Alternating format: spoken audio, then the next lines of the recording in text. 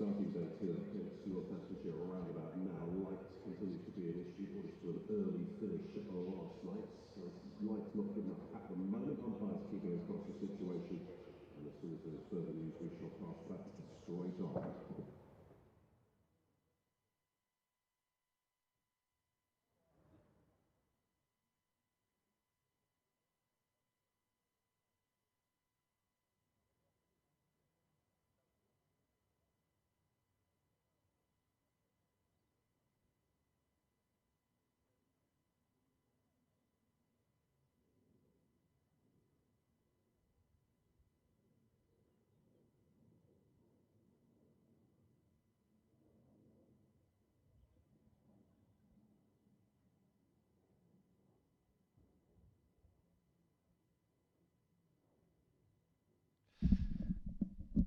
Well, welcome everybody.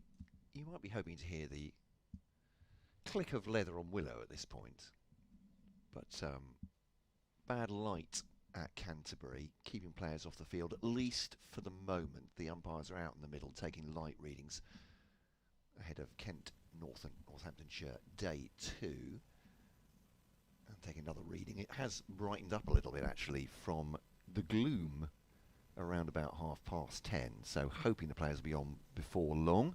Northamptonshire will be very keen to get back on the field. 4:09 for one, with two Centurions, Luke Proctor and Calvin Harrison, to resume. Kent's bowlers might be excused for just wanting to rest their weary feet a little bit longer. 4:09 for one. It's going to do a short piece for the BBC listeners, for the BBC in the South East.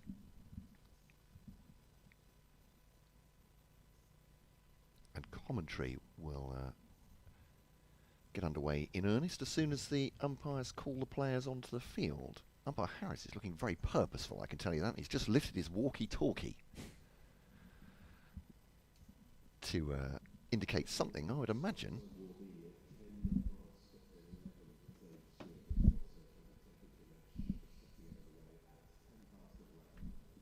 Ten past 11, we're told. There we go.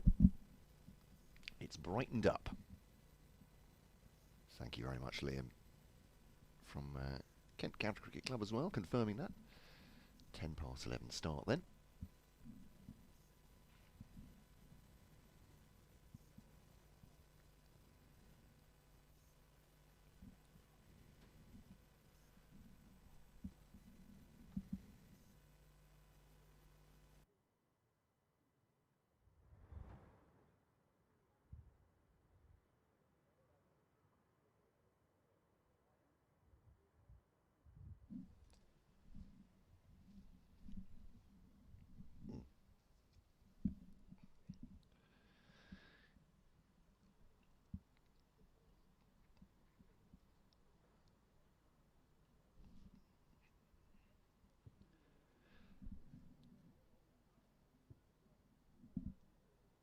Yeah, short delay here, Stephen, before the players take the field. Just a bit gloomy early doors here at Canterbury, the St Lawrence ground. The floodlights in full effect, though, right now, and the umpires have come out from the middle to drag the teams, kicking and screaming onto the pitch. No, none of it, of course. Northants will be very keen to assume their batting with 409 for one on the board. A mammoth total against Kent's beleaguered attack yesterday. Two Centurions, Calvin Harrison and Luke Proctor, will get their batting back underway around about 10 past 11, adding to that huge total. For Kent, it's about trying to stay in the game from here on in. Yes, it'd be lovely for them to take quick wickets, but also they're going to have to do a lot of batting, probably to save the game as soon as Northants give up on their first innings with what looks like it's going to be an absolutely huge total. So that's the state of play, or slight lack of it here at Canterbury. Elsewhere for our teams, both in better positions. Surrey will start the day against Leicestershire, or have started the day, 416 for 7, while Sussex resuming their first innings at Hove against Warwickshire. 28 for none, Warwickshire. They bowled them out for 267 yesterday. Commentary of all three games available via the BBC Sport website and app.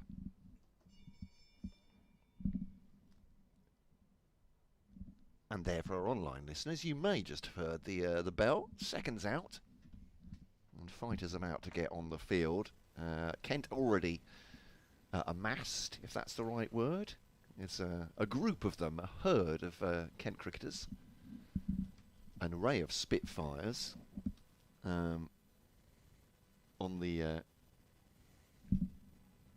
just outside the rope here, and waiting for the Northamptonshire pair. I think we were just about to have a bit of the beautiful south from the studio, but well, we have the beautiful south here. Thank you. Oh, brilliant! There we go. There's a radio segue if ever heard it. Indeed, slightly grey overhead, but Andrew Rad, an official good morning. Good morning. I know we have spoken before, but this is for the listeners. We have. We can say things that we can only say on air now. So there we go. Morning, Matt. Morning, good morning, everyone. Yes, it's Northamptonshire. Obviously, will be very keen to get out there. In the old days, of course, the batters would have said, "No, let's get on with it." But of course, now the regs are different, and it's down entirely to the umpires. They would have taken the reading last night, and I have to say, it did look very, very gloomy when they came out the first time. I don't think either of us were particularly surprised that they said we'll just give it a bit. It does look brighter where the weather is coming from. The radar, which is been pressed into action for the first time this season, at least for me, does show there are little bits of sort of patchy drizzle going west to east and closing in on the Canterbury area. But forecast I saw this morning was suggesting that it was going to be better this afternoon, certainly brighter. I don't think it's going to be a lot warmer. And there's also, I have to say, rather a smaller crowd in this morning than there was this time yesterday. I think perhaps people are just waiting to see what the weather does. But yeah, Matt's got it up, the radar up as well. There is clearly a little bit of drizzle around, and that was forecast yesterday. So we shall see. But now the umpire Harris is now going over to his colleague. They did this quite a bit yesterday, isn't they? They're a very garrulous pair of umpires that we have. So anyway, they are going to get underway. Maybe it's a hand warmer or something. Yeah. But they love a chat. They always get on together very well. I was going to say, they're born conversationalists. We've got 5 balls to we do indeed finish this over from Jazz Singh. Because the gloom set in last night, and Jazz Singh was unable to finish his over. We can talk a little bit about what we heard from the two camps last night in short order, perhaps between deliveries here. It's taking Kent a moment just to set the field. They're just the one slip in. Zach Crawley set a little bit away to the left of Chris Benjamin there, and then wrapped up, as I did suggest yesterday, in looking like the invisible man. Tawanda Mieye has a snood up to eye level and a cap on his head. Here's Singh. It's a decent delivery first up, down the leg side, but showing some decent pace. Proctor just leaves that one down the leg. He's on 131 from 234 balls. He's in danger, if you can call it danger.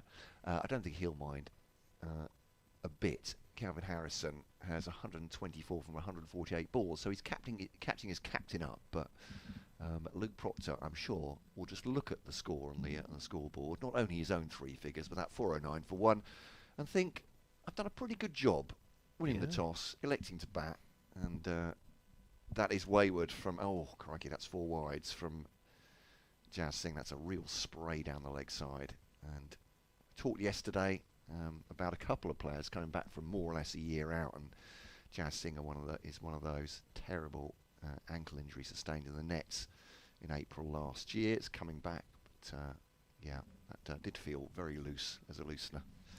Yeah, Rafi Weatherall pretty much in the same boat for Northamptonshire. His was a couple of back problems, but he's back in the field in this game.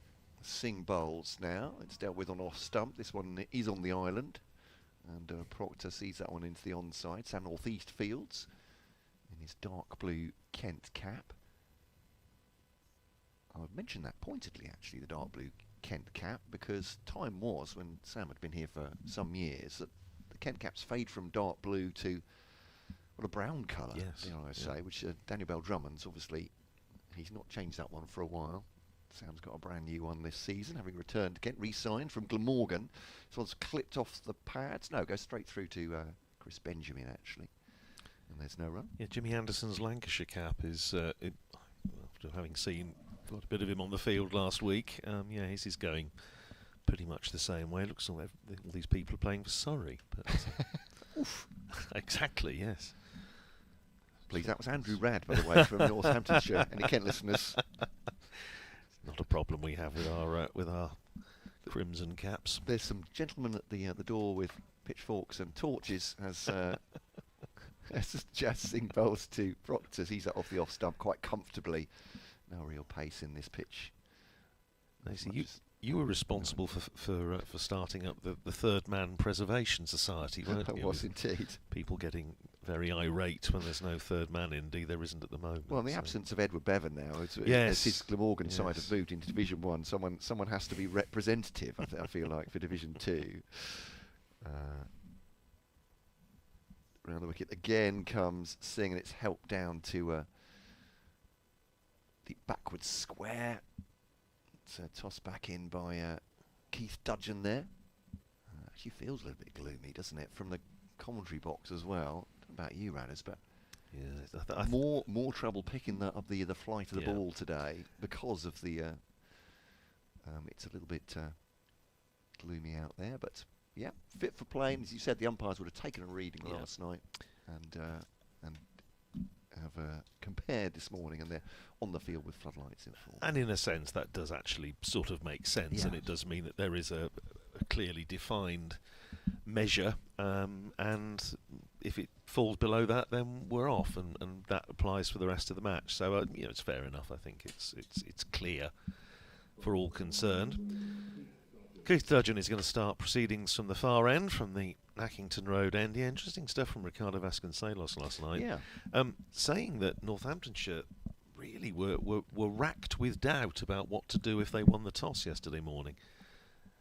Come on to that in a second. 2 slips in place as Dudgeon over the wicket to the left-handed Proctor, and no ball first off, and Proctor just drops it into the onside, and there's a fairly comfortable single to be had up to mid-on. So 3 onto the total. Northamptonshire up to 418 for 1.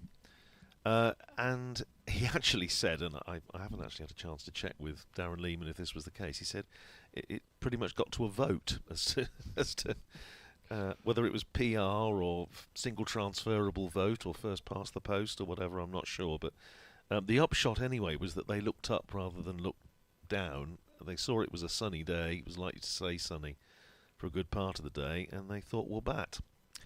And I think they're rather pleased they did. Here's Dudgeon in, bowls to Harrison, wide outside the off-stump, cracked up to extra cover. And there is no run, fielded there by Jazz Singh. So, yeah, he said that they felt also, and another thing that played into it is they were thinking back to last year, and the fact that on the last day, and of course also when Northamptonshire won here in 2022, it turned as the game went on. And obviously with Calvin Harrison, safe say, McSweeney in the side, they think that might be a factor. Here's Dudgeon in, bowls full, and pushed rather than driven by Harrison out to extra cover, and there is no run. So I also put to him the fact that it would be hard to imagine a very much better day for Northamptonshire than yesterday with the bat, and he said, well, it could have been better, I could still be in, and they could be 400 for none rather than 400 for 1, but as we were saying yesterday, he sets himself high standards. He was delighted, obviously, to get a score. Here's Dudgeon in, bowls to Harrison outside the off stump, and Harrison shoulders arms and leaves well alone. But yeah, it's the start of the season, the start to the season that he would have been hoping for. As I say, he looked so good during pre-season, and he also made the observation himself, without to sort of prompt him, that he's had a rough couple of years, one way or another, and he now feels in a much happier place, feels his game is in a good place, and it was nice to see that from his point of view and from Northamptonshire's point of view, obviously reflected in the scorebook yesterday. Still 2 slips as Dudgeon runs in again towards us to bowl to Harrison, and Harrison finds the outside edge. I think he was looking to run it down, but it maybe went a little finer than he was intending. But anyway, picks up a single down to third man. So the pitchforks are put away because there was a third man in there. One more to Harrison. He goes to 125, already a career best.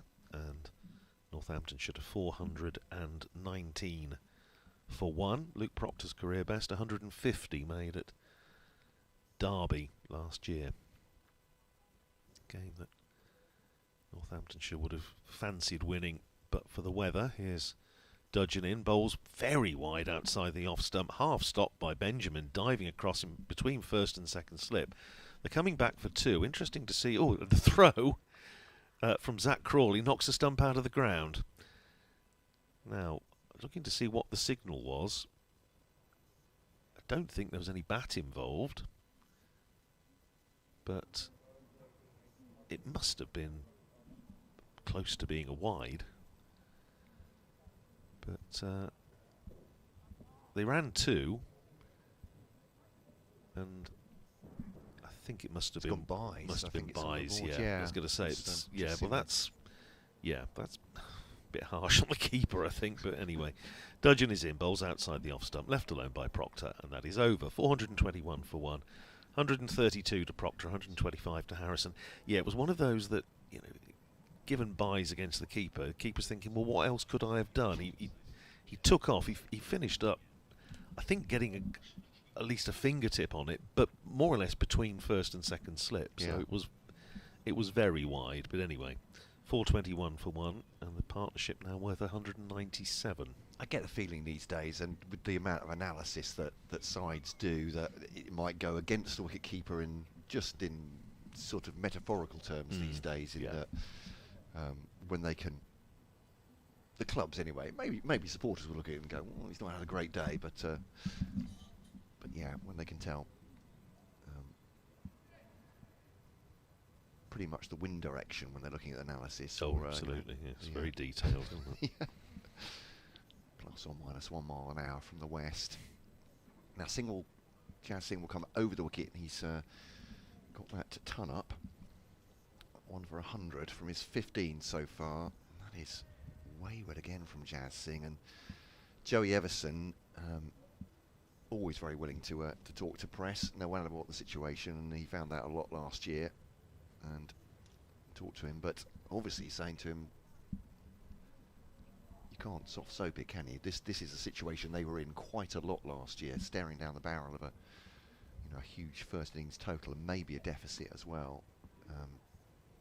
As he bowls now to Jazz Singh rather to Calvin Harrison. That's a good delivery, and that Harrison sort of jabs the bat at that one. It's not a very elegant address to it, but through to Chris Benjamin. No great shouts from the wicket keeper. But Joey Everson complimented him obviously in economy, and he said rather ruefully, well, I wish I bowled like that at Durham. This is what I should be doing. I listened to the interview actually, and I thought he was just really honest, wasn't he? Absolutely. Very upfront and commendably so. Felt they just didn't bowl well enough, and it's up to them to. I said, how do you change things around? He said, we've just got to be better. And Singh, a bit of movement in the air there, and that's actually come off a thick outside edge. Tawanda Yaya has not seen it, I think it's fair to say, at Gully, and it's gone past him to the right, and that is 4 runs. But my eyes were immediately casting, I don't know about you, Andrew, into the onside. I think he flicked that beautifully through mid-wicket. Suddenly everyone else was looking on the offside behind square. So some credit to Jazz Singh there. He's engendered a false shot, but nothing going to hand all the way on the ground, in fact. And that's the 200 partnership. Indeed, yeah. 224 for one. This started with Ricardo Vasconcelos exiting stage left, and 127.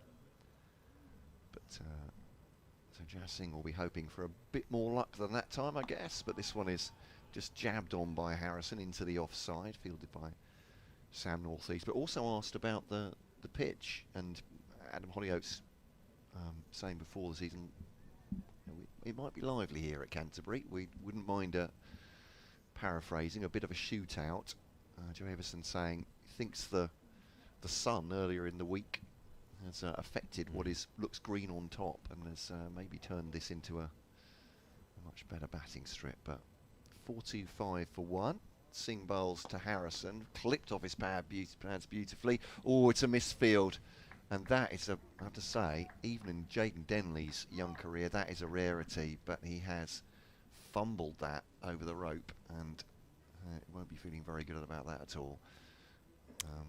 That is 4 runs. Don't want that as a bowler, do you? It's hard enough without that sort of thing. It does mean that Kelvin Harrison has now overtaken his captain. 133 to 132. Not, as you rightly pointed out, that Luke Proctor will care in the slightest about that. I believe that's young Jaden out there. I don't want to besmirch anyone's reputation, but there we go. Yeah, a fumble on the rope, and it's 4 runs as Jazz Singh bowls to Harrison. Much better. Cries of approval from his captain Daniel Bell-Drummond. But end of the over, his figures are 1 for 108. He's going at 6.8 and over, and trying to work his way back into this Kent side. Obviously, the absence of Clinton Stearman with a quad strain. End of the over though. 4-2-9 for 1. That's probably enough about Kent for our Northamptonshire listeners right now, but just trying to set the scene from their point of view as well.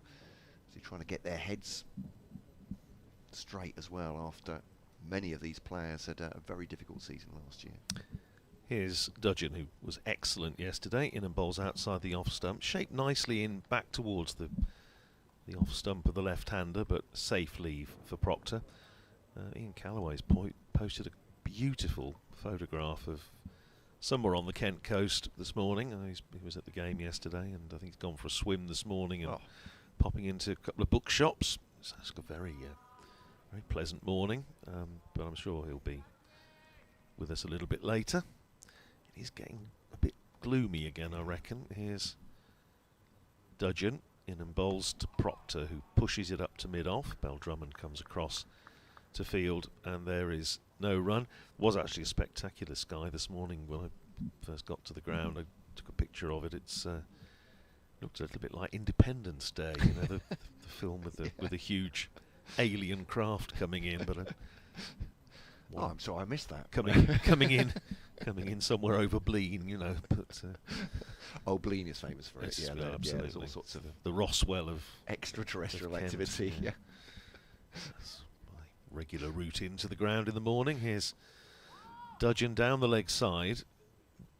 Nothing on it from Proctor, and a good take down the leg side by Chris Benjamin.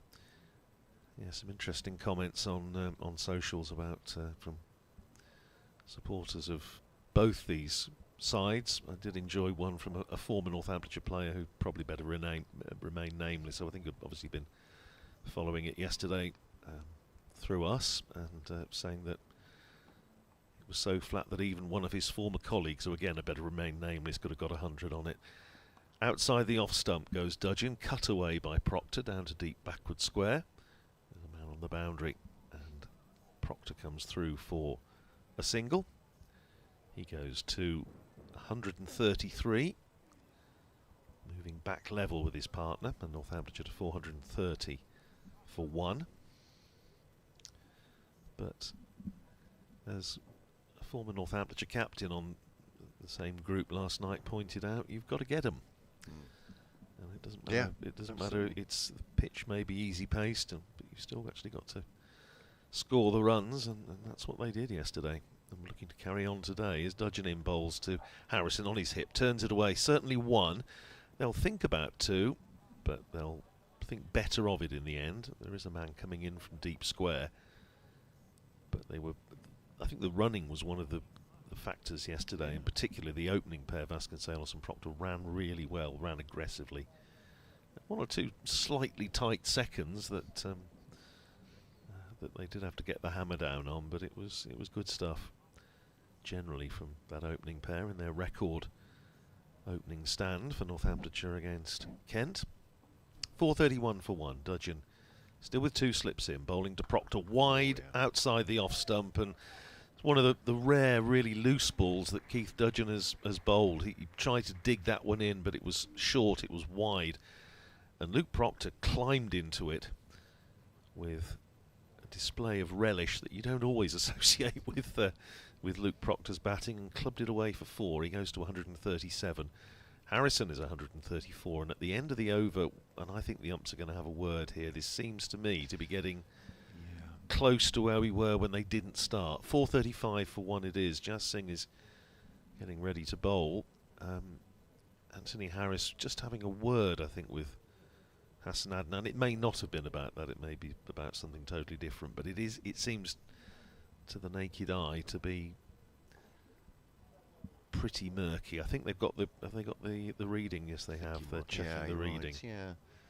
Although Northamptonshire obviously seeing it well enough. Oh, no wickets so far, and they'll want to play, and you know, if they have to ask people to switch their car headlights on, but the gentleman has just done that. There we go.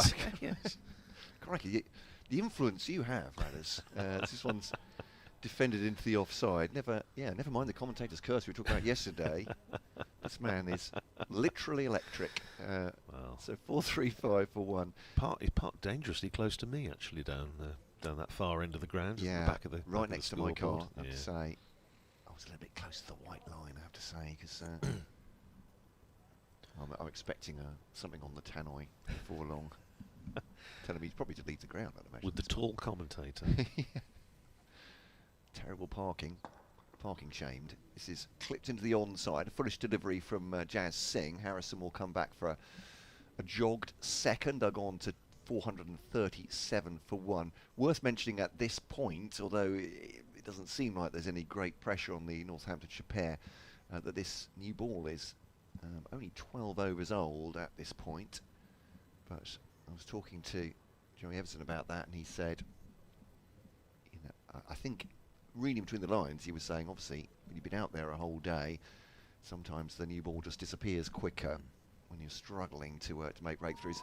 That is a good delivery from Jazz Singh, and this is the thing with Jazz Singh, isn't it? I think it's the inconsistency, or the consistency he needs to build. Let's look on the positive from a Kent point of view. It's a play and a miss from Harrison. That is an excellent delivery, but it's 1, maybe 2 and over for him at the moment, and too many balls which relieve the pressure at the moment. 4-3-7 for 1, but Adam Hollyoak is a big fan of Jazz Singh and pressed him into service really early last season. And Kent would love to have a homegrown seamer that plays regularly for them. Off we go. Could be just the tall man from... Yes, indeed we do. Yeah, the umpires have... Well, it's another reading, certainly. I think they've seen enough. Yep, they've just pointed everybody to the boundary rope. So, I thought he was pointing again, almost like a sending off to Daniel John, but no, he was just asking for the ball. Umpire Adnan, it's like, you're done, son. So, yeah, we are going to be off shortly. It looks on the radar like these are the clouds that could bring us a short shower. So we might be off 10-15 minutes, if not longer. I mean, I was saying at the start of the day that, you know, at least when you have that reading, it's clearly understandable, clearly defined. The two sides know what's going on. But on the other hand, it does take the sort of common sense, if you like, out of it, where, you know, it's the batters are quite happy to carry on. They pretty much bat in the dark at this point, wouldn't they, I think? But then again, you've got the safety of the fielders to consider as well. So, you know, I don't have a big problem with this. It's just very frustrating. But of course, there is the opportunity, if we do lose time today, that we could have extra 8 overs tomorrow, which was the case in the game against Lancashire when we lost lost a bit of time at the end of the second day to the light. But other than that, as I say, we got right the way through without interruption. And when any game of cricket goes to the last possible ball on the last day, then you're sort of quite happy enough. But yeah, 437 for 1. The umpires are staying out there, which is good. But yeah, maybe we'll take a short break. I think that's a good idea. Resume. Fred Atkins was warming up there in the nets, ready to come on for a spell. So I've still got my mocker to finish. Is that what that signal to the umpires was? There we go. But for me, Matt Cole, from Andrew Rad and Fred Atkins, for the moment, they're off for bad light. Umpires still out in the middle, so we hope to be joining you very soon.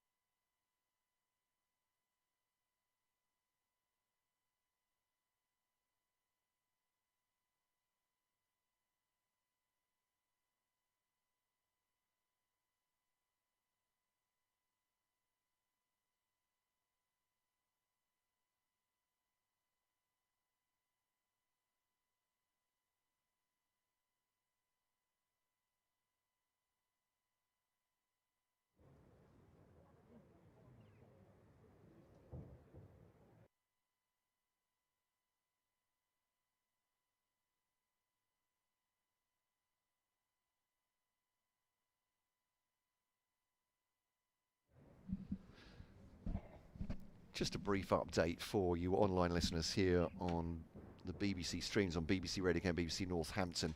Players still off for bad light here at Canterbury. 437 for 1. Northamptonshire adding to their total of 409 for 1 overnight. So still two not out batters there. Luke Proctor on 137, Calvin Harrison on 136. So we have been off the field for half an hour or so now, and the umpires have left the field, but they'll take readings every now and then. But it is looking pretty gloomy as it was when we started the day. Actually, there was a little bit of a delay there at 10 past 11 is when we started. I'll be updating BBC listeners across the southeast now with the news of this game, and also the Surrey and Sussex scores. Those two clubs haven't merged as yet. I'm not giving you an exclusive. Myself, Matt Cole, Andrew Radd and Fred Atkins will be with you as soon as they take the field here at Canterbury. Hopefully a little bit later on.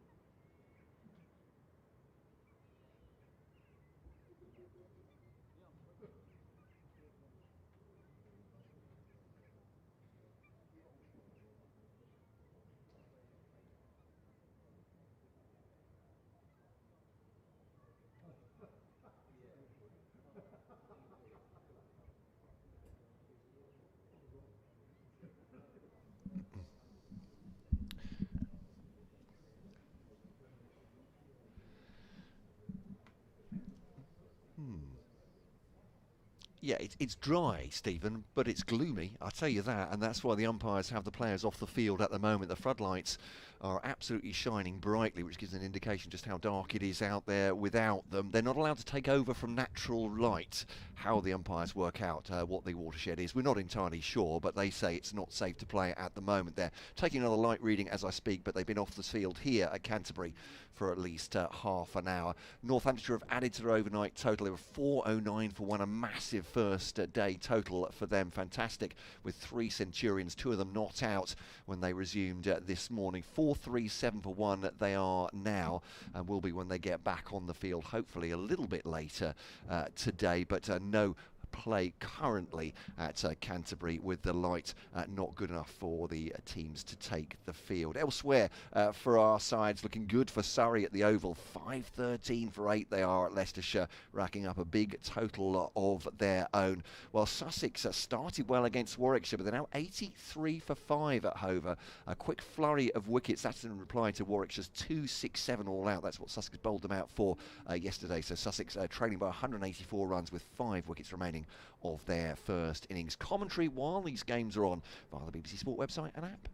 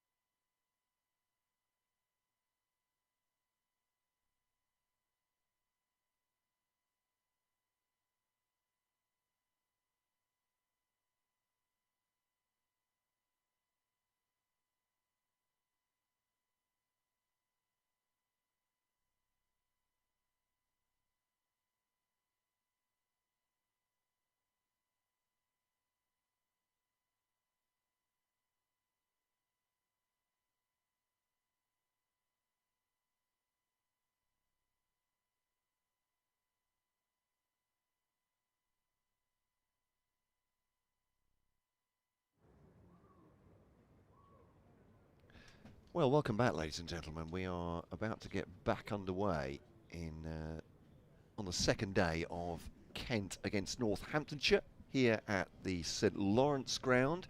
The skies have brightened for the moment, at least, and Kent fielders are warming up, and it is a chilly day out there, so they very much need that warming. Tawanami is once again got the snood.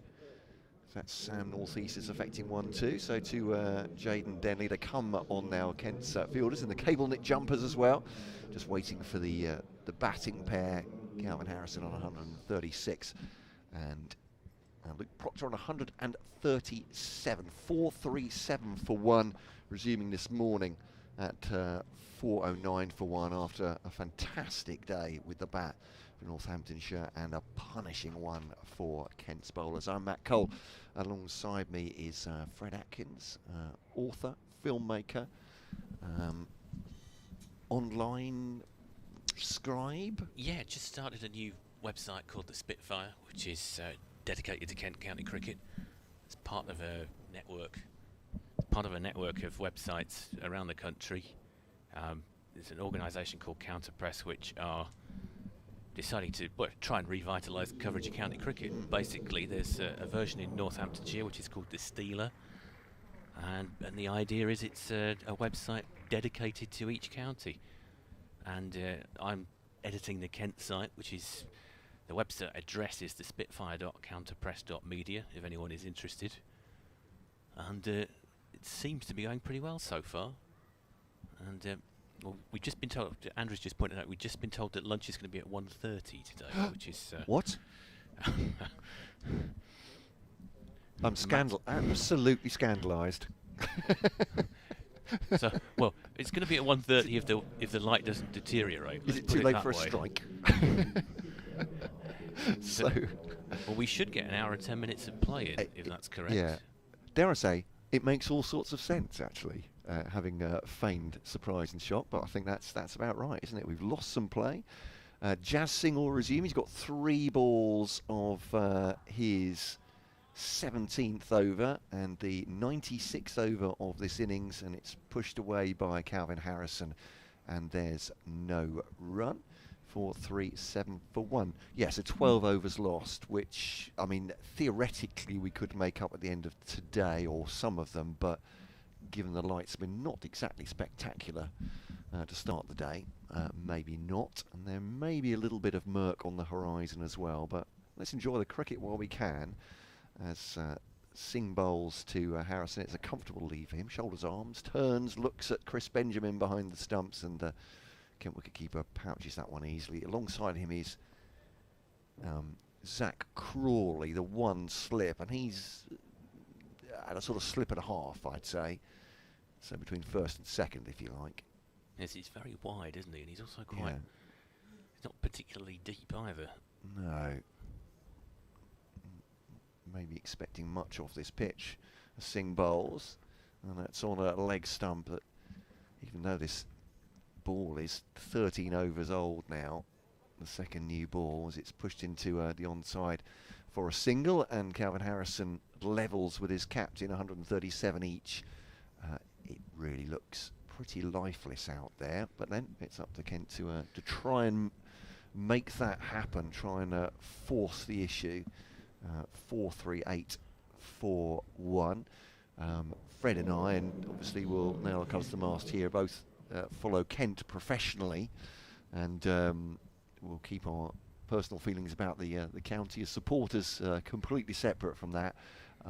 But I think it's fair to say Kent have been in this position before, something I said to Joey Everson last night, and you can imagine one or two might be feeling a little bit traumatised from last year still. Yeah, deja vu all over again, as the expression goes. I got an email yesterday from Andrew Gidley, who used to be the PA announcer here, asking me if the pitch really was the road that it was made out to be, and of course all you can say is we'll only find out when Kent bat on it. Dudgeon comes in from the Nackington Road end, and that one is just a little bit wide of off stump. It's left alone by Harrison, so there'll be no run there. You can see, is it Tawanda, second slip? Yeah. got his snood all the way over his head almost. It's almost, is it Elizabethan? Like he's got the ruff, but it goes, yeah, as you say, the back of the snood goes up to the back of his cap, and you can see he has got a bit of room for his eyes today. Perhaps he's doing that because he's in the slips, wants a bit of a better sight. Dudgeon in again, and again, similar sort of delivery, just a little bit wide of off stump, left by Harrison. I think he was double jumpering yesterday. Andrew Radd mentioned that I think during the day that a second or a jumper had come on and been relayed to him, so he feels the cold. It is bitter out there. He just looks a bit like an extra from the opening scene of The Empire Strikes Back. It was set on the ice planet, wasn't it? Is that Dudgeon? Is it Hoth? Hoth, yes. Yeah, there we go. That's Okay. Right. Here comes Keith Dudgeon. And that again, very similar sort of delivery. All three have been in that kind of area outside off stump at the start of this over. I said it hesitatingly, not it because is I thought yeah. I was wrong, but because if you get these things wrong, there are people that will take extraordinary offence. There's a village not far from here called Hothfield. If anyone's... Is it based... Is it particularly cold there? I wouldn't know. If anyone's listening from Hothfield, perhaps you can tell us what the temperature is. Yeah, beautiful segue. Kent Cricket at bbc.co.uk. Give us a shout today. Tell us where you're listening. So Dudgeon comes in again for the fourth ball of the over. This one does find the bat. Maybe slightly more on the stumps, but it just squirts away to Daniel Bell Drummond. Sort of backward-ish point. And there's no run there. So 4 dots so far at the start of the over. Dudgeon returning to his mark. We're just starting to see fans emerging after hibernation. Those are the grumblers, you say, is that right? Yeah, about 20 in the Road End. in the grumblers section. Maybe just a smattering on the old Dover Road seats. Dudgeon comes in for the 5th ball of the over. And again is more on the stump. It's a sort of half-hearted appeal, but I think there was some bat involved from Harrison. Wasn't full-throated, but it's as close as anything we've seen this morning. Dudgeon 1 ball away from getting a maiden over here. Yeah. There's only 3 people currently sitting in the old Dover Road seats. And we do have to say they are the furthest away from the action this morning. As Dudgeon goes back to his mark, comes in, and that one is cracked away towards the boundary. It's going to be fielded. They're just going to get 1 here. So just a 1 off the over from Keith Dudgeon, and it means that Harrison will keep the strike. Yeah, so 97 overs gone, 439 for 1. Harrison is on 136, Proctor on 137. Enjoying the old-fashioned race to the 150 mark. Yes. And Kent at the moment are very much bystanders in this game, it feels. 439 for 1. I was saying to Andrew Radd, I don't mean to pour the pessimism on Kent, but I can't remember many games last season. I mean, we talk about what they racked up yesterday, where they only took 1 wicket in a whole day, if any at all. But Singh bowls to Harrison. He has absolutely thrown everything at that. It's very wide and not able to get any bat on. It goes through to Chris Benjamin and there's no run. It's also mentioning with Jazz Singh is he has the stuff, Jazz Singh. Notice that, unfortunately, just in flashes, he bowls some great deliveries, but it's about getting that consistency for him. Adam Hollyoake thinks an awful lot of young Jazz Singh, 23 years old. There's a case in point. That's a beautiful delivery. It's good to full length and leaving Harrison off the pitch through the wicketkeeper. Yeah, that was exactly what we wanted to see from Jazz. Right in that corridor of uncertainty. And I think that speaks to the economy he's had, not just in this game, but I guess generally in his career so far, is he's taken wickets, but at some punishment as well. But bowls now to Harrison, just pushes that into the offside. And that's a single, South North East Fields. The bails are broken by Chris Benjamin, trying to run Luke Proctor out, but he was made his ground quite comfortably. And they are 440 for 1. So, yeah, played early season, didn't he? And took 4 wickets, I think, in the first innings against Northamptonshire up at Wantage Road, but he then suffered that dreadful ankle injury. So, we wish him well. Although Northamptonshire may wish a young player well from another county, and they may well be saying, we wish him well in every other game of the season, but for the return and this one. There's 3 balls into that.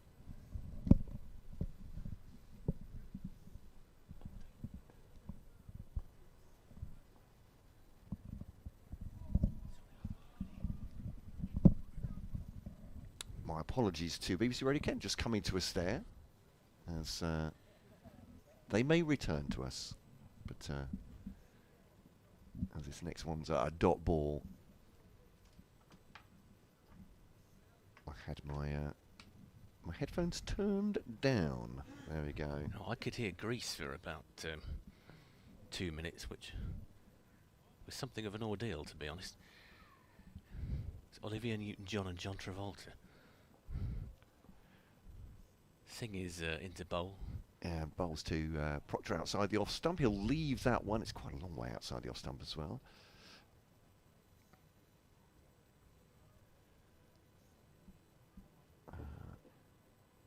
But yeah, so I'm just corresponding. So Singh's figures economy rate 6.3, which is fairly expensive. He remains the only Kent bowler to have taken a wicket so far in this innings. And I suppose at some point, we haven't already talked about it, we're going to be looking at when Northamptonshire declare. Here's Singh again. Ooh, and that's another terrific delivery from Jazz Singh. It's been wafted out by Harrison. It sort of swung away a little bit. Benjamin had to tumble to his knees to bring that in. And that's the end of the over. Northamptonshire 440 for 1. And yeah, we've already had the conversation, I guess we'll certainly be talking about it off air when they're going to declare 440 for 1. We're talking about the weather. Light does seem to have improved significantly in the last 10 minutes or so. The wind's got up a little bit, hasn't it, and blowing the clouds across. So yeah. But yeah, I wonder what, as a Northants captain and head coach, what you'd be thinking at this point in terms of totals. Dodging in, that one just left alone by Harrison. Again, seemed to move a little bit. Benjamin had to kind of maybe go to a yard to his right to haul that one in. No run is taken. Dudgeon goes back to his mark. I think the Lighthouse family are joining us very shortly. Dudgeon is back at his mark, comes in Sorry. for the second ball of the over. And that one is creamed away to mid-wicket by Harrison for 4 runs, which will take Harrison on to 143. But a conversation between Jeff Boycott and David Gower once. Boycott was being disapproving about the idea that you would race to 100. So he was rather. He was just saying, well, it's not about making 100. Untidy. It's not about a race. It's about making 100 for your county or your nation. Gower was saying that he rather enjoyed it as opposed to getting there after tea sometime on the second afternoon. So here comes Dudgeon in, and that one again is clipped away. Probably get 2 for this, possibly 3. Think that'll be cut off at the boundary, and it is. And so that'll be 2 more to Harrison's total.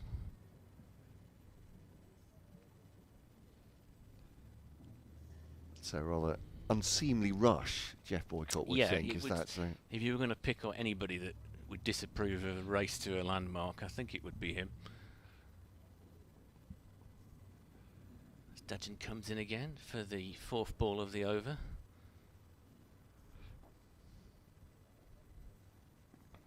Harrison has a bit of a waft at that one. I'm not sure that went entirely where he wanted it to go, but it looks like he's going to get a single for it. It was kind of cut between past maybe gully area, fielded on probably on the boundary. It's just that area we can't quite see from our commentary position. And the upshot is that he gets a single for, I don't know whether that was the most controlled shot or not. It's not like he was in any danger of getting out to it. And of course it keeps the scoreboard ticking over, so the field has to change for the left-hander, Proctor. Yeah, so just going back to that, I wonder when, sorry, to the this mammoth total so far, I wonder when Northampton will be thinking about pulling up the anchor, pulling down the anchor, whichever. Deciding it's enough. Not at 447, I would think, but... Dodging in again, this time to Proctor. Oof, that's a better delivery. That one must have come pretty close to finding an edge, as I think we're about to have a live update. We are indeed.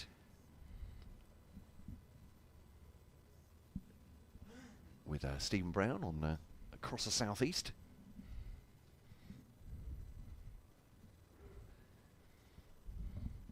Back on the field, Stephen, which is great news for Northamptonshire, particularly, who are 447 for 1 now, adding to their mammoth total, 409 for 1 overnight. So no breakthroughs for Kent. We've had a light interrupted day so far. It's been particularly gloomy here at the St Lawrence ground. Floodlights on, but a lot clearer now, so the umpires have brought them back on. We've lost 12 overs so far on the day, which they can make up over the next couple of days. It does mean, though, Stephen, that lunch is late, and you can imagine the sort of excitement that caused in the commentary box, and pitchforks and flaming torches. But 448 for 1 then, Northamptonshire joking apart. 2 Centurions for the visitors, 146 for Calvin Harrison, his captain. Luke Proctor's on 138, and Kent staring down the battle of just trying to save this game when they eventually come to bat. No sign that Northamptonshire are going to stop any time soon then. So bad news for Kent here in terms of the match situation. Surrey, 5-20 all out at the Oval against Leicestershire, and Leicestershire, the visitors there, have just got going 5 for none. Sussex having to recover a bit after a flurry of wickets at Hove. 112 for 5 then, Sussex against Warwickshire, who they bowled out yesterday for 267. Commentary on all 3 of these games right now via the BBC Sport website and app.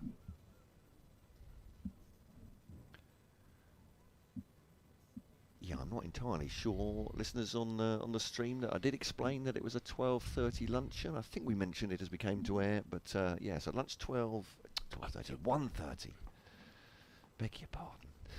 And 12 overs lost so far in the day to make up if they can. So driven this first ball from Matt Milnes up to mid-on, and there is no run. 448 for 1, Northamptonshire. Yeah, Milnes coming back on to replace Jazz Singh, who produced a couple of decent deliveries. Didn't have the best of starts this morning. He went for 4 wides, I think it was, in his first over, and Dudgeon, his first ball was a no ball. So Milnes in over the wicket.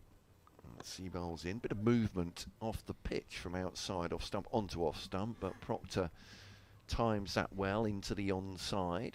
Fielded by Joey Everson, I believe, on the leg side boundary. Kent with just the one slip and a gully, so Crawley at slip and the besnooded. I think you can say that, yeah. I can say it. Doesn't make it right, obviously, but let's try and bring it into popular parlance. Well, I say he was at gully. He's now at point. He's doing a little bit of Strictly Come Dancing. Then the 2-step. Yeah, he's at a sort of backward point now. A bit further away from the bat. Calvin Harrison has shown that he's not afraid to aggress. Give it a biff off Dudgeon in the last over. Get himself going. He's played into the offside. Luke Proctor asks about a single, and between the two of them they've decided it's not a good idea. So dot ball is the offside to Wandamaya, does the fielding. Elsewhere it's a pretty spread field for Kent. It's a deep backward square. There's a boundary rider on the onside, Jaden Denley, who's similarly besnooded. And hands in pockets, probably with a hand warmer in there. Mid-off, mid-on, mid-off. Cover, that man at point, Miaye. Ooh, it's a dalliance from Harrison outside the off stump, and may well find himself with a little less luck. Sort of delivery that's probably causing a bit of excitement in the Northamptonshire dressing room. Well, at the yeah, moment. and that's the thing from a. Do you think from a both sides point of view, what do you feel at this point? Do you want it to start hooping around? From a Northamptonshire point of view, you probably won't mind too much, would you? With 4-4-9 already on the board, from a Kent point of view, the batters might not be quite so keen. This is settling on off stump, and Harrison defends no run. Yeah, the sight of Tawanda in that snood, it's not the strangest thing I've seen this morning. If you were travelling from the west of the county to get here today, as Matt and I probably were, for Detling Hill, there's some sort of transport convention. Yes, indeed, yeah. And there was a gentleman... Historic vehicles. Gentleman in the central reservation, wearing an anorak, taking pictures with a long lens. As Milnes bowls now, Harrison defends this one to the offside. I think about a single. Well, gets on the front foot, but nothing doing. That's the end of the over. 4-4-9 for one. Yeah, I followed a couple of old commercial vehicles, I think, a couple of old buses. I've seen 50s car, maybe, or two going in as well. I've seen train spotters. Yeah. I've never seen anybody sat in a central reservation of a dual carriageway taking pictures. There were a couple along the hard shoulder as well as I came up Detling Hill. So yes, yeah. As you say, the central reservation takes some. I mean, you've got take to some get stones, there. as they say. Yeah. Yes. Yeah. Right, apart from anything else, you've got to get across 2 lanes of traffic, which is probably something you shouldn't try at home, I think. No, we're not recommending it on the BBC, that's for sure. No. Other pastimes are available. Yes, that don't involve crossing a very fast-moving dual carriageway. And, well, here's Keith Dudgeon, I believe, continuing from the Nackington Road end. And the sound of a Spitfire in the background. Yeah, very topical. So driven by Proctor straight back past Dudgeon for 4 runs, to polite applause from the Kent members and a few cheers from the Northants fans that are here and from the dressing room, which isn't too far away. Maximum batting points. Yeah. 450s up. Yeah. Matt points out that would just bring up the 450. So currently the score here is Northamptonshire 5, Kent 0, which is a bit of a chastening look on that scoreboard. Yeah. Dudgeon comes back in, and this time Proctor decides to just let that one go past his off stump, probably missing by about a stump or 2. It's fielded by Benjamin.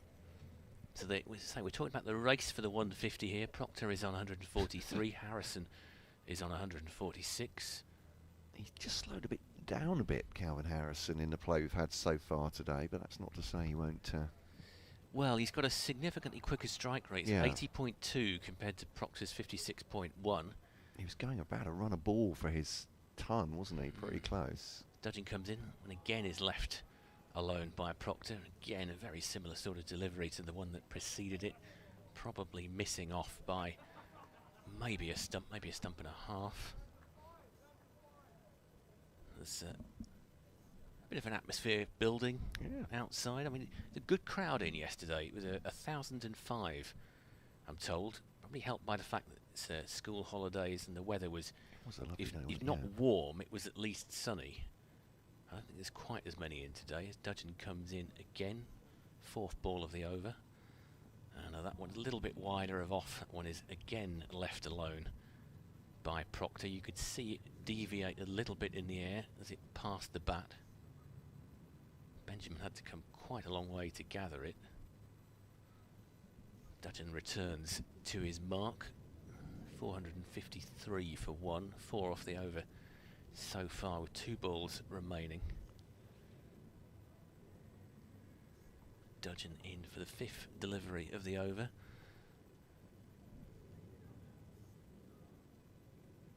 And Proctor just steers that one. Looks like it's to be fielded by Daniel Bell Drummond. He has a bit of a shy at the stumps. The fielders are backing up there.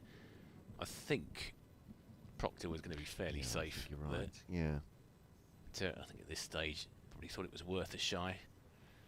2 fielders backing up, like it was Ben Compton, I think, that got there. Umpire Harris, I think, doing the double Dutch there, wasn't he? Just leaping over the ball as it came through. Yeah, umpires are getting the steps in today with the left-hander and the right-hander. Oh, good point, yeah. He's square leg umpire is swapping sides for the final ball of the over. So Harrison is 4 balls away from his 150. Sorry, 4 runs away from his 150. Dudgeon comes in. And that one is driven, and that could be the 150 up for Harrison. And it is. It races towards the Nackington Road boundary. So Harrison 150 from 183 balls. A very generous round of applause here from the predominantly Kent crowd. And really, I don't think anyone is surprised that he's made that landmark. Anyone that turned up this morning. He's not really been troubled at any point, has he? There's been an odd delivery from Jazz Singh that was deviating a little bit. There was sort of a half a shout for Dudgeon in the previous over, but it's not really offered any chances. No, he's taking advantage. We're talking flat deck or no flat deck here. It still, as Raz was saying, still takes some concentration to be out there for the time he's been in the middle. And make sure you get those runs on the board. So yeah, that's at 183 balls now for his 150.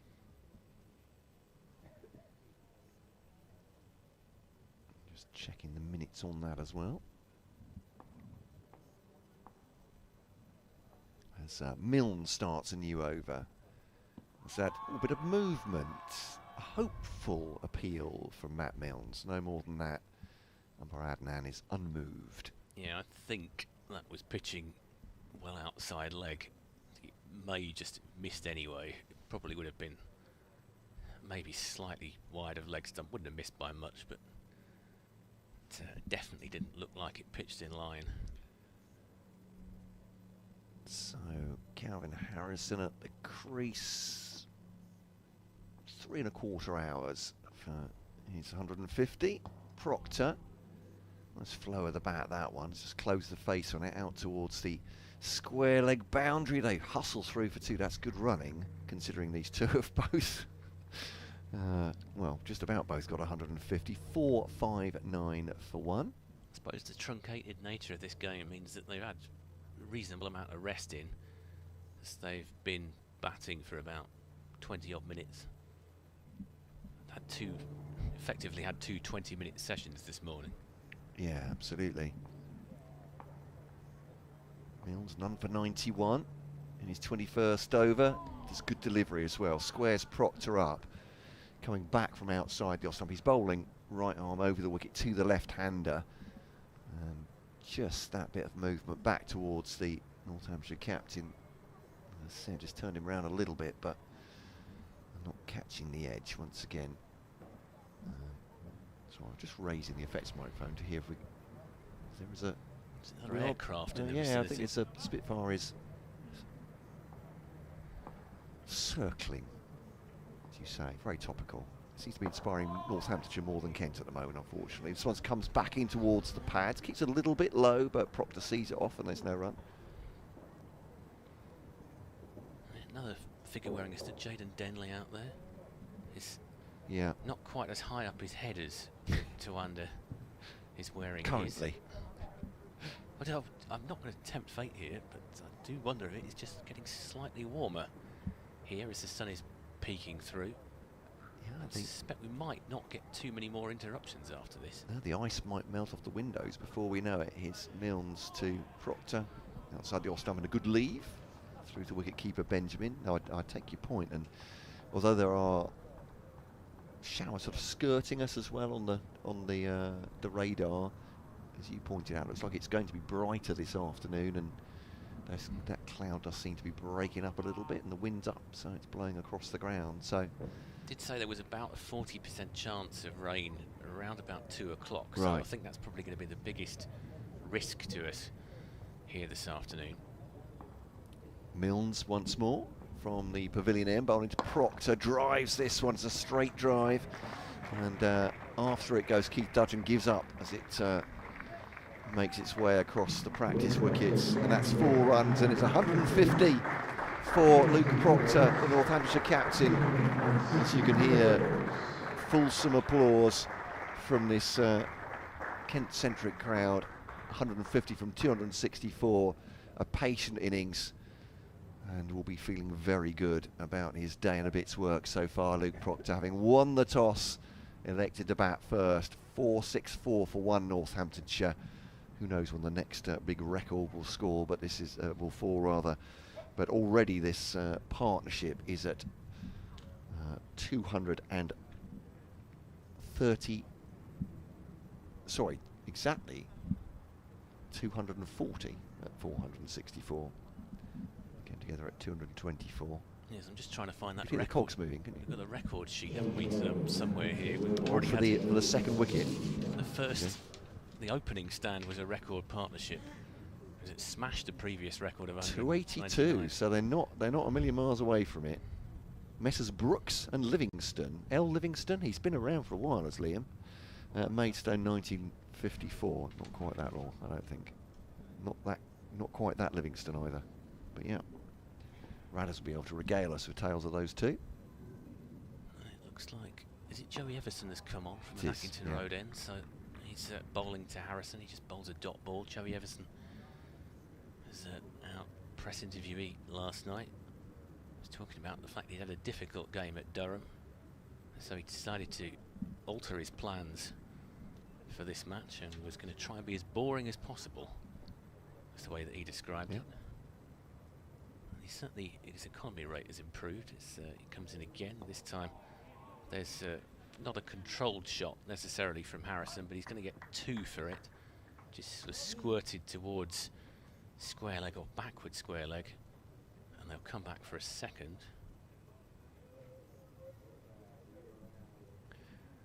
Yeah, 2 to the total. 466 for one here on BBC Radio Kent, on BBC Northampton, and via the online stream on BBC Sport, BBC Cricket, and with the pictures.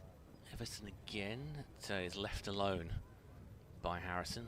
Bounced a little bit, deviated perhaps slightly towards first slip. No run there, so 3 balls in the over so far, and 2 coming from it. Everson is back to his mark. He comes in again. This time it's going to be another couple here, you'd think. A decent bit of fielding that by Tawanda Moyea. That's probably saved a run there. Full length dive from Tawanda.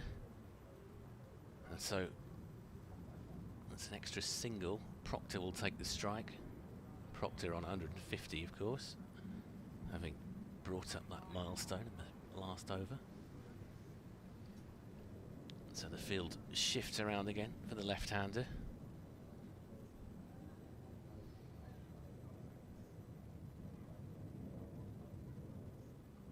Interesting sort of spread of the field now. A few more close fielders in. It looks almost like a limited overs game at the moment as Everson comes in, and that one is just prodded towards Tawanda Moyea on the offside, and there'll be no run. They're at the point where they're trying everything, aren't they? Now? Yeah.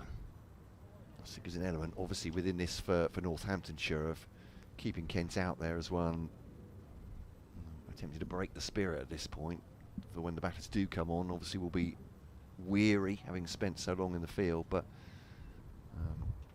psychologically as well. Everson in again. This one a little bit more on the stumps. There's going to be a single here. As a cheer goes up. Not entirely sure why. It's his career best, Radder tells us. So that's Proctor's career best. Proctor, yep. So he's now on 151.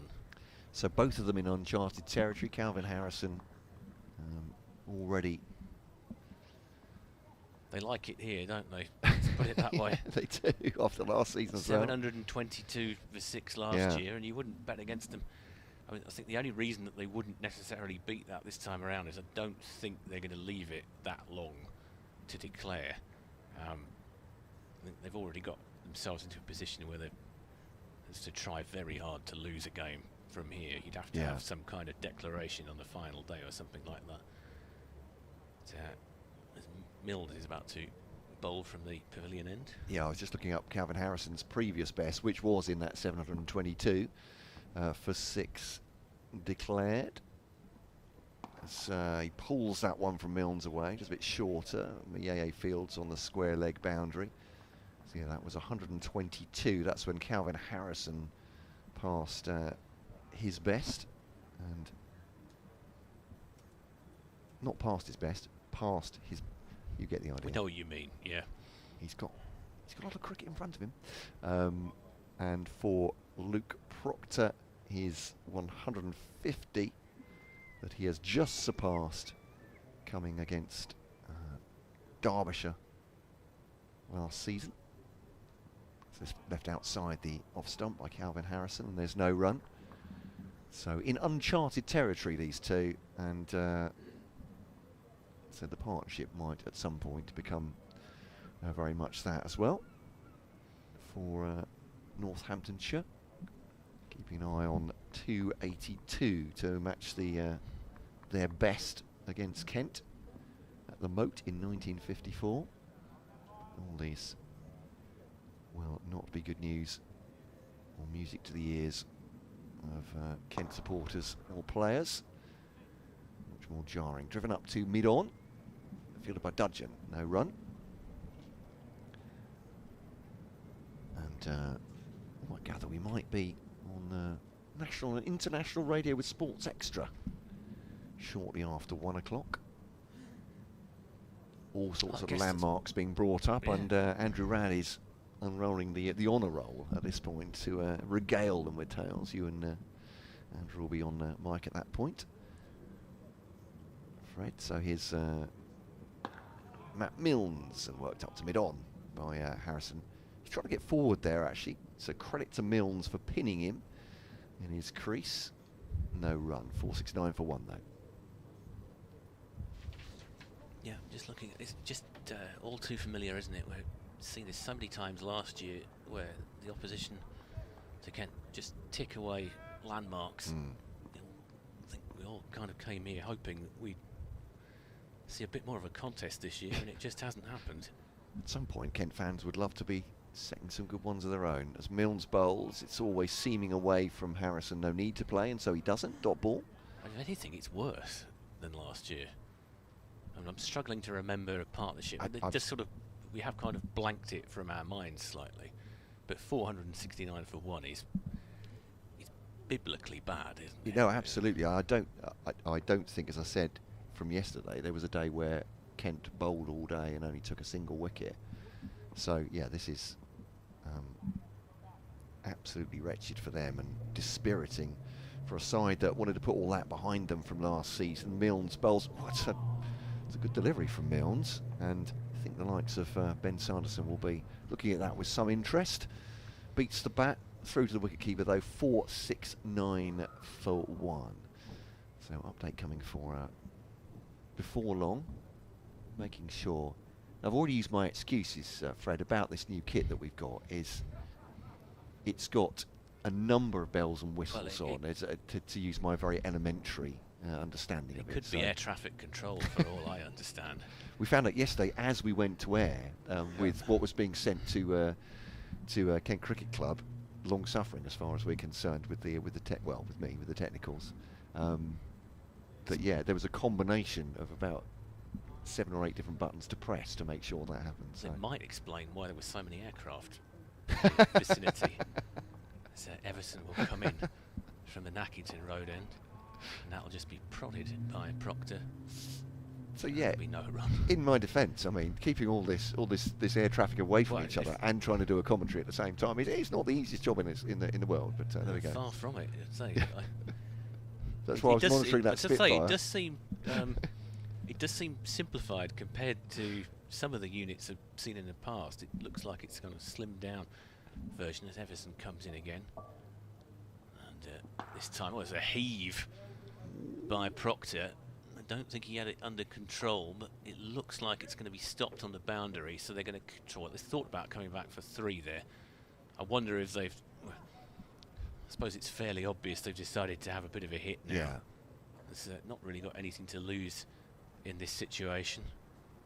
And that was an absolute, well, we sort of skied over the back of the bowler's head Yeah. there. And, I think we're about to have a live update, so I might just hand over to Matt for the... Thank you. Yeah, was that...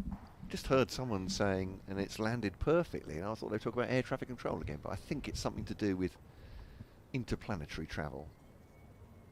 He's extraterrestrial. Here's Everson, and yeah, Proctor's gone for that one as well. Not quite flat batted, but aggressed out towards the leg side boundary just for a single as Jazz Singh picks that one up for Kent. 4-7-2 for 1.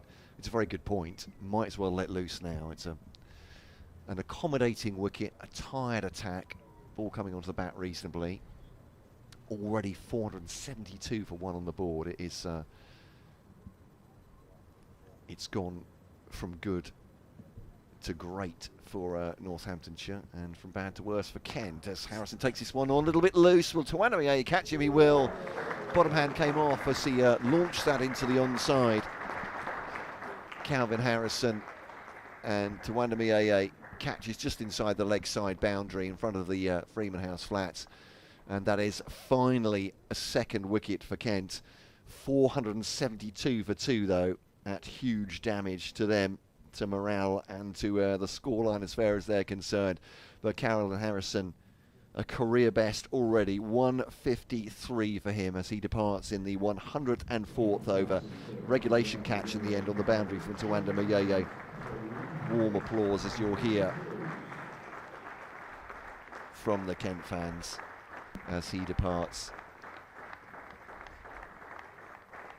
Darren Lehman and his coaching staff just walking around the boundary close to him as he went off, and congratulating him for his knock. And it's been a thing of beauty and occasional brute aggression, Fred. Yes, it was. I think it was obvious they got the signal from the way that they approached that last over. Certainly a bit of aggressive hitting, and inevitably, when you do hit out like that, sooner or later you're going to find a fielder not been offering any chances up until now, and it was noticeable, the aggression. And it is 472 for 2. Yeah, absolutely right. So the stand then at finally ended at 248, a mere 248, that partnership between the two of them. And Nathan McSweeney, the Australian, comes in at 4 rather. And I wonder what his approach will be. Will he swing right away? He's probably got an over or two to see himself into this one as Everson bowls. Ooh, big shout for an LBW. Certainly beaten the batter. Just thinking maybe impact outside from the way he addressed that. I think it was maybe missing by half a stump. But you can understand why Joey Everson got excited. So, Sports Extra, welcome to listeners on Sports Extra. Just joining us, we're about to do an update for BBC in the South East, but on the radio, 472 for 2. You've just joined us as a wicket has fallen. Calvin Harrison going for a career best 153 to the bowling of Joey Everson, who ends that over. 472 for 2, Northamptonshire. It's a stand of 248 with his captain, Luke Proctor, who also has a career best in this match of 155. Ricardo Vasconcelos hit 127 yesterday. A massive total for Northants, who are swinging the bat, aided to the demise of Calvin Harrison. Update coming for BBC radio listeners.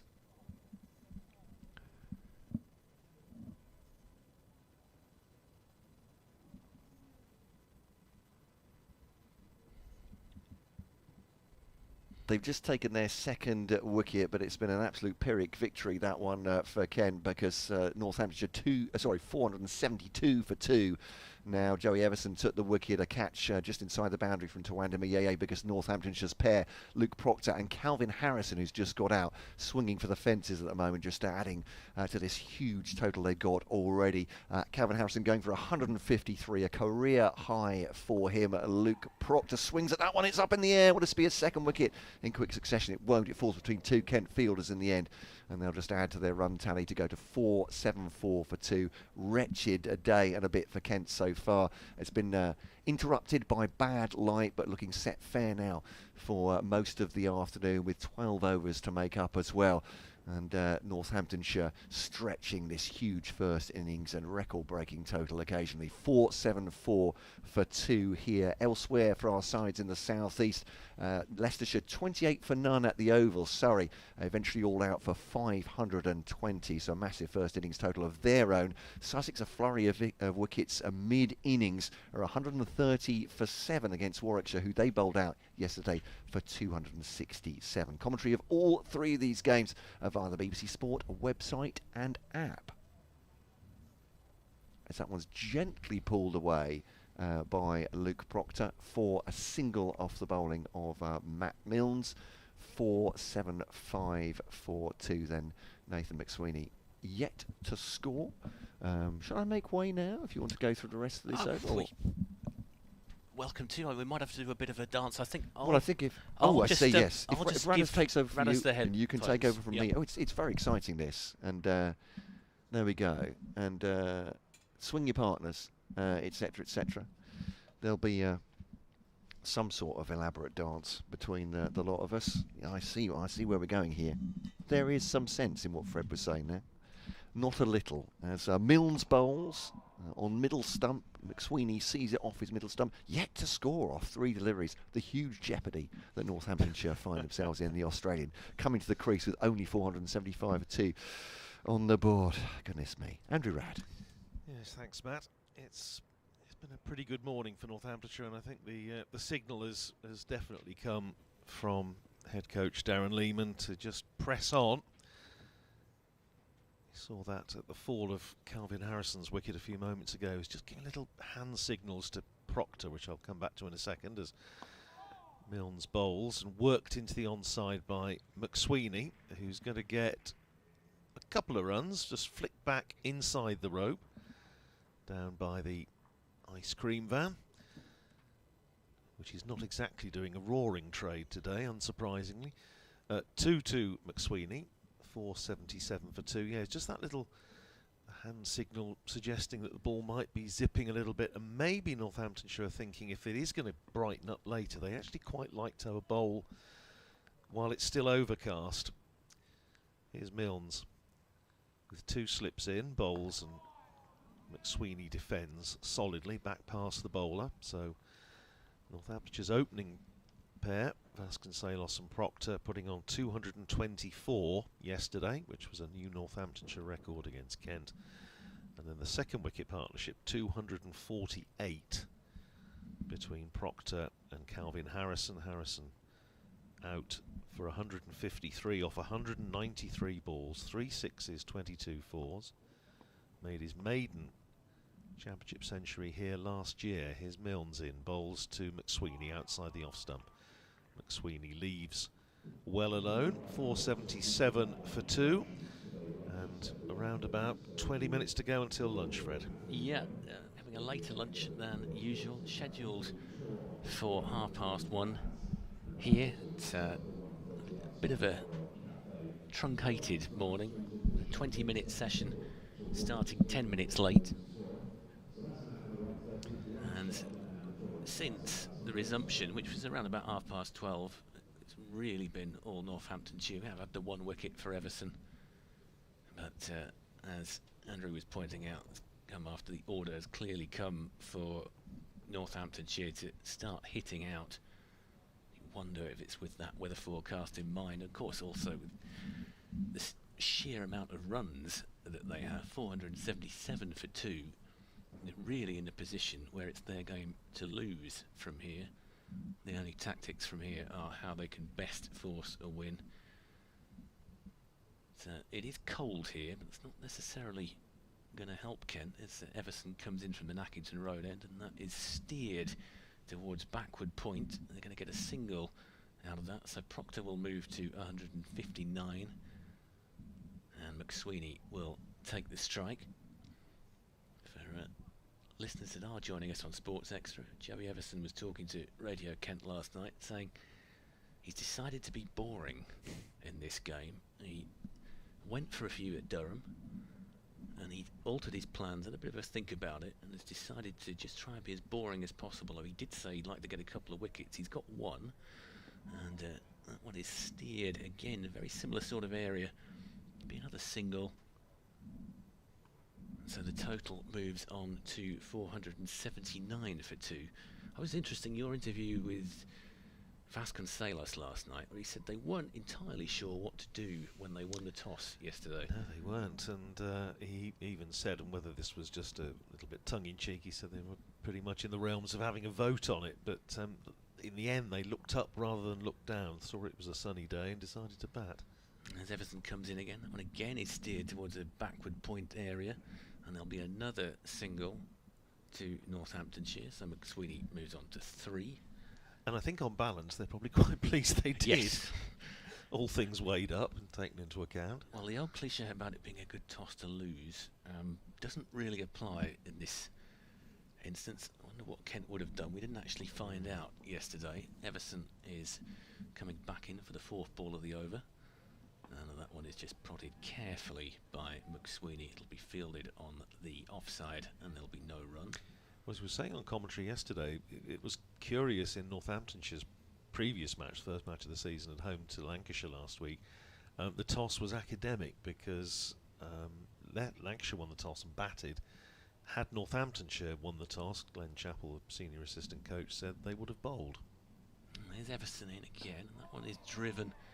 There's a few groans in the crowd. I'm not entirely sure why. There didn't really seem to be any kind of element of risk in that particular shot. It was just driven towards the cover area, if you like, and certainly nothing from the fielders.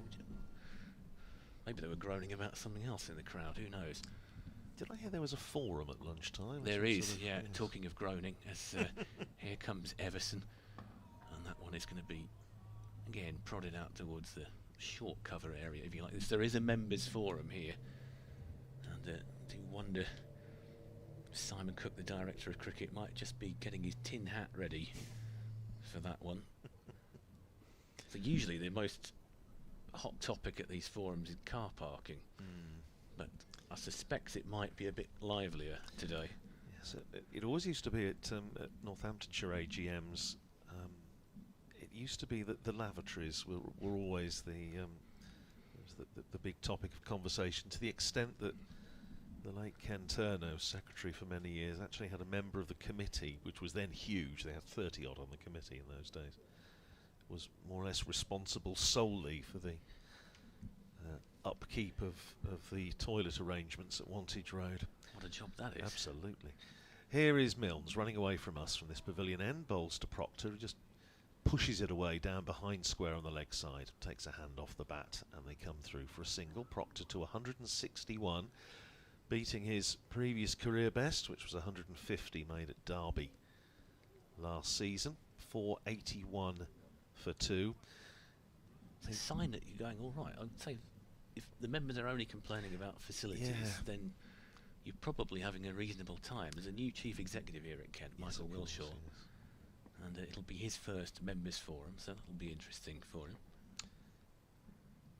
McSweeney is on strike. 2 slips in place. Milnes in and bowls, and McSweeney looking to, I think, to run it down on the offside. It goes off an inside edge down behind square on the leg side, and he comes through for a single. He goes to 482 for 2.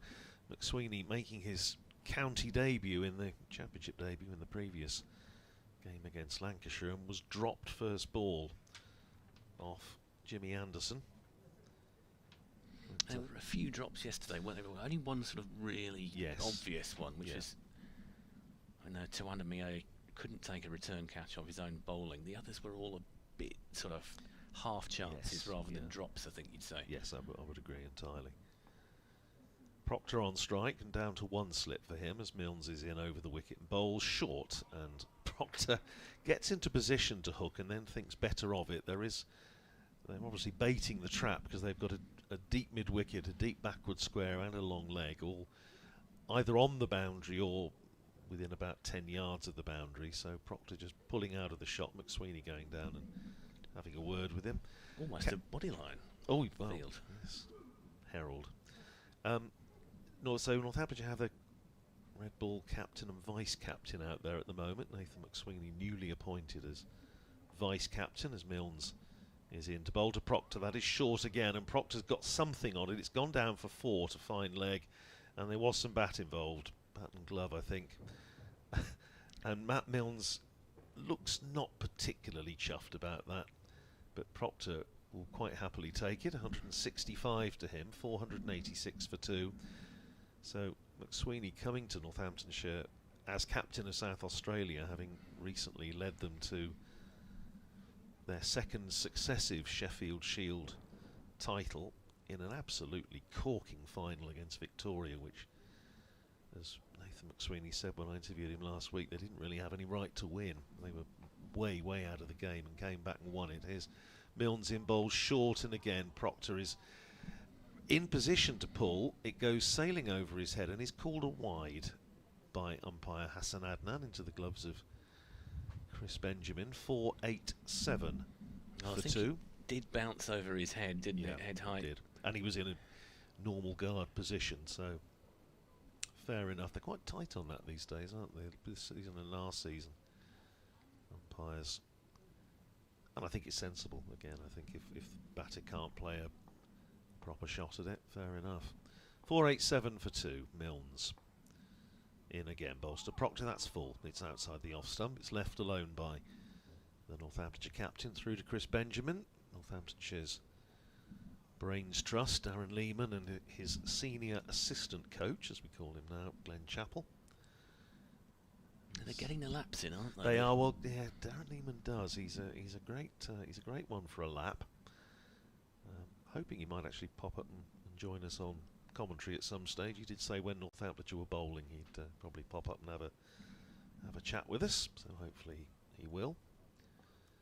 But yes, he's striding out there as Milnes is in, bowls, and just dropped into the offside by Proctor, who is going to pick up a single out to extra cover. And well counted, captain, because that was the last ball of the over. 166 to Proctor, 488 for 2. He is 166. McSweeney is 4. And Luke Proctor's just enjoying his cricket at the moment. He certainly did last year, and it wasn't a fantastic season in terms of results, but I think he's enjoying the sort of invigorating, very positive atmosphere and culture that Darren Lehman has brought to the club in the last 12 months. He seemed to enjoy himself last year, and very much the same this year. He's on pre-season. I find Lehman, he's very good at getting people engaged and involved, even like reporters, always trusted by coaches. Everson will come in from an Accrington Road end, and that will be sort of flicked off the hips almost. Is it going to go to the boundary? We can't quite see that bit of the area, but it has gone for 4 runs, so 4 more to Proctor. He moves on to 170. And this is Luke Proctor's, I think, 18th season as a professional. Obviously, a long career with Lancashire before joining Northamptonshire about 10 years ago. And I would suggest, and I think he would go along with this. He's probably enjoying his cricket more now than for a long time. Well, he's certainly enjoying this. Yes. He's 170 from 280 balls. He's facing Joey Everson, and that one he decides to just prod up on the offside. Looks like I think it's Sam Northeast there that's fielded that one. Sam Northeast back at Kent after a spell away. Initially went to Hampshire. 2018 was at Glamorgan. He was here with Glamorgan last year when they had a very convincing win. He was the skipper at the time, but he's decided to move back to his home county, as here comes Everson again from the Accrington Road end. It's slightly wider. It's been pushed out on the offside. They'll get a single comfortably enough. There was a bit of a shy at the stumps, but they were never really struggling to get there. A sort of comparable experience level, really. We talked about Luke Proctor in his 18th season, as Sam Northeast made his Kent debut, back in 2007, so he's had nearly 20 years in the professional game. And he played a key role at Durham for Kent in that draw as Everson comes in again. I know this time it's just sort of fended off, if you like, by McSweeney. up towards Daniel Bell Drummond, and no run is taken. Yeah, from a distance, that was at 94 out of 197 all out. Yes, to avoid the follow-on, it was a terrific knock. it was pretty much almost half the Kent first innings total. Didn't do so well in the second innings, but it was a good return for Ashford-born batter as Everson comes in again. It's a bit of an appeal. I think it was certainly sounded like there was a bit of bat in there from McSweeney. And no run is taken. So yeah, Sam Northeast, born in Ashford, I believe he lives in Canterbury now. I don't think it took them a huge amount of persuasion to get him to come back here. So 2018, I think, was the season, first season he was with Hampshire. Everson comes in, and that one is again going to be a dot ball. I don't think McSweeney was entirely comfortable with it, but it's not giving him too many problems. It was interesting when he initially left for Hampshire, and of course Hampshire played Kent in a one-day final, the 50-over final of that year. I forget the sponsor's name, I have to say. It does change fairly frequently. He was booed when he came out to bat. Yeah, it was. I think he was maybe a little bit scarred by that. Not entirely sure of the circumstances in which he left, how acrimonious or otherwise they were, but he was certainly a very sought-after player at the time. He was a player that England were looking at. Never quite made the leap. All has been forgiven. Well, fine player, back on home turf, and here's Matt Milnes running away from us to bowl to Luke Proctor on 171. Nice looking on drive from Proctor, but Daniel Bell Drummond has stationed himself fairly deep at mid-on, about halfway back, so there's only a single. Proctor to 172, Northamptonshire to 494 for 2. Quick canter through scores elsewhere, because of course most of the games are at lunch. At Chelmsford, Somerset building a very handy lead against Essex. Essex all out for 149 yesterday. Somerset 264 for 6 in reply. Come back to that in a second as Milnes is in, bowls to McSweeney, who just dropping it down towards backward point and comes through for a single. He's 5, 495 for 2. Craig Overton, captaining Somerset, is 98 not out at lunch. Hope he enjoys his smoked salmon. Oh no, it's Essex, it won't be smoked salmon, will it? At Trent Bridge, Nottinghamshire are 25 for 2 in their second innings, having decided not to enforce the follow-on. Bold Glamorgan out for 113, so they had a lead of 166. But are batting again, they're 191 runs ahead.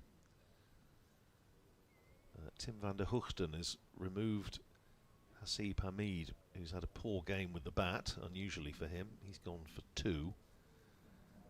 And for Nottinghamshire in bowling, Glamorgan out for 113. 4 wickets for Fergus O'Neill, 4 wickets for Brett Hutton. Here's Milnes in and bowls to Proctor, who pushes it away in the onside of a mixture of bat and thigh pad, I think. Just goes in front of square, and there is no run. So Notts are 191 ahead. Lunch at the Oval. Leicestershire 28 for no wicket after bowling Surrey out for 520. Lunch 2 at Hove. Warwickshire 267 all out. Sussex in reply struggling, 130 for 7. Here's Milnes round the wicket to Proctor, short, pulled away by Luke Proctor, but there is a man lurking down at deep mid-wicket, about 20 yards in off the rope. It's one more run to Proctor, 173 to him, and Northamptonshire to 496 for 2. Lunch at Headingley. Hampshire 251 all out, Yorkshire 129 for 4 in reply, so it's nicely evenly poised. You have to feel a bit for Gloucestershire, who of course went into this round of matches on -1 points after being deducted a couple for overrate after getting caned in the first match at Lords and putting Durham in yesterday. Here's Milnes in and bowls to McSweeney, who drives, square drive down through gully, and it's going to run away for 4. McSweeney goes to 9, and it brings up the 500 for Northamptonshire, already with maximum batting points in the bag at 450. But they have gone to 500 for 2 with about 5 minutes to go until lunch. So Durham eventually declaring at 605 for 5 at Bristol.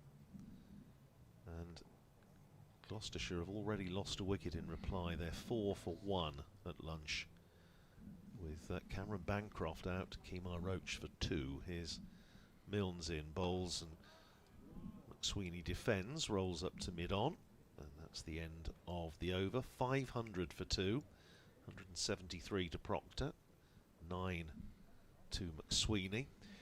Moving down further into Division 2 at Old Trafford. Lancashire 351 all out against Derbyshire, who were 65 for 1 at lunch. Harry Kane 36 not out, Matthew Montgomery on 28. And at Lords, well, even Stevens, Worcestershire all out for 191, and they've bowled Middlesex out for 183. So it's a bit of a one innings game there at Lords. 8 runs the difference, and they're at lunch there. Everson is in, and it'll just be flicked down the leg side by Proctor. He'll take a single there. Just talking about Sam Neast coming back to Kent, and of course Matt Mills also came back during this summer. It's a bit of a tradition, players coming back here. Joe Denley, another player, had a bit of a dalliance with Middlesex at one stage in his career, but he was welcomed back with open arms as Everson comes in again from the Atkinson Road end, and that one will be a dot ball. It's just fended by McSweeney. Are there many examples of Northamptonshire players who've gone away and come back? Mal Loy was I suppose one of the more recent ones. Obviously very much a Northampton boy. Moved to Lancashire in 2003, and then came back, had a couple of years at Northamptonshire. Neil Mallender, now on the first class umpires list, also came back to Northamptonshire after a very successful stint at Somerset. Everson in again. That one is driven. It'll go straight to the fielder on the leg side. It's Tawanda Mayeye there. Mal Loy tells a wonderful story about he came back and had a couple of years. He didn't probably get the runs he was hoping to get, and David Capel was still in charge at that stage, fellow Northamptonian, and Mal told the story of being called in by Capes to say that he wasn't going to renew the contract. That's just left alone by McSweeney, missing off stump by maybe another stump or two. No run. And Mal said it seemed to be slightly the wrong way round, because it was it was Capes who was in tears telling Mal that he wasn't going to be able to renew his contract. And Mal was sort of, well, yeah, okay, but you do get the odd story like that when it comes to contract renewal time. I've heard not necessarily in cricket. I've certainly heard of footballers who've told me that the chairman has been in tears when they've decided not to take them on again. What we're witnessing here is what Ricky Ponting once described as ordinary behaviour. A bit of yes. We're basically 1 minute away from the lunch interval. Yeah. Everson has got 2 deliveries left, and Chris Benjamin has just decided to take a drink or a fresh glove or something. Helmet, I think, from the subfielder. Keeper's going to stand up. He's for a couple standing of up. balls. That's it. Everson is in, and Chris Benjamin standing up doesn't actually take that one cleanly as it comes through. The umpire Harris is just turning round to have a look at the board, which at the moment says 129. We had this yesterday, didn't we? And it was one of those moments when you thought both sides would actually be quite happy to, and there was a certain amount of connivance, it seemed, that they... Well, it has ticked over. Making absolutely sure that they weren't going to have another over, and I think there might be the same here. Yeah, 1/2. Here's Everson, last ball of the session. There's half a shout. I'm not entirely sure what it was for, to be honest, because he seemed to be well forward and well outside the line. But that is the end of the session, so Northamptonshire 501 for 2. Just wonder, do you think they'll be tempted to declare during the lunch interval? I don't think it's out of the question, Fred, to be honest. I think the approach was very clear. Although it's interesting, Calvin Harrison really went absolutely hell for leather for it and got out, and Nathan McSweeney's gone in. He's just sort of played normally. He hasn't really taken any huge risks. So Harrison might be thinking perhaps I should have just you might just have it in the back of the mind that he wants those extra 2 overs that he get if they do declare in the middle of a session. Of course, you get the innings break. That's right. You just never know with the amount of weather around whether those 2 overs might come in handy, given the way the game here ended last season.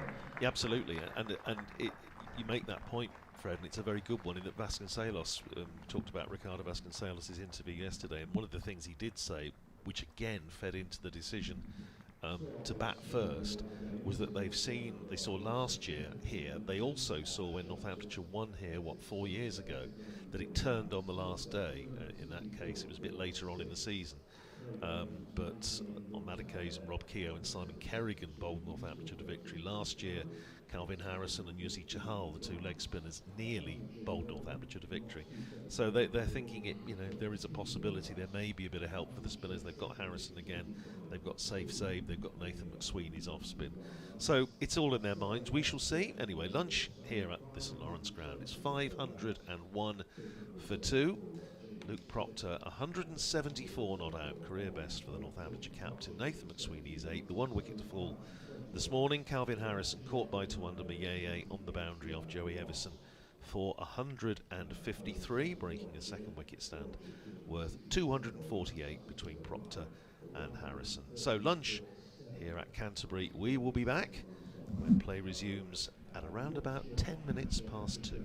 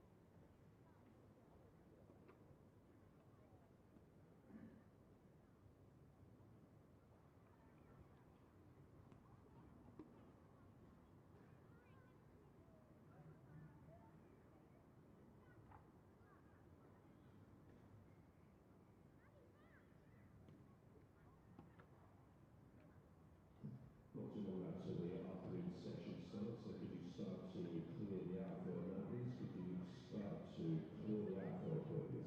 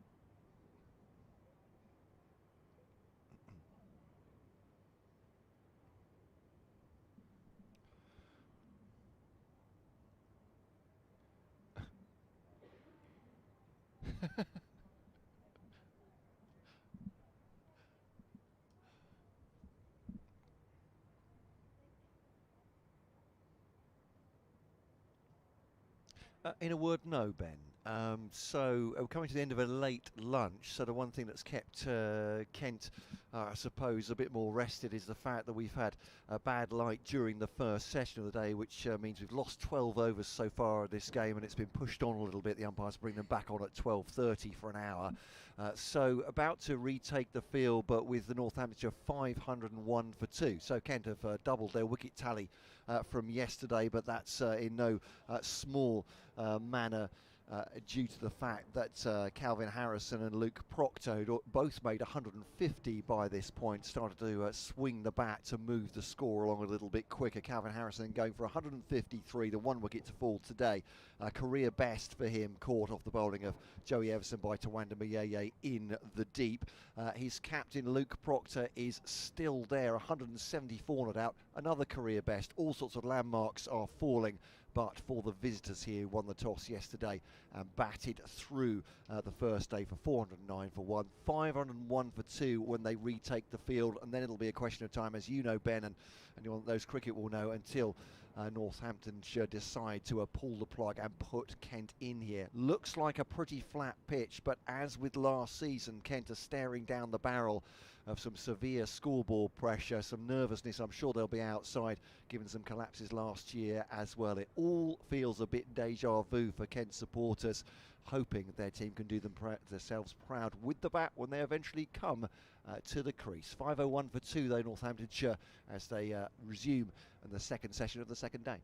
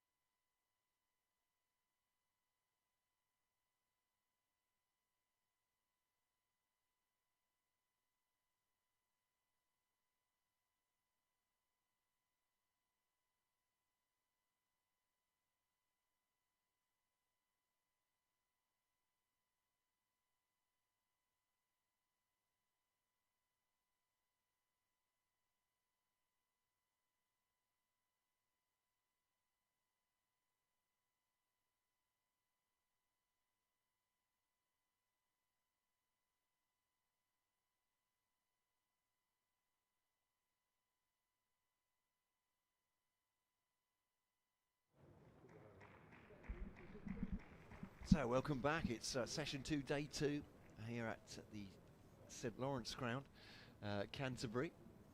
5:01 for 2, with Northamptonshire extending this massive first innings. 174 not out for their captain Luke Proctor, a career best for him. He's been joined latterly by Australian Nathan McSweeney, who's on 8 not out. Calvin Harrison, the 1 wicket to fall today, and that was when he started swinging the bat, going to the bowling of Joey Everson. Catch this inside the boundary to Anamiye taking that, but for 153. Did I mention it was a career best for him as well? Yes, indeed, the records are tumbling here for Northants. It's been a great day and a bit so far. We're just about to start the second session. If you're just joining us and thinking, wait a minute, it's 2:10, what on earth's going on? We were interrupted by bad light a couple of times during the morning. The umpires made a very sensible decision for me. Got back on at 12:30. We're not going back off at 1. No, we'll play an hour and have lunch then, extended that. So we have theoretically lost 12 overs today. I'm not sure we'll make those up today with the light as it is, but 68 overs remaining then to bowl, with Jazz Singh launching from the pavilion end, bowling to Luke Proctor. A little flick of the wrists over the top of that one.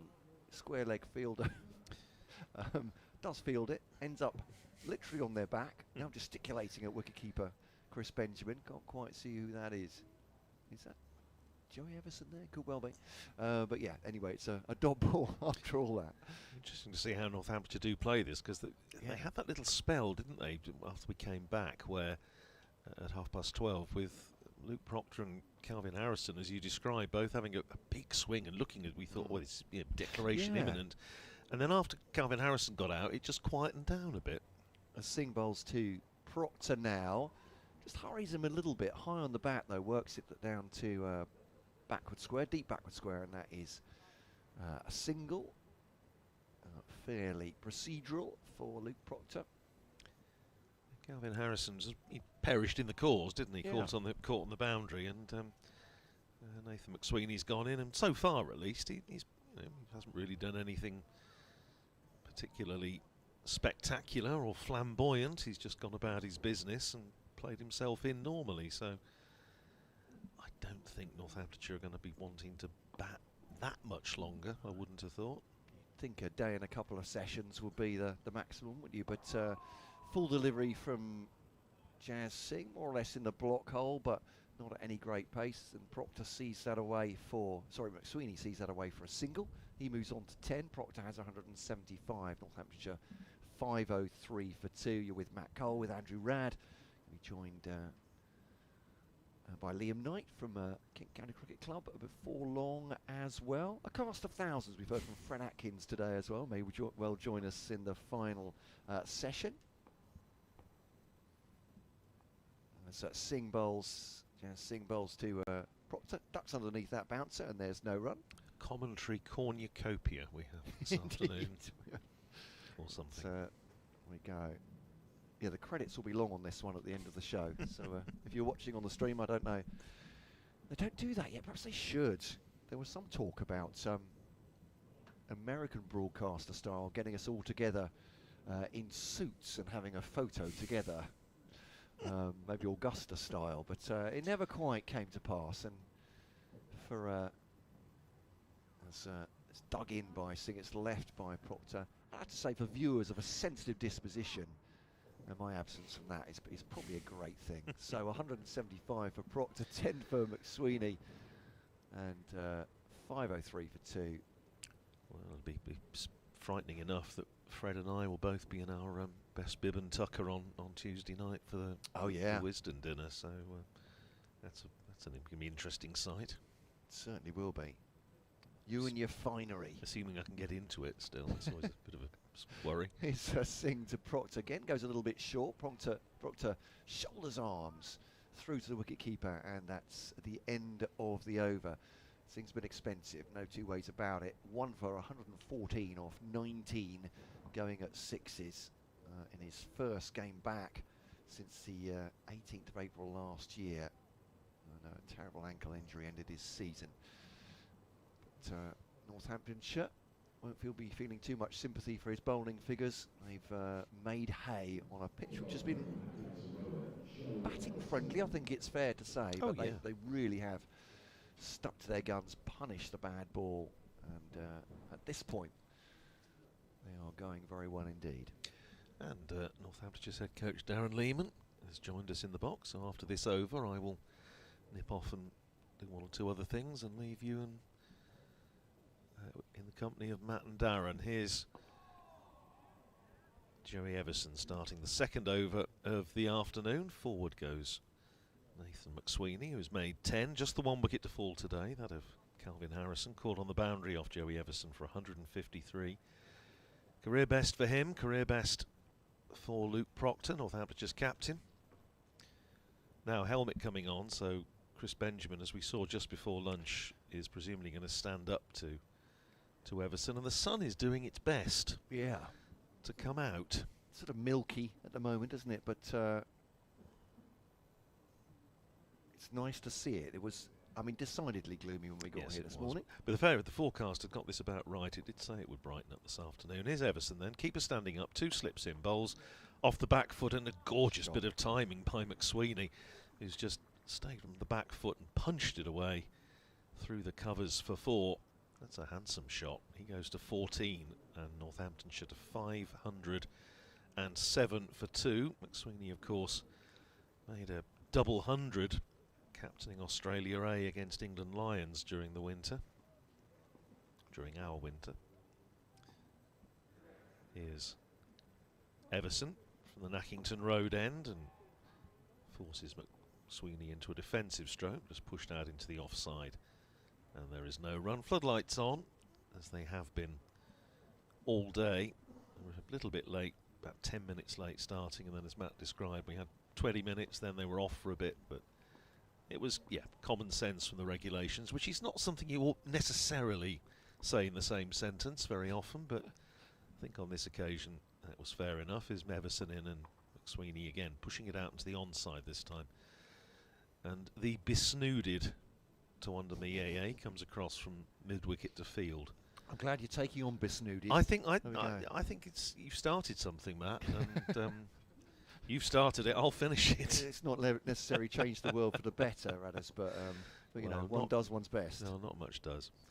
Still 2 slips in as Everson is in and bowls to McSweeney, who is forward, pushing it back down the pitch. Everson fields. So yes, you were talking about Dennis Brooks and Jock Livingston, Leonard Livingston, but always known as Jock, Australian, who held, or still hold, Northamptonshire's 2nd wicket record against Kent, 282 at the Moat in 1954.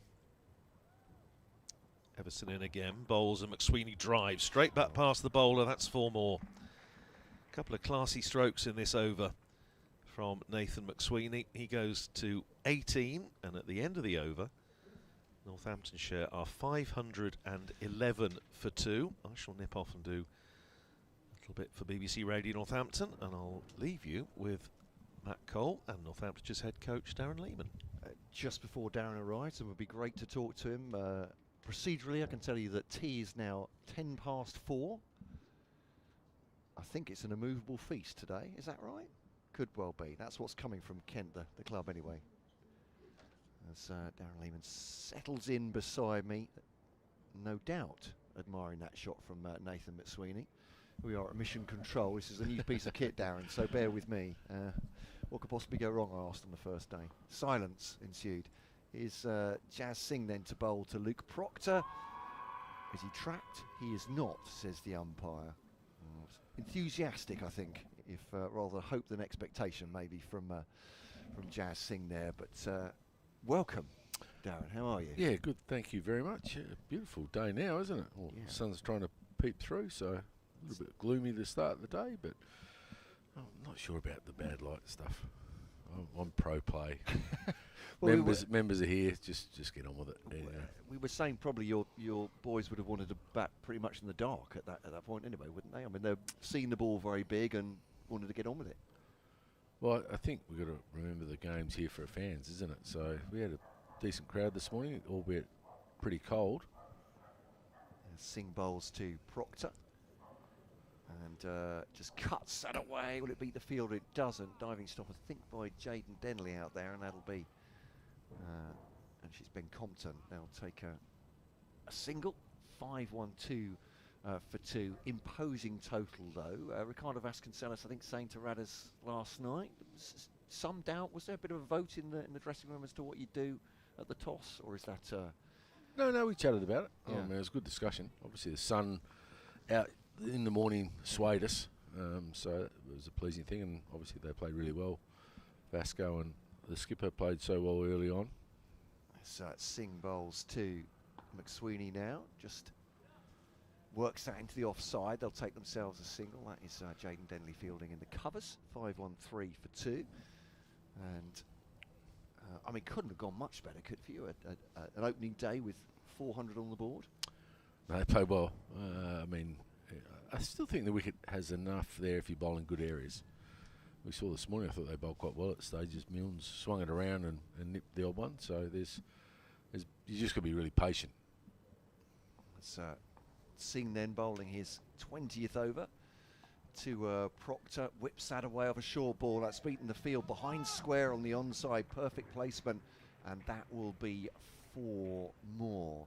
I suppose the first question I can ask you right now on that subject, with the boundary going, Darren, is instructions from here. Is it up to the skipper and Nathan McSweeney how they go about this at this point? Have you got a target when you'd like to pull out, or how many you'd like to score? No, we're going to play procky ball. That's what we're going to call it. The skipper be really aggressive in this session and get as many as we can, as quick as we can, and that's providing we score freely and all that sort of stuff, and then make sure we get enough overs to bowl today. And a career best of 180 for Luke Proctor right now, as this one's worked into the offside for single. Make that 181. 5-18 for 2. Must do the coach's heart good to see the first 3 batters all make 3 figures as well. I mean, it's only happened once before, I gather, in Northamptonshire history. So that's right. Radders would have told you that. He texted me straight away. He's our information booth. Radders, he's been fantastic for us since I've come on board. He's been one of those guys that gives us all the info we need, require for debutantes, records, milestones. So yeah, big score on the board already as Jazz Singh bowls on the leg side. There's a waft at it from McSweeney, trying to make the best of a bad ball from Singh, but it's the end of the over. 5-18 for 2. So captain leads in terms of setting the pace then for this afternoon. Yeah, session. pretty much. It's a case of we want to get the game moving forward as best we can. We scored really quickly. We've only batted 114 overs. So what are we going at? 4.5. Yeah.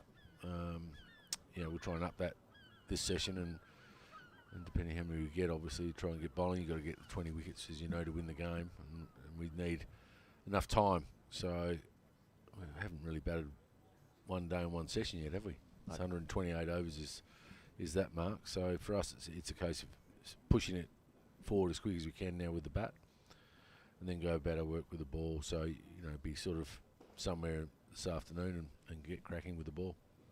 You mentioned yesterday, thought the batters out there with Everson, starting a new over. It's a attempted cut outside the off stump from Proctor. Not much foot movement, but it's just come off the bottom edge and to the wicket keeper. Thought they punished the bad ball really well. Yeah, we came on the back of last week where we've been trying to do that all the time, and Lancashire bowled very well to us last week at home. So it's about putting the bad ball away and putting pressure back on the bowler. That's what you need to do as a batsman to make runs at this level. And I thought we did that really well yesterday. It was well led by Vasco. Pretty much his first scoring shot was a flick off his hip for 6, wasn't it?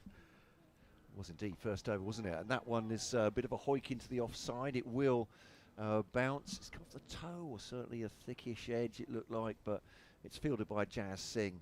A couple of bounces, and call it proc ball, is that right? Yeah, proc ball. He doesn't want to call that, but we're going Baz ball. We'll call it proc ball and see how we go. He's looking to move the score along, I think it's fair to say, the Northamptonshire captain. 182 not out for him. Nathan McSweeney has 19. 2 Aussie overseas to start the season. Is that right? Yep, that's right. Mad Harry. Have you seen Mad Harry yet? No, not seen. Oh, wait till you see him. He's exciting. It's nudged into the onside. Although, actually, I saw some highlights of him. He was on a hat-trick. Was he in the game against Lancashire at one point? He got 3 and 4 balls. There we are, 3 and 4. Yeah. But this is theatrics. He's mad. He's fantastic in the Box dressing room. office. He's fantastic in the Yeah. dressing room. Yeah, he's been good. So we get him for the first half, and then we obviously go back to Uzi Chahal comes in for the second half, and Nathan McSweeney stays the whole year. As Everson bowls to McSweeney, just nudged off his pads for, or is that going to be a leg by? Yeah, it's going to be a leg by umpire. Harris is already giving us the idea that's what the signal's going to be. So 1 to the total, 5-20, 4-2. So batter and bowler, I mean, I guess for coaches, for directors of cricket, it's about getting the right balance for the season, isn't it, in terms of not only conditions but also batting and bowling. And what you need, and availability is the hardest one now with all the comps going around the world. Yeah. So you sort of got to go young really, or next picked in any of the international sides and see how you go there. As Everson bowls to Proctor, hasn't got all of that, but it's a straight drive, fielded on the run at mid-on. Mid-off rather, so he's left-hander. And there'll be a single, 5-2-1 for 2. I know, having talked to Ken Connections and Simon Cook, the director of cricket, how difficult it is to get players, as you say, trying to fit them into their other commitments during our summer. Yeah, it's very hard, and you obviously had your overseas do a quad, is he, Sturman? Yeah, right? just a tight one, we gather. I think they were at pains to point that out after last year's injury list, but this one into the gloves of Chris Benjamin, standing up to Joey Everson, end of the over. McSweeney has 19, Proctor 183, 5-2-1 for 2. Job by Darren Lehman here, Northamptonshire head coach. So yeah, I think it's precautionary, I think, from their point of view. Yeah, it's never easy because you want them playing the whole time, and whether we get every game out of Harry because of the workload, we'll just wait and see. But he's a strong man, so you got to get the right choice. You got to be available.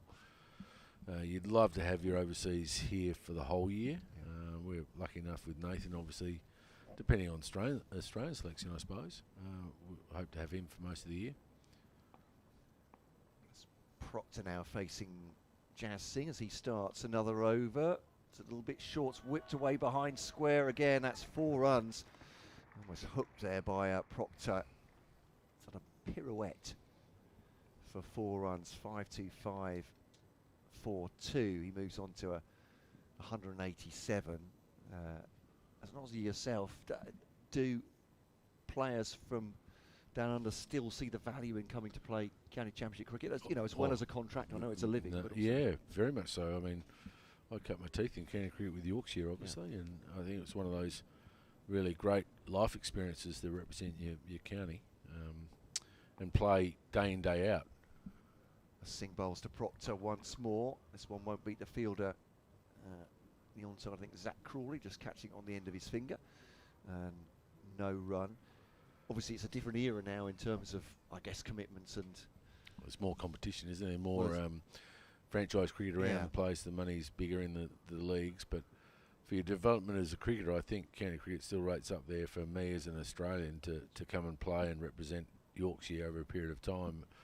Is one of the joys and great experiences that I've done in the game of cricket. As Singh bowls to Proctor once more. This one tucked into the onside pass, Crawley at square leg, and they'll take a single. 5-2-6 for 2. Are those conversations that you have with prospective overseas players as well? Do you have to sell it, or is, I don't big it up too much, but is the county championship still something seen overseas as a not only a worthwhile thing to do, but a great thing to do? It's an easy sell if you can get the right type of player that wants to come and improve their game. Overseas, you've got to get results too. You've got to play well and drive victory, etc. And the right type of character. But it's a great learning experience for your own game, and the skill that you develop playing on different pitches and in different conditions is paramount to the way you play. Singh to McSweeney, tucks this into the onside. There's a wide open space around mid-wicket, and he takes a single into it. 5-2-7. And I wouldn't have been, my game certainly improved when I became an overseas professional for Yorkshire, and the experiences I gained and the players I played with and against. So you just get a wealth of knowledge. So I think it's a no-brainer for someone like Nathan McSweeney at his level. He wants to become the best player he can. He's not going to belt it around the park in T20 cricket, for example. But what he's going to do is become a really good craftsman at his main skill, which is his batting. He's a good leader, as we know. He's had a lot of success with South Australia. Sing to Proctor now, ducks underneath the bouncer. So obviously there's a school of thought with cricket and with the county championship, to be fair, from inside the championship almost, and from perhaps an administrator's point of view around the world, that maybe Division 2 cricket isn't of the quality that it could be, and there's an awful lot of cricket played as well. But for I totally disagree with that. Okay. I reckon all counties try and produce the best cricketers they possibly can, and that you see so many talented cricketers, start their Division 2 cricket, if you like. As Singh bowls to Proctor, and that one's glanced down to backward square leg, single. And I'm pretty sure the Lancashire fans and Durham fans would say Division 2 cricket's pretty good. And it is quality. I mean, we saw one of the best games one of my best games I've been involved in. It was a draw, which is, no one likes draws, but it was an exciting draw on the last day at Northamptonshire last week, with Jimmy Anderson bowling the house down and really putting pressure on us. And somehow George Bartlett managed to get through, and we snaffled a draw there. So for me, it's really exciting. I think the county game doesn't get enough credit. I think state cricket doesn't get enough credit back home in Australia. And you watch it and you see the people that come and watch it day in, day out. And we have some unbelievably travelling fans that come and watch us every away game. So for me, it's so important that we keep the game alive and thriving. And that's how those young superstars start out. The challenge for all the counties is to keep them staying in the county game, not go and try and chase the franchise leagues. Someone like Sam Billings, I mean, he doesn't play any four-day cricket now, but he's a superstar. You really want those guys playing and encouraging and helping Benjamin out, for example. You want to help the young kids out where you possibly can, and give back to your county that gave you so much. And I know he plays the Blast, and Joe Denley, who's a superstar. They're all good players, and I was lucky enough to coach both of them. And you want to keep those players in the game. Luke Proctor, for example, he's 37, loves the game, loves helping the younger guys out, and it's a joy to work with and see. To Adam Ayeye now, he's off spin from the Nackington Road end, driven into the offside. Not sure how much of him you've seen, but well, he's a class player. I saw him get 100 against us last year. I don't know whether he got 100. I think he did get 100 here, Kent. In the game at Canterbury last year. Yep, this is driven into the offside. 4 runs. He get a ton last year. I'll have to check that. Yeah, he did. We go. He did. Yeah. And I went, wow, he's a good player. And one at Durham in the opening game, opening fixture this year as well. So yeah. Yeah, he looks like a fine player. There's some good players around, and so I'm not more Division 1, Division 2. I mean, obviously, the bigger money and bigger clubs are probably Division 1, but then you look at Lancashire and Durham. So anyone can get relegated or promoted. So that says to me it's pretty even. Smiye now bowling to Proctor, just pushes that one back at the bowler, and there's no one. I mean, I'll ask the question because there is a lot of pressure from franchise cricket, and a lot of pressure and financial pressure, as well as I suppose crowds they're playing in front of, for players to commit themselves to franchise cricket rather than 4-day cricket. That's cut away for 4 runs. Yeah, I couldn't stop it on the boundary. I think, is that Joey Everson out there? 4 it is indeed to Proctor. He's on 197 now, on the brink of a huge landmark. Well, first double 100 will be for the skipper. We have our own little rules in the team. If you break your record, your personal best, you got to buy coffee beans for the coffee machine or some Diet Cokes. So he's Luke Proctor 3 runs away from that forfeit. I don't think he'll mind tremendously, will he? Is that off the pad? No, it might have been glove actually. Takes himself a single down towards a fine leg. Benjamin comes out from behind the stumps to field. I think we're about to do an update for. There we go. Radders double centuries against Kent. There we go. Ben Duckett. I've heard of him. That's ball driven up to long on by McSweeney for a single. Proctor onto 198. Jock Livingston, there we go. Maidstone 1954. There's a name. Ben Duckett, well, you think he would do it, wouldn't you? He's made some double hundreds. He got run out today, I saw Ben Duckett. A direct hit. It was a bit of a mix-up. But going back to county cricket in general, I mean, you see it, you walk around the grounds and speaking to the fans and everyone that's involved in the game, watching the game, and they love the game. Yeah. That's why I was a bit frustrated with, even last night, would have been fine for us to come off because we were one down. I think we should just keep playing. We've got lights. What do you got lights for? It's something we've got to sort of get better at in the game of cricket, I think. Singh bowls to McSweeney now. And just pushed up to mid-on, and there's no run. I mean, it's taken out of the players and coach's hands now, isn't it? It's the umpires. It is. I get that because it got too confusing. And umpires do a great job. There's no problems. But I just think at this level, when, for example, this morning, it wasn't raining, was it? It was just a bit dull. I think we should have just been playing. But that's easy for me to say. Our listeners will probably say, well, 1 for 400. Why wouldn't you want to play? It's a reasonable point. But no, I always should be looking to entertain the public, shouldn't they? 4 runs through the offside. Fabulous shot that from Nathan McSweeney. Going to update our BBC Radio Kent listeners. It's not great news for them, that's for sure. Here on BBC Sport Online. 5:42 for 2. Yeah, not getting any better for Kent, I'd have to say, Ben. 5-4-2 for 2, Northamptonshire, opening up a little bit after the lunch interval. Nathan McSweeney, the Aussie, 25 from 38 balls. His captain, Luke Proctor, is on the brink of his first ever double century, 198 from 308 balls. At the non-strikers end at the moment, it's Jazz Singh bowls. Kent took just 1 wicket in the first session of the day. They took just 1 yesterday entirely, and that was when Calvin Harrison was looking to swing the bat on 153, a career best of his own. Records are falling, all of them against Kent and for Northamptonshire, who are absolutely bossing it here in the sunshine now at the St Lawrence ground. 5:42 for 2, and commentary continuing via the BBC Sport website and app with regular reports. So Jazz Singh running away from us to Nathan McSweeney, given a little bit of width but angled down towards the man, and it'll take a single. 5:43 for 2. I think we'd all agree that cricket can do better on occasions in that respect. And it's not easy for the umpires there. It's a directive, and they've got to look after the safety of all concerned. I'm just going, well, we've got lights, so for having said that, something happens, God forbid.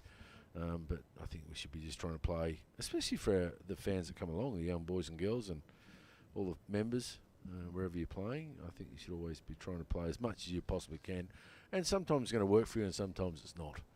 But in a whole, if everyone says, let's make sure we're trying to play the game as long as we possibly can because of conditions, then everyone will be happy. I appreciate that from an entertainment point of view, and obviously, as you said yesterday, it was a mostly sunny day as well, wasn't it? And a good crowd. So umpire is changing sides to point here as Singh bowls. They've made an adjustment in the field, which Darren Lehman will have spotted.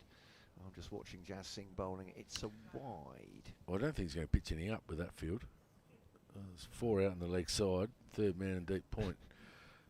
Only 2 men in front of the wicket, mid on and mid off. I mean, to be honest, even with my my fielding expertise, I might have spotted that, but it's a good point. It's pretty much spread now, isn't it? Yeah, well, they know we're going for it, don't they? They know we're trying to score as quick as we can, so... Defensive field at this point, yeah.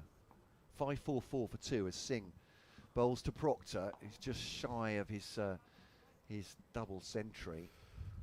Normal etiquette would require that Andrew Radd would be on commentary, but he's been very generous to me here and allowing me to call through, or perhaps we should let you call him through to it. No, I'll let you expertise call it through. Having worked with the ABC back home, it's always you guys that say it more eloquently than I would. Put it that way. Well, no pressure. I said the right word. Did I use the right word? Yeah, no, eloquent is that. Yeah. Put a lot of pressure on me now, and Radd has done the same. I'm stuck in the middle here. Northamptonshire fans are waiting for 2 more runs for Luke Proctor. Dug in by Jazz Singh. That'll be one of them. It won't be another one, so we'll wait another over, I think. End of the 118th over, 5-4-5 for 2. And a word for Kent here. They had a wretched season last year. We talked about the injuries. Let's forget about that for a minute. But they were on the back of a number of these scores last year. How does a side, I don't know, think its way out of it? How do you reverse the morale of getting into these patterns, I suppose? Well, Adam Hollick's a very good tactician and thought process of the game, good coach. I mean, you probably got to leave a bit more grass on the wicket, I would think. It looks like it flattens out quite quickly, or make it spin a bit more, one or the other. If it stays flat, it's very hard to get results. Scoreboard pressure. Mind you, how many catches went down yesterday? There would have been 3 or 4, I reckon. So I think a fair result would have been.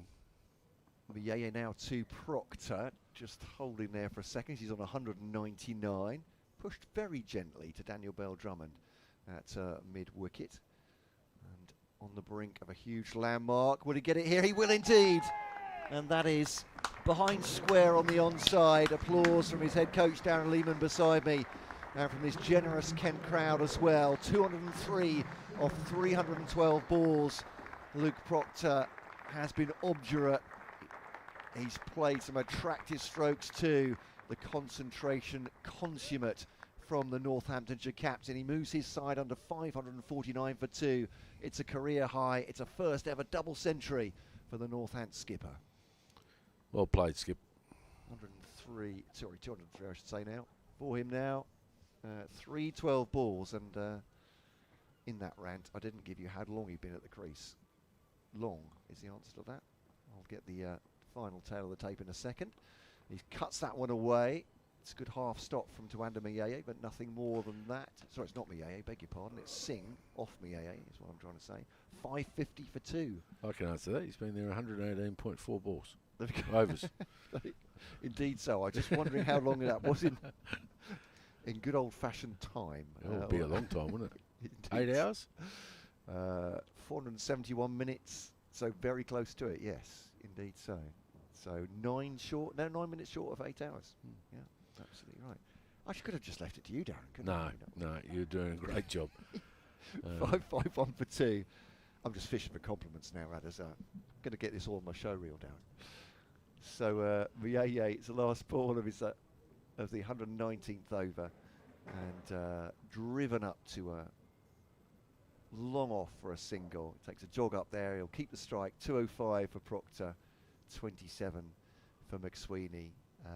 Certainly Adam Hollyoak was talking to us before the season started and was saying that it might be livelier here. I don't know if you heard those comments or were aware of it, but that they were thinking about making the wickets livelier here. Yeah, it's a hard one. I think they tried to do a bit with this one, didn't they? Yeah. Because there was more grass on it. I think they were thinking of bowling first in this game. And to be fair, it had enough grass on it if you put it in the right areas. I think yesterday would have been a fairer result if we didn't bat as well. They bowled a bit better. It would have been somewhere 5 or 6 for 320, something like that. If they held their catches, that would be a fair. But does it break up here? It doesn't seem to break up here too much. It spun last year in the heat. We played late in the summer when it was quite warm. But you got to find a way to get 20 wickets, and I suppose the big thing for me is sometimes with the point system, there's no incentive to declare, is there, behind and try and get a result that way like the old-fashioned days. But then that's makes for attritional cricket sometimes, and you see teams bat on a bit longer. Something they could look at, but yeah, they probably need a bit more life in it. As Denley bowls, Jaden Denley to Proctor. He'll farm a single into the onside, comes through and goes on to 206, 5, 5, 3 for 2 now. Memories of playing here yourself? Great memories. Yeah, fantastic. I remember fielding. I can say this on BBC, so I've got to be very careful what I say, because I know Rads gets into me. ABC is a little bit more relaxed than BBC sometimes. Now I'm really worried about what you're going to say. No, it's not that bad. It's not that bad. But there used to be the old tree on the ground. Oh, yes. And I was playing for Yorkshire, and it was as Denley bowls. This one is a single into the offside from McSweeney. They'll make it into 2, actually, contesting the throw and get through very nicely in the end. And it was one of those games where it was a sort of draw. So as overseas professional, I was sitting behind the tree at third man. And I had some great supporters from Yorkshire. I was having a couple of pints, which you're probably not supposed to do as an overseas professional, but It's Denley to McSweeney. I was enjoying them. Single. So that's one. But the memory, the ground is very good. Great people. I really enjoy. It's one of our highlights of the year, actually, coming to Canterbury. I mean, obviously we don't want to be here. We want to be in Division 1. Like they want to be in Division 1, but it's the hospitality. It's Denley bowls to Proctor, single taken. Hospitality here and the people that love the game is what county cricket's all about. The smaller counties, we're one of those.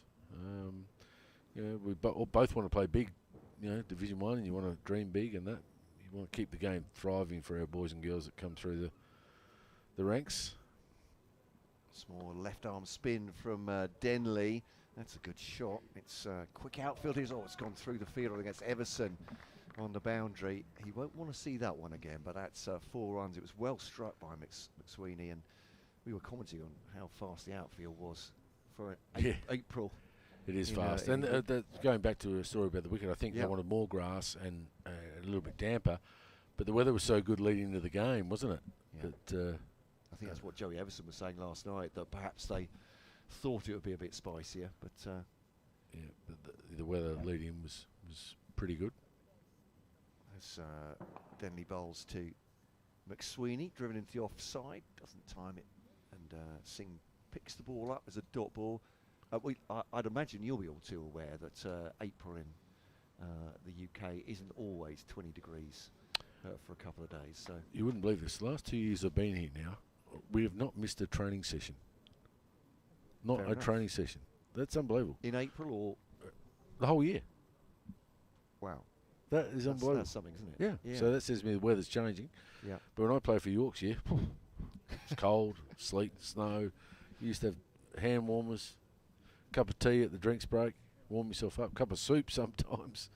And it was so cold, and you'd have one of the 4 days would be interrupted with rain pretty much in the first month, wouldn't it?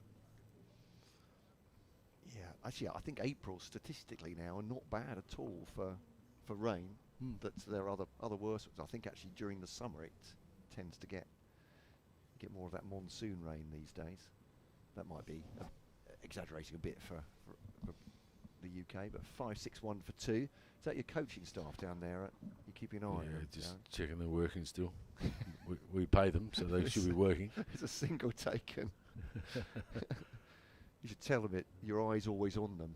There you go. Yeah, I might take a photo. So, are you doing any work? What was this all about? Yeah, what's this chat without the head coach there? It's a lot of laughter, I have to say. Don't know. Do you like to see people happy in their work, or do you I think you should be enjoying your work all the time. I'm one of those people. It's a sign you're not working hard enough. That 5-6-2 for 2.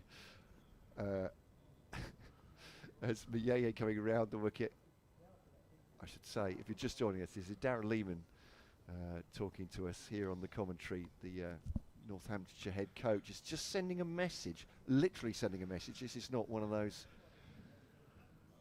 metaphorical ones. Sending a message to his coaching staff who are huddled beneath us that he is watching them and everything that he does from the commentary box here. Oh yeah, there's a look over the shoulder now. There we go. They've clocked you. It's his master's voice. There we are. So 2 singles off this over so far. 5-6-3 for 2. I better leave you at the end of the over, gents, before I get in trouble. It's a swing and a miss from Luke Proctor. End of the over. 208. Not out for him. A landmark. Great to have Darren Lehman here while he made that double century. He'll be justifiably proud, and putting his hand in his pocket as well, Darren, for something. Yeah, well, for the dressing room. they're probably going to find me now for this as well. Yeah, thanks. I'll send the bill to BBC. They might give me some Oreo cookies or some flapjacks or something. I was going to say, I wish you every luck with that, Darren. Thank you. Thank you. Have a great day, everyone. Great to have your company. That's Darren Lehman, who's welcome anytime in the commentary box here at Canterbury, with me, Matt Cole, and Andrew Rad. And they're all reading his message now. Oh, the seriousness on the faces. That's a lovely shot from McSweeney. Goodness me, hits the ball hard. Timed beautifully through long on. And that's 4 runs. 5, 6, 7 for 2. Kent fans listening to commentary, I hope you enjoyed that. I mean, it's good fun, isn't he? Bearing with us.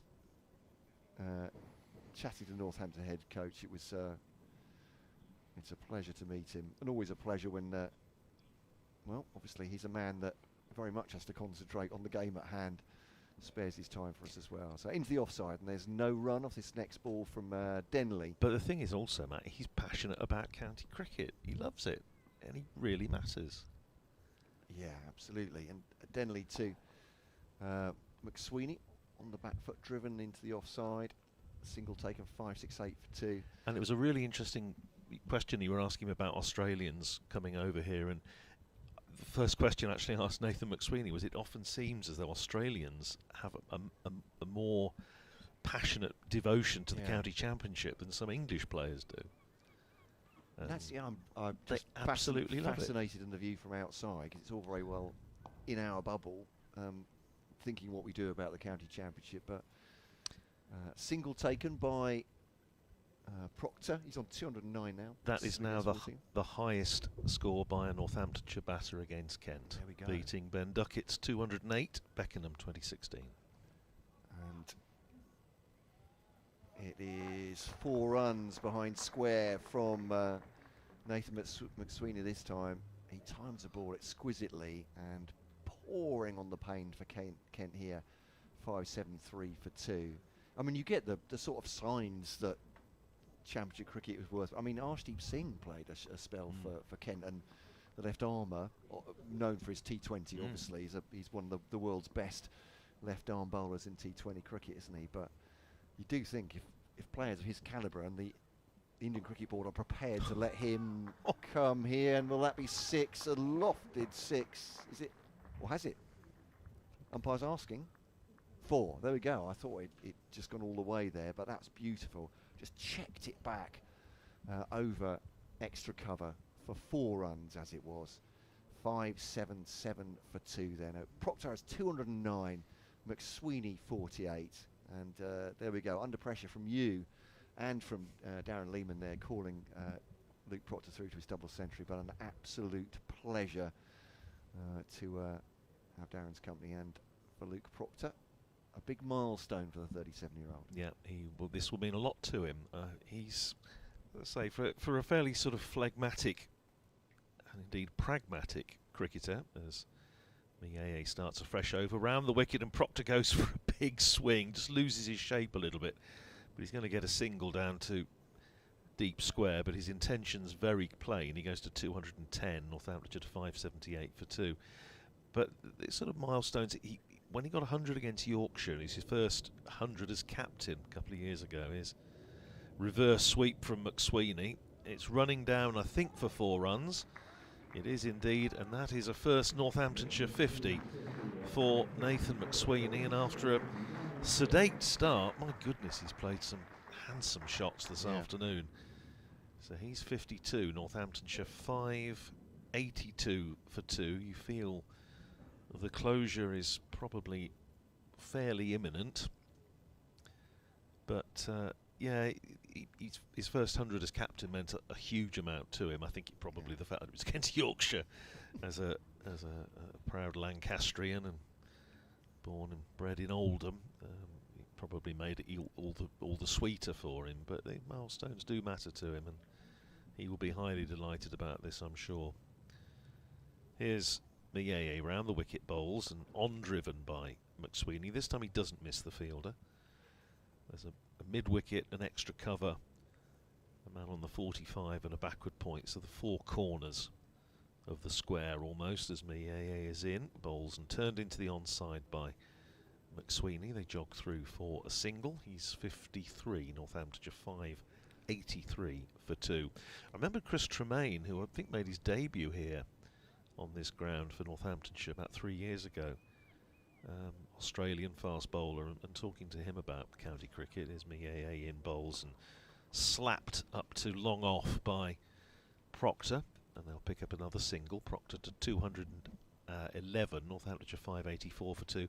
And he said when he was, and bearing in mind Chris would have been 31, 32 when he came over, and he said, as Mieye bowls, turned away by McSweeney, this might be 4 more, running down towards the pavilion, and it's a cracking bit of fielding by Jas Singh, just keeping it in. That's terrific commitment at this stage of proceedings to save 1 run. That's excellent stuff from him.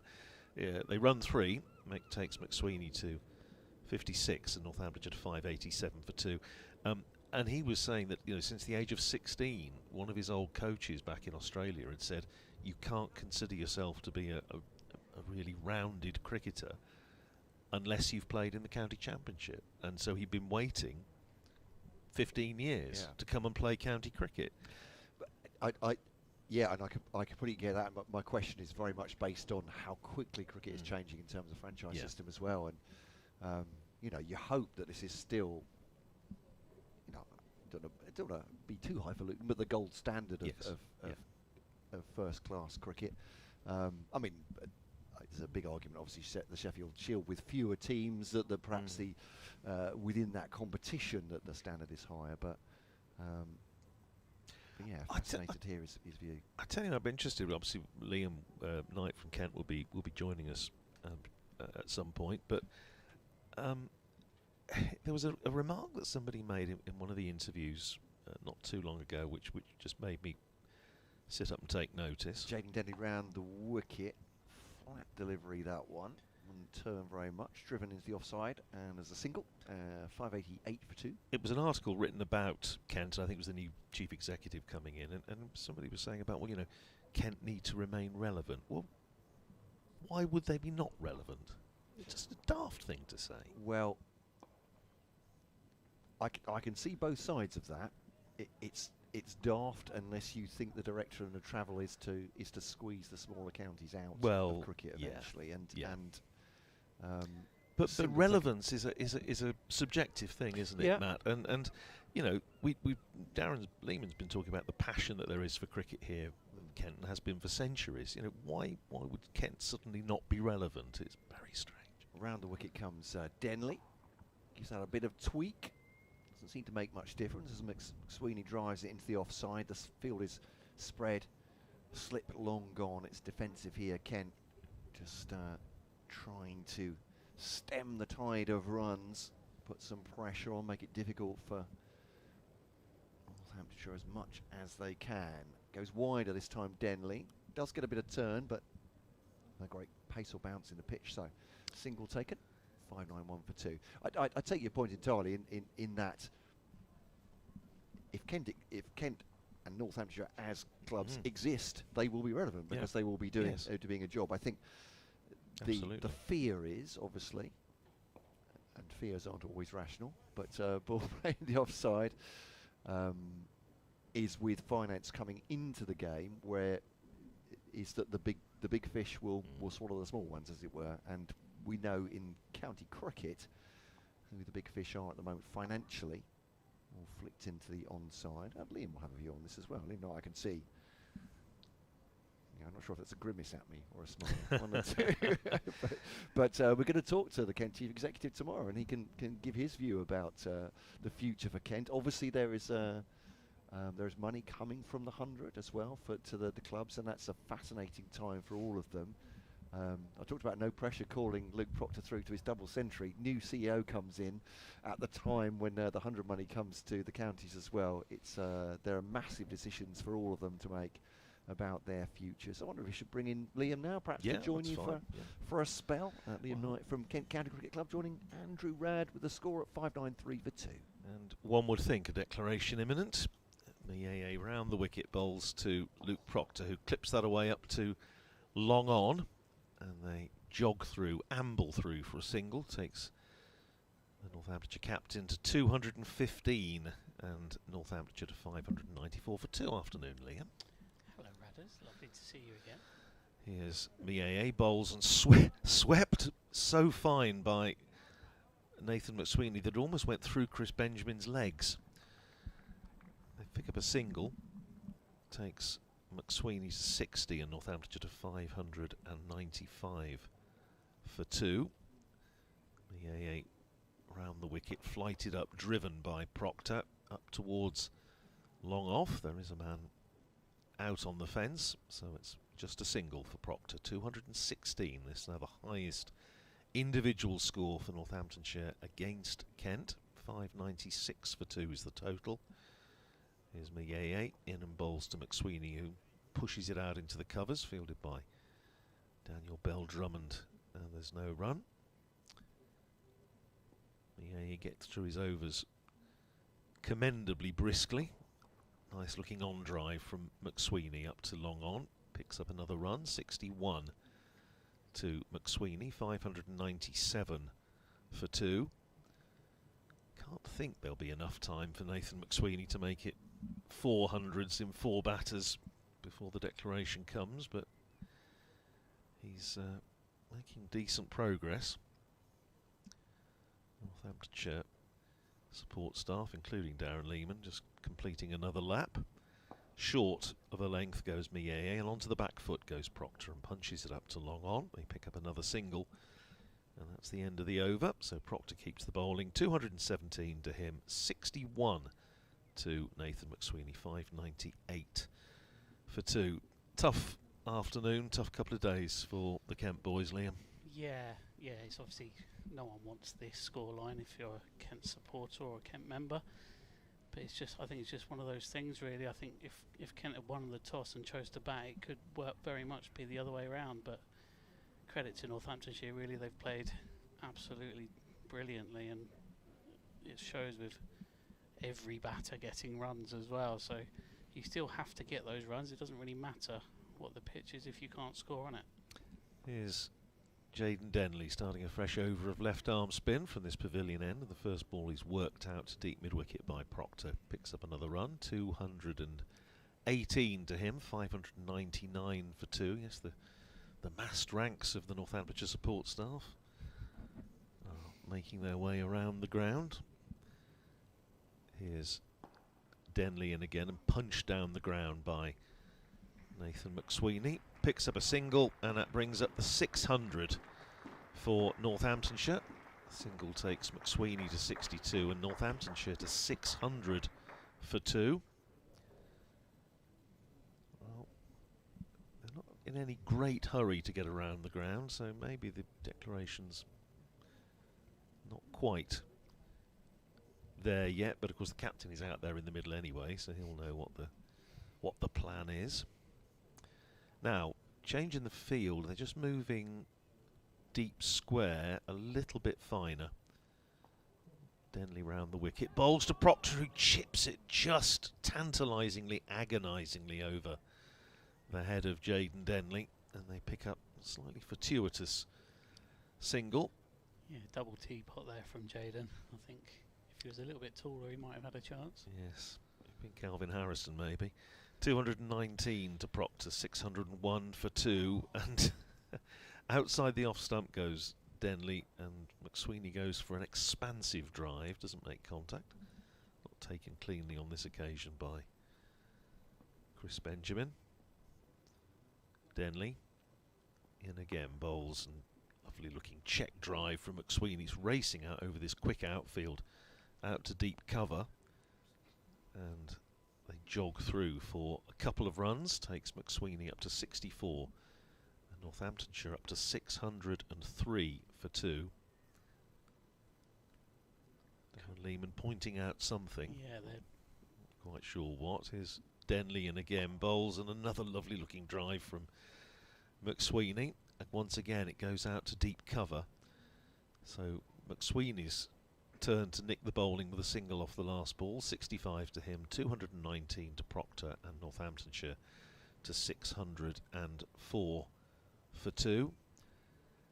I just wonder, Liam, I'll go back onto this. It doesn't give us a lot of time with the spinners on because they're getting through their overs quickly. But you see my sort of indignation, because they were talking about Kent, but it's the same sort of thing that you hear said about Northamptonshire and other counties as well. And this idea of relevance, it just seems such a strange concept for people to be talking about, because to Kent supporters around the world, there are Northamptonshire supporters, we know that when we doing the streams and doing commentaries, and we're getting comments from all over the shop. Mieye in again, starts a fresh over, turned away by McSweeney down to deep square for a single. He's 66, 605 for 2. So it's always going to be relevant, with the history that Kent in particular has when it comes to cricket. I just think it's to me it just seems an odd concept, but perhaps I'm old-fashioned. Probably am. Clipped away by Proctor out to mid-wicket where Drummond fields, and there's no run, and Mieye comes across and has a chat with his captain. So are they going to maybe come up with a different plan? Well, the immediate result of that is that Drummond's going across. No, is he? He was going across to short extra. He's now going back again. Mind games. Yes, Grand Old Duke of York goes in at mid-wicket now, so we have a mid-wicket fairly tight in Drummond. Down the pitch comes Proctor, and when he gets there, he plays a slightly tired-looking hack out to deep, long on, and they pick up a single. 220 to Luke Proctor, 606 for 2. Here's Mieye, flights that one up, driven on the full by McSweeney. Half, might have got just a fingertip on that, Mieye, but it goes out to long on for a single to McSweeney. 67 to him, 607 for 2. Mieye round the wicket, driven firmly, and it goes straight through his hands. And Proctor is going to pick up a couple of runs out to long off. And Proctor goes to 222, and Northamptonshire to 609 for 2. Field just scattered far and wide, really. 3 in the ring, saving 1. And Proctor plays the last ball defensively. Back down the pitch, a dot ball to finish the over to under Mieye. 609 for 2. 222 to Proctor, 67 to McSweeney. Yeah, I think going back to your point about relevance, I think it's more of a relevant at the top table. I think the Michael Wilshaw's come in, as Matt said before, and we have our North Star of being enduringly competitive, whether that's men's cricket, women's cricket, and we want to be at that top table in the top division. I think that's more of the relevance that we're after, really. And like you've said, we've got a huge history, and I could probably bore you with all of it, but I'm sure you would know it all already, Radu, so I won't do that today. I'm sure that wouldn't be the case, but I think it goes almost without saying, really. This is it's always a pleasure to come here for Canterbury for that reason and others, and forced away by McSweeney, the start of a fresh over from Jaden Denley out to deep cover.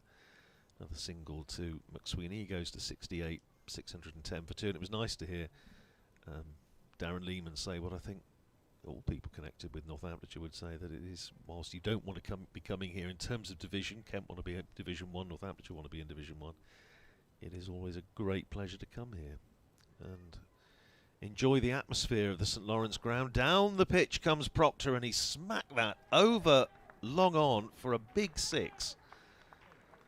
Well, you don't see Luke Proctor do that too often. He suddenly thinks he's, I don't know, Victor Trumper or somebody coming down the pitch and smacking it straight over long on, but, well, 626 for 2. More conversations down in front of us. Yes. Reverse sweep. Oh, this is like, it's like a snooker player, you know, going through his trick shots now. Proctor trying the reverse sweep, doesn't manage to beat the man at backward point. Exhibition stuff. Here's Denley in again, and chipped up to extra cover and falls just in front of Drummond. Jaden Denley, well, he's got a long and illustrious career in this game ahead of him, I'm sure, and he'll put all this down to experience. It's just been tough couple of days for him, and indeed for all the Kent bowlers and fielders. Chipped out to Jazz Singh at mid-wicket next ball, and there's no run, but they will be hoping, as we were saying earlier, that they can give it back to Northamptonshire when it's their turn to bat.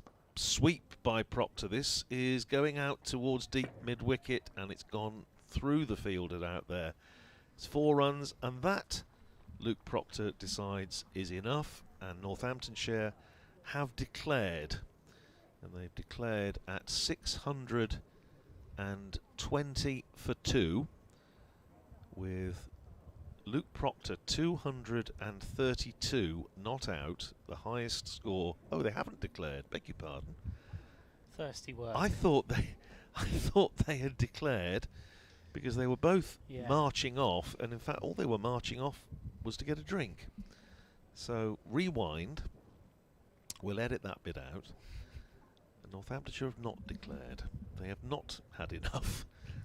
Well, the Brains Trust down there are obviously discussing thoughts about what might happen next. But I think there was definitely a message sent out with the drinks. There must have been. Yeah. 232 now to Proctor. 620 for 2. And I think there's a message coming back now as well to the coaches. Saying, I want 300.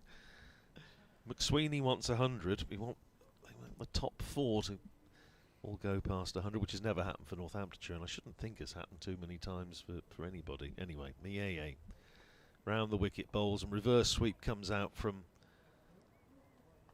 McSweeney this time, but can't get it past the fielder.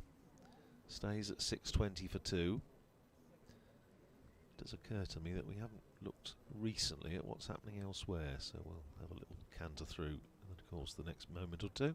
Turned away down to deep square by McSweeney for a single. He's 69, Northamptonshire 621 for 2, so at the moment, the follow-on figure is, at the moment, would be what, 472.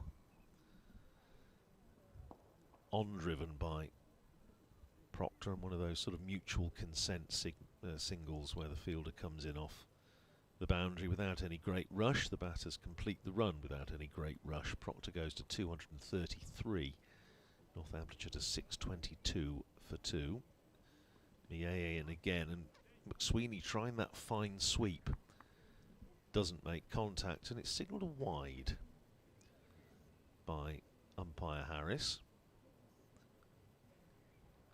623 for 2. Down the pitch comes McSweeney, and that's a handsome shot. It's a little inside out through extra cover for 4. And McSweeney, I say, he's only in his second championship match, and he must be thinking it's a very, very different game from last week when he was battling against Jimmy Anderson on a pitch that was doing a bit. And he was dropped first ball in county championship cricket. Relatively straightforward slip chance. Battled his way to 32 in the first innings, and then was caught in the gully for 6 off George Balderson in the second. Here's Mieye, turned away by McSweeney. Fielded at square leg, coming round from the 45 to square leg by Jazz Singh. One more run to McSweeney. He's 74, Northamptonshire 628 for 2. The sun has disappeared at the moment, bit of blue sky up above, and Proctor has gone big again, and he's launched that into, I think, the seating just next to the Les Ames Pavilion, over to our right. I think he might have been targeting the ice cream van. Didn't quite hit it that far, but it's another 6 to Luke Proctor, who goes to 239, Northamptonshire to 634 for 2. And Denley will continue. The umpire Harris just having a chat with the batters about something or other. Not quite sure what. I think that's gone over the Leslie Ames stand and into the staff area. And I think, have they found the ball? Yeah, they found the ball. Yeah. It's strange, Luke Proctor, because I mean, clearly the number of runs he scored in the course of his career speaks for itself, but he's not generally renowned as a big hitter, but every now and again it's like somebody sort of jumping out of his bunker. You know, I remember at the Oval a couple of years ago when Northamptonshire was struggling and he was trying to sort of marshal the tail, and he suddenly hit, I think it was Jordan Clark into Harleyford Road. It was a big hit at that huge ground at the Oval, and landed in the road. So he can hit a big ball. He just doesn't allow himself the luxury too often. But that was a big hit over the back of the Leslie Ames stand. 6.34 for 2. Here's Denley in and bowls and cut away by Nathan McSweeney. There are 2 men back on the offside on the fence, and it's just a single for McSweeney. He goes to 75. Northamptonshire to 635 for 2. Match against Cambridge University, I think in 1962, Northamptonshire had 300s and a 70 in the top 4. Worked into the onside by Proctor, who is going to get a single out to deep mid-wicket. Proctor now 240 as the sun breaks through. At Chelmsford, Essex 7 for no wicket in their second innings against Somerset, still 192 runs behind. Somerset all out for 348. Here's Denley in bowls, and the most delicate of reverse paddles by McSweeney. Picks up another 2 runs, just waited on that. And it wasn't a reverse sweep as such, it was just a little flick round the corner. McSweeney goes to 77, Northamptonshire to 638 for 2. In that Somerset total of 348, Craig Overton 141. Captaining the side, of course. Forced away by McSweeney, out to deep extra for another single. He's 78, 639 for 2. Pleasant afternoon now, and the forecast about spot on, wasn't it? It said about this time, 3 o'clock-ish, 1:15 now, the sun would come out. Here's Denley in bowls and swept away by Proctor down towards deep backward square, and that's run away for 4. Proctor goes to 244, Northamptonshire to 643 for 2.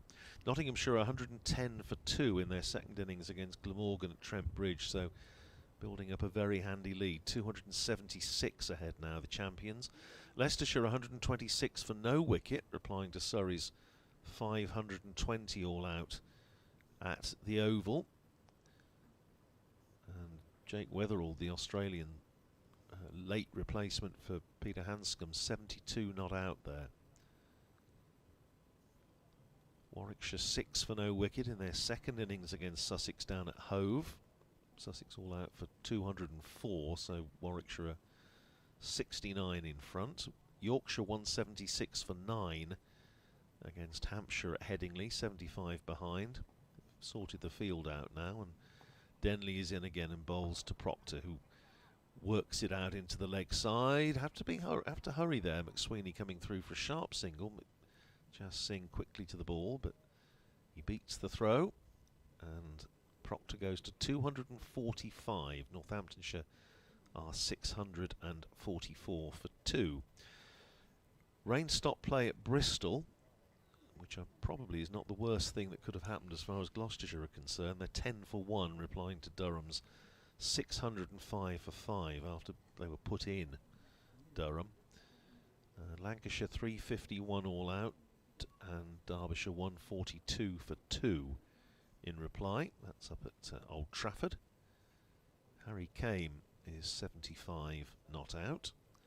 And at Lords, Worcestershire 104 for no wicket in their second innings after taking a first innings lead of 8 against Middlesex. Bowled Middlesex out for 183, so Worcestershire lead by 112. Also worth mentioning, of course, that tomorrow the Northamptonshire-Kent rivalry will be twofold, won't it, Liam? Yes, the Watling Street Derby gets another angle tomorrow. Yeah, the women's season starts with the 50-over competition, and it is Northamptonshire versus Kent at Wantage Road, so we shall of course be keeping a very close eye on that one. 6:44 for 2. Here's Tawanda Mayeye round the wicket, bowls outside the off stump, cut away by Luke Proctor out to deep point, jogs through for a single. 246 to him now. Northamptonshire 645 for 2. Luke Proctor easing his way up the list of Northamptonshire's highest run scorers in an innings. Coming onto the first page, as it were.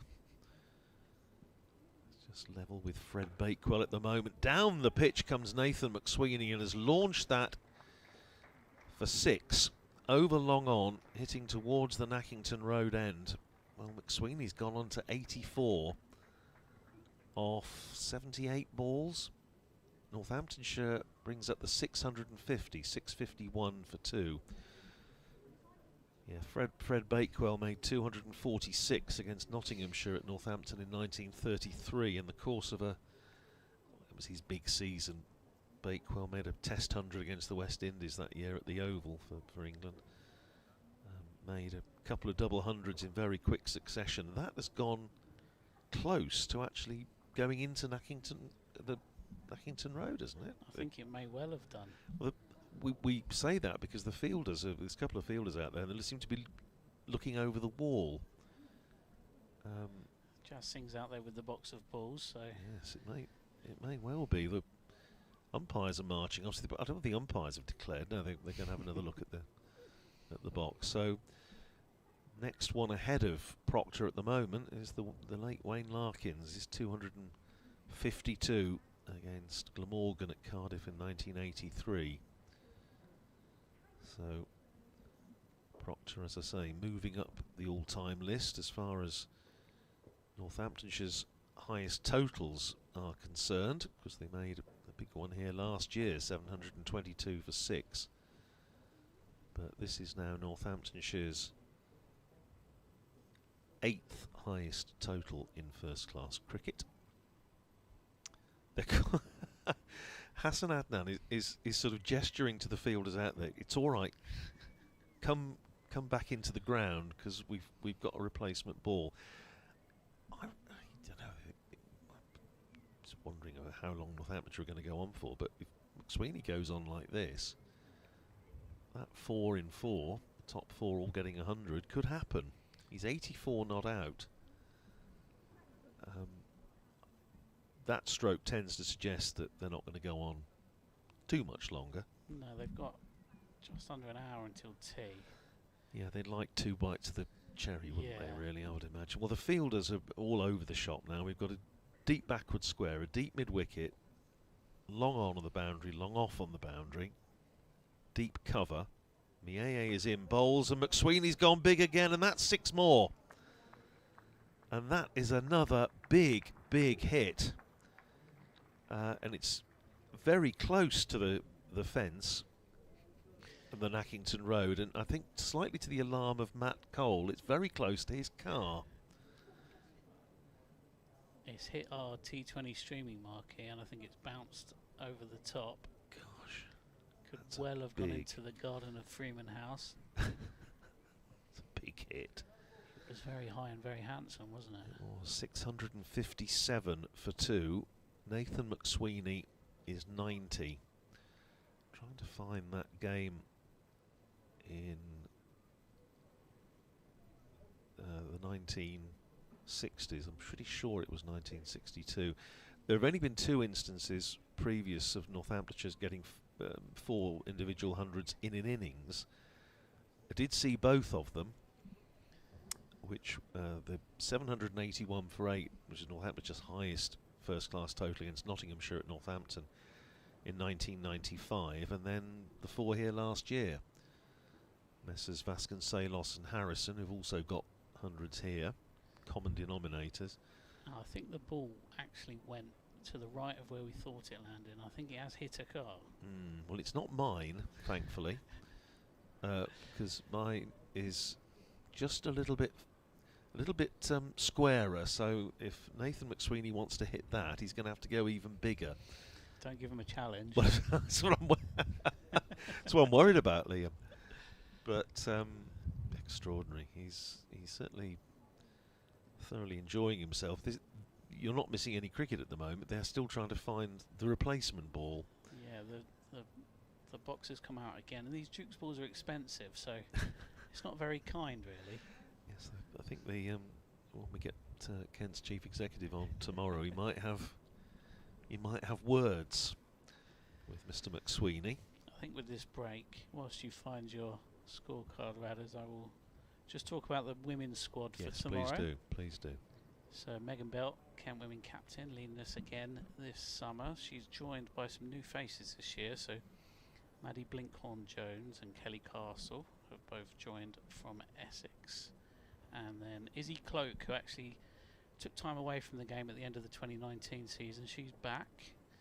And we've also got Rachel King in on loan from Surrey. So there's a few new faces in the Kent squad, and I think there's a lot of optimism around the camp there. They're travelling up today to Northampton, and I'm sure they'll want to get well underway. We have a replacement ball, and it's turned around the corner by Nathan McSweeney for a single, fielded by Jas Singh, coming round from backward square. One more to him, 91 to McSweeney, 658 for 2. Holly Young as well, I can't forget Holly Young, joined from Sussex as well. The AA bowling to Proctor, full toss, driven down the ground, up to long off for a single, 247 to Proctor, 659 for 2, and that is the end of the over. Any changes for the Steelbacks women? Anisha Patel is captaining the side again. Chloe Hill has joined this year, so I imagine she'll be in contention tomorrow. I must admit, I haven't seen the full squad. If it has been announced, I haven't spotted it yet. It may well come out this afternoon. But yeah, David Ripley, certainly with something to work on from last year. They got through to the semi-finals in that competition. We went down to Cardiff and probably, I don't know, a little bit underperformed, I think it's probably fair to say, against a good Glamorgan side, but had a poor day in the field. It wasn't a particularly high-scoring game, and fielding lapses, unfortunately for Northamptonshire, proved costly, but they had a good competition generally, and I'm sure they'll be looking to get off to a strong start tomorrow. Down the pitch comes Proctor, who goes for a big swing at Jaden Denley. It comes off something and deflects down to backward point, but Proctor was aiming for us, I think, but didn't make contact, so moral victory for Jaden Denley, starting his 16th over, and that's swept by Proctor but not timed, and it goes to square leg, and there is no run. It stays at 659 for 2. Denley in again, bowls to Proctor, who swings that one hard and high and handsome. First bounce over mid-wicket for 4, and that brings up 250 for Luke Proctor. Just one shy of that Wayne Larkins 252, made 43 years ago, which makes me feel very, very old. 663 for 2, Northamptonshire. Umpire just having a look at the replacement ball. Now we've got 3 men back on the boundary in a little arc, and that's worked, it's nurdled into the leg side by Proctor for a single. He goes to 252, so level with Wayne Larkins. 664 for 2. Now McSweeney on 92. 3 men back on the boundary on the offside. Denley is in bowls and punched by McSweeney past the bowler, and he's going to get a single. He goes to 92, beg his pardon. Northamptonshire 665 for 2. I found that game in 1962. Here's Denley in bowls. Reverse sweep from Proctor, a little bottom edge, and it's just eluded, if he got anything on it at all. It eluded Chris Benjamin. Was there anything on it? Yeah, it was a bottom edge. That was my first thought. There's no signal from... Oh no, very belatedly, Or is it a wave? Oh, it's a wave. Yes, I was going to say. I thought it was a bottom edge. Anyway, 666 for 2, the devil number. 666 for 2, Proctor 253. And Northamptonshire batting on. Now, how many overs have we got left? We've got 47 left. T is what, at 4:10, yeah. So, time now coming up to 3:30. So, Northamptonshire getting into the realms of probably only having half an hour or so to bowl at Kent if they pull out in the next few minutes. We're going to see a change of bowling from the Nackington Road end. Jas Singh is coming back into the attack. And, well, Northamptonshire just calculating, I'm sure, how many spells they want the bowlers to have today. Must admit, I thought they would be looking to pull out around about half an hour ago, but they're going on. That game against Cambridge was July 1962 at Northampton.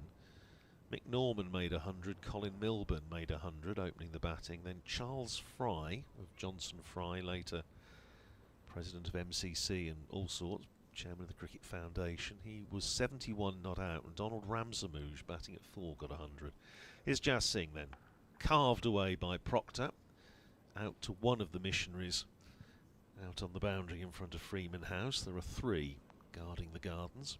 It's very much like a T20 field now, isn't it? It is, yeah. But no ring. Yes.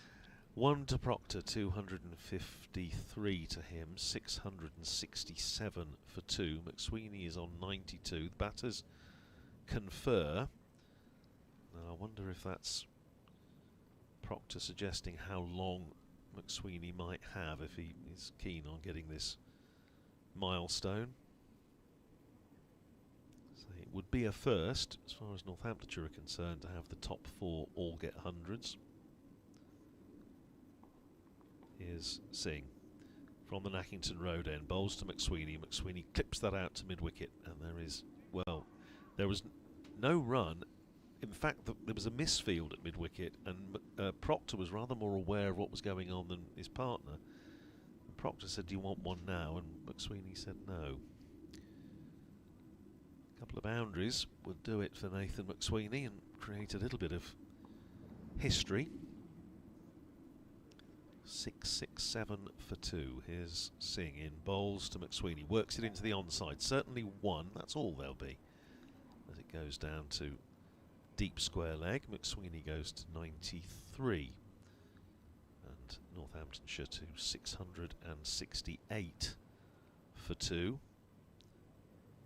When's the first women's game here? Or is it going to be here? It will be here, yeah. Be here. It's Sunday the 19th against Derbyshire Falcons women. There's a few home debuts in line that game. Excellent. Jas Singh into bowl to Proctor, who climbs into that one and spanks it away through extra cover for 4.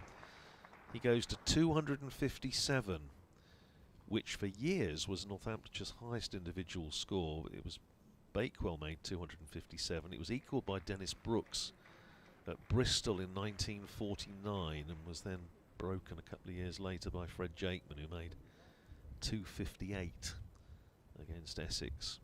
Can I just say as well, you've done that without any notes. Oh, that's astounding. It's misspent youth, Liam.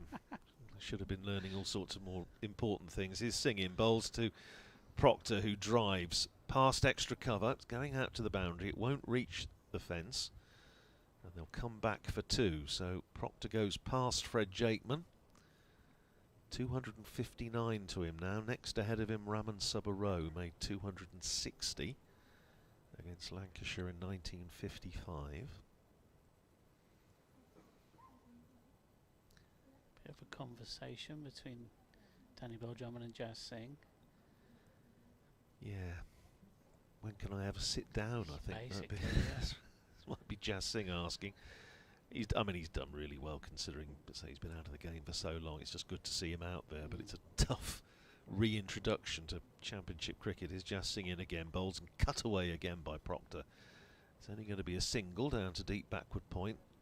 That's the end of the over. 260 to Proctor, 675 for 2. Liam Guthrie, who's doing 12th man today, comes on from one direction. Kent 12th man, is that Ekin Singh? Yes. Coming on. Should be revising for his studies at Durham University, as hopefully my son is as well. He's also at Durham, but sun is out. The umpires are having a chat. Both 12th men have been on. Guthrie's trotted off again. It's sort of mother's meeting out there in the middle at the moment. Various people having a natter. 675 for 2. Proctor 260. So after Raman Subbaro,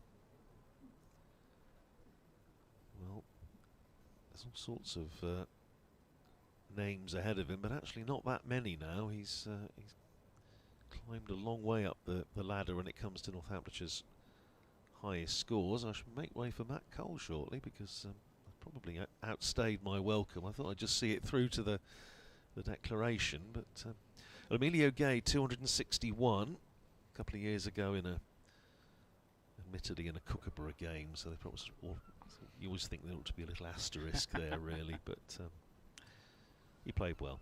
Here's Denley, bowls to Proctor, nudged out through mid-wicket for a single. Proctor to 261, and Northamptonshire to 676 for 2. I'll vacate this seat at the end of the over as Matt comes in alongside me. Cut away by McSweeney out towards the deep cover boundary. They've come through for 1, they'll come back for 2. As fielded out on the boundary by Tuanda Mayeye. 2 more to McSweeney, who goes to 95. 6, 7, 8 for 2. Here's Denley, pulled away by McSweeney. Is that 6? It is 6, and it is 100 for Nathan McSweeney, and history made here at Canterbury with the top 4 batters in the Northamptonshire order all completing centuries. We saw only the second instance yesterday of the top 3. That is the first instance of the top 4 for Northamptonshire, and Nathan McSweeney reaching a rapid century in only his second county championship match. And Northamptonshire have called a halt. They've seen enough, and Northamptonshire have this time declared 684 for 2, with Luke Proctor not out 261, and Nathan McSweeney not out 101. The 2 batters leaving the field, and well, that scorecard is going to be a collector's item in the years to come, and Luke Proctor getting terrific applause from the Northamptonshire players on the balcony, from the support staff, but also, and let's make this point, from the Kent players as well, and from the Kent supporters. And that's what county cricket is all about and should be all about. But Northamptonshire have declared at 684 for 2. McSweeney reaching his century with a 6 off Jaden Denley, and reaching that milestone in quick time. Just get the figures up. Off just 85 balls for Nathan McSweeney. And when you consider, actually, when he first came in, Matt, he was fairly sort of subdued. He went probably his first 8 runs up to lunch. He was in no particular hurry, probably 8 off 20 odd balls. But he really has kicked on this afternoon. 3 6s and 10 4s for McSweeney. Northamptonshire 684 for 2 declared. And, well, Harry Conway, Mad Harry, as he was described by Darren Lehman on commentary with us earlier, will be presumably opening the bowling for Northamptonshire. He's already out on the outfield, just getting himself limbered up.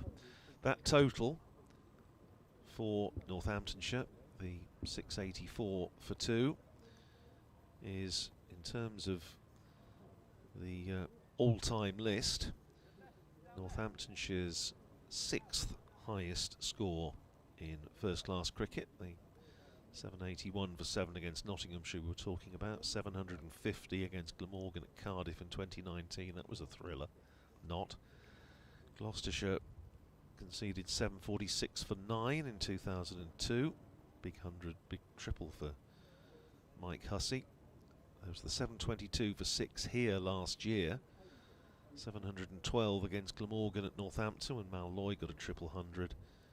And this score then nestles below that into 6th place. So 684 for 2 declared. It means that Kent will require, to avoid the risk of being asked to follow on, 535 is the follow-on figure, which seems quite a way off. We will just maybe have a break for a moment or two to get our breath back, after which you will hear the dulcet tones of Matt Cole and Liam Knight to talk you through to tea.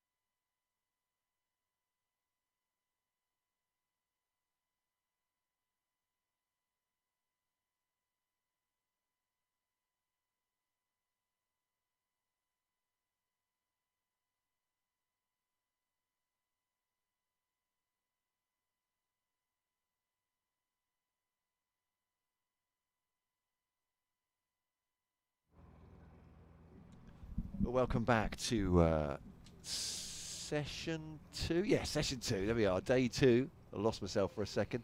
Matt Cole and Liam Knight with you for Kent's reply to Northamptonshire's mighty 684 for 2 declared. Sorry, I'm just looking at the Les Ames scoreboard, and that says 683, but I think it's 684. Liam is sagely nodding beside me. It's a lot of runs anyway. The follow-on target is massive for Kent. They just need to bat some more, just as Northamptonshire did. All 4 batters for them made 3 figures, with Nathan McSweeney smashing a 6 to get to his ton. And we have a double century from Luke Proctor, a career best for him, a career best 153 for Calvin Harrison, and 127 for Ricardo Vasconcelos. And outcome, Kent's opening pair of Ben Compton, left-handed, and one Zach Crawley, right-hand. Enough has been said about the latter and written about him, I think, to last all of us a lifetime. But there we go. Seems to be perennially under the spotlight, but today his task is very, very much trying to bat Kent towards safety and beyond, maybe. Who knows, in this wonderful game of cricket. Ben Compton, top scorer in the in County Championship Division 2 last season. In fact, second top scorer across the board to Save Zabe, who coincidentally didn't get a bat. So didn't need him, Northamptonshire. There we are. Liam, this is a big task for Kent, isn't it? And you know, it's last year was a real tough season for them mentally, and this will be a massive challenge, won't it, for these two? Yeah, I think it's all about time now, isn't it? Just making sure that they're there for as long as possible. And I think Ben Compton has that mentality where he can bat for as long as he wants to. Yeah, he's as much as Joey Everson said yesterday, he wanted to be economical and boring with his bowling. That's how Ben Compton entered Kent, wasn't it? Saying, it's my job to be boring. Well, he'll hope so. It's Harry Conway to start, the Aussie, and just settles on that one on just outside off stump, 4th line. Decent delivery for Ben Compton. Offers the bat to it, runs up to mid-off. There's 3 slips in for Northamptonshire. They've got a fine leg as well for Compton, who does like to work the ball behind square. Point as a mid-wicket, mid-off, mid-on, deep backwards square. Well, I can't count to 11, Liam, so you might have to tell me where is a fielder hidden behind the woody overhang. I think not. I think that might be it. And well, they might be fairly attacking. Northamptonshire with 684 on the board. A push by Ben Compton, past the stumps at the bowler's end, and he'll take himself a single. And I have to say, if you wanted a Ben Compton knock encapsulated in a couple of deliveries, Liam, that feels pretty much like it. Yeah, yeah. It's worth mentioning as well that he's barely sort of lent on that, and it has gone quite a way, and the heavy roller did go out during the innings break as well, so Kent will be hoping that there won't be any demons. There certainly weren't any demons for Northamptonshire. So Zach Crawley will face Harry Conway, Mad Harry. I'm not sure that anyone else but Darren Lehman should really be able to call him that. Do you know what I mean? It feels he's a big lad as well. So the Aussie pounding away from us towards Zach Crawley, who puts bat on that one.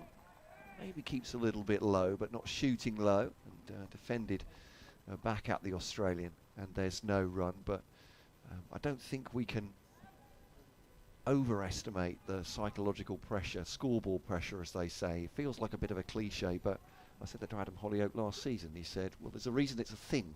It's because it is a thing, mentally, for players. Yeah, I mean, I get tired walking home, so fielding for pretty much 2 days is going to take you out of anyone, really. So Conway bowls to Crawley, everything perfectly in line, back at the bowler, and there's no run. So there was that Ben Compton, was it against Lancashire? He batted almost he was on the field almost the whole game. Yeah, yeah, and he scored 3 centuries in his first 3 innings when he first joined as well.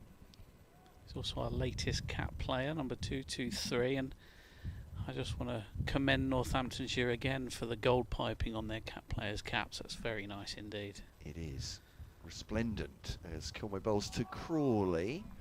Lively Harry Conway, I think it's fair to say, with his bowling. We don't know about his personality just yet, but Darren Lehman says he is a box of tricks on the field. That one seems away from Crawley.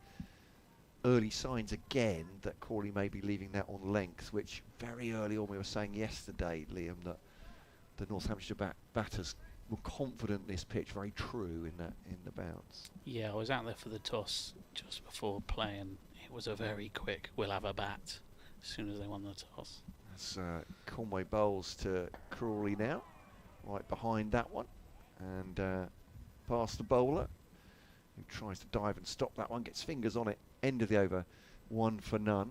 Although Darren Lehman said there was a good discussion in the Northamptonshire camp whether they do that, but I think he said more or less, as we were wondering, well, I say myself as a layman, not necessarily Andrew Rab, but with the conditions, the overhead conditions tipped it, which is what Darren Lehman said, is that sunny day.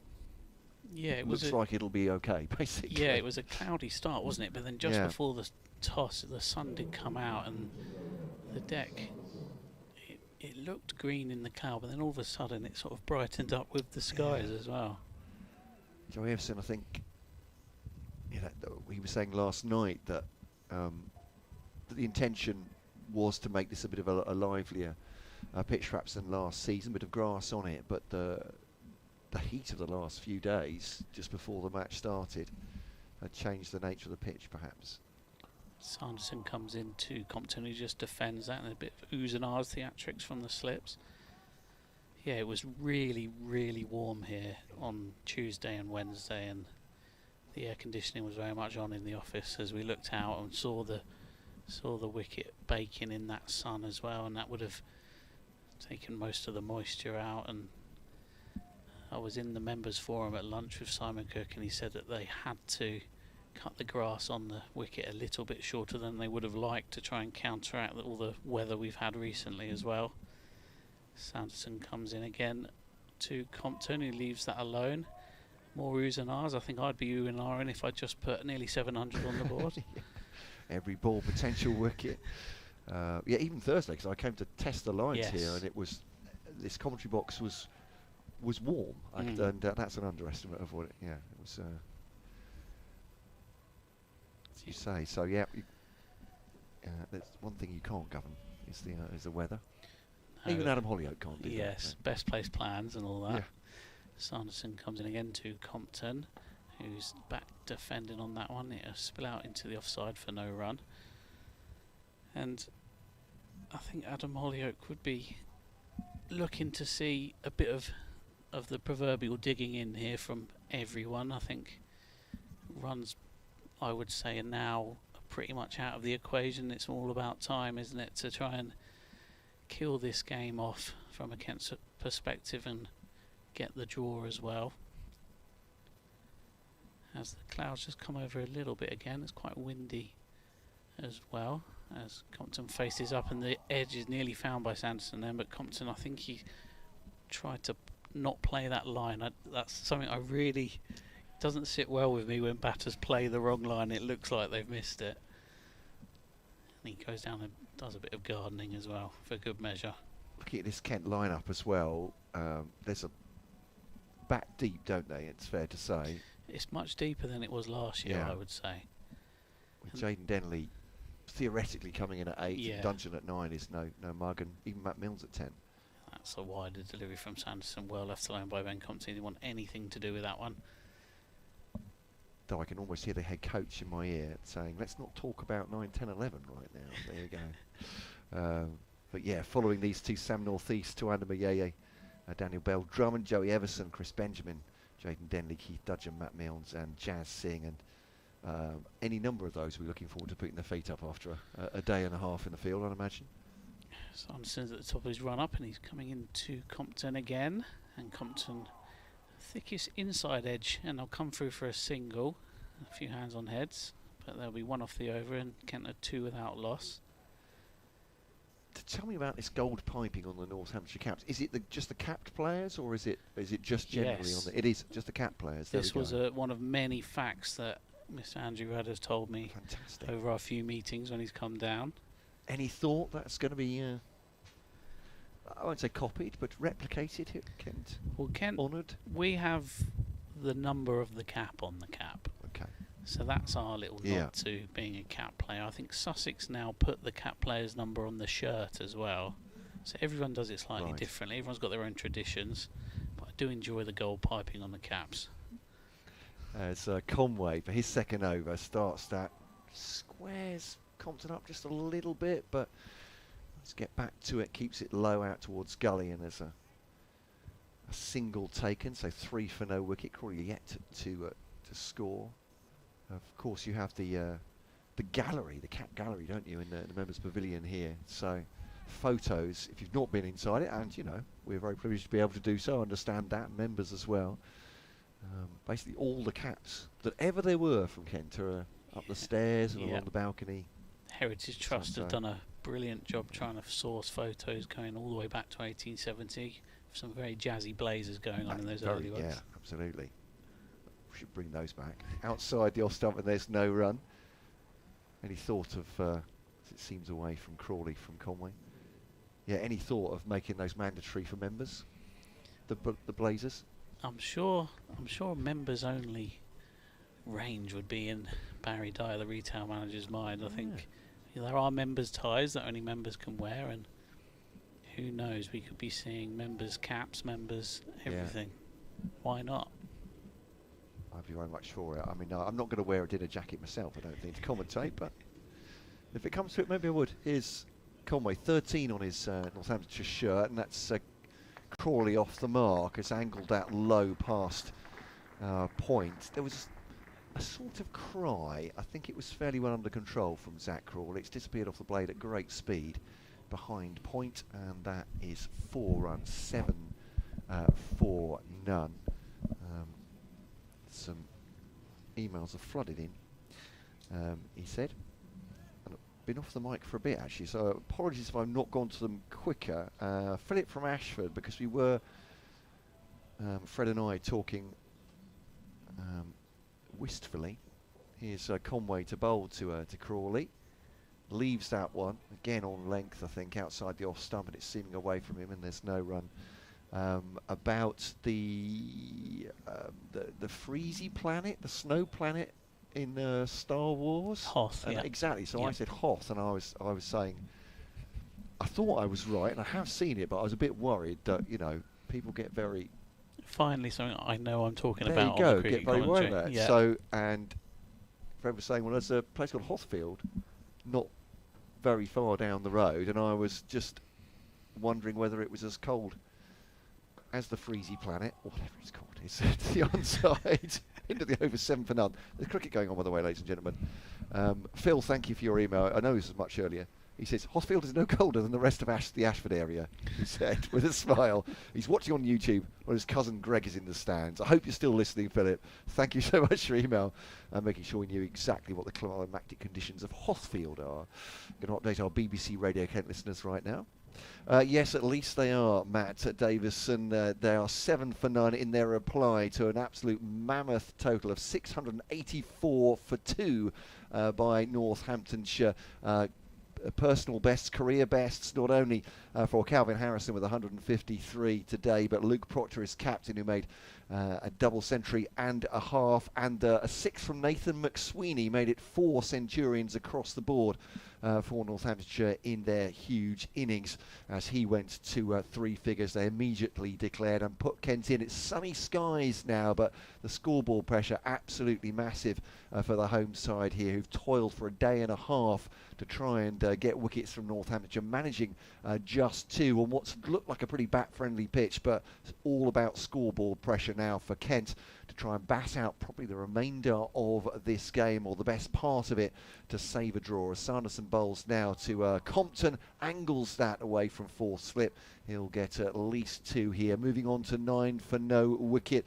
If anyone can stay at the crease for the hours and hours it may take, we know that it's Kent's Ben Compton, so many hopes will lie with him. Of course, Zach Crawley, the England man, at the other end. He has 4, Compton has 5. Kent 9 for none then in reply to 684 for 2. Commentary continuing via the BBC Sport website and app.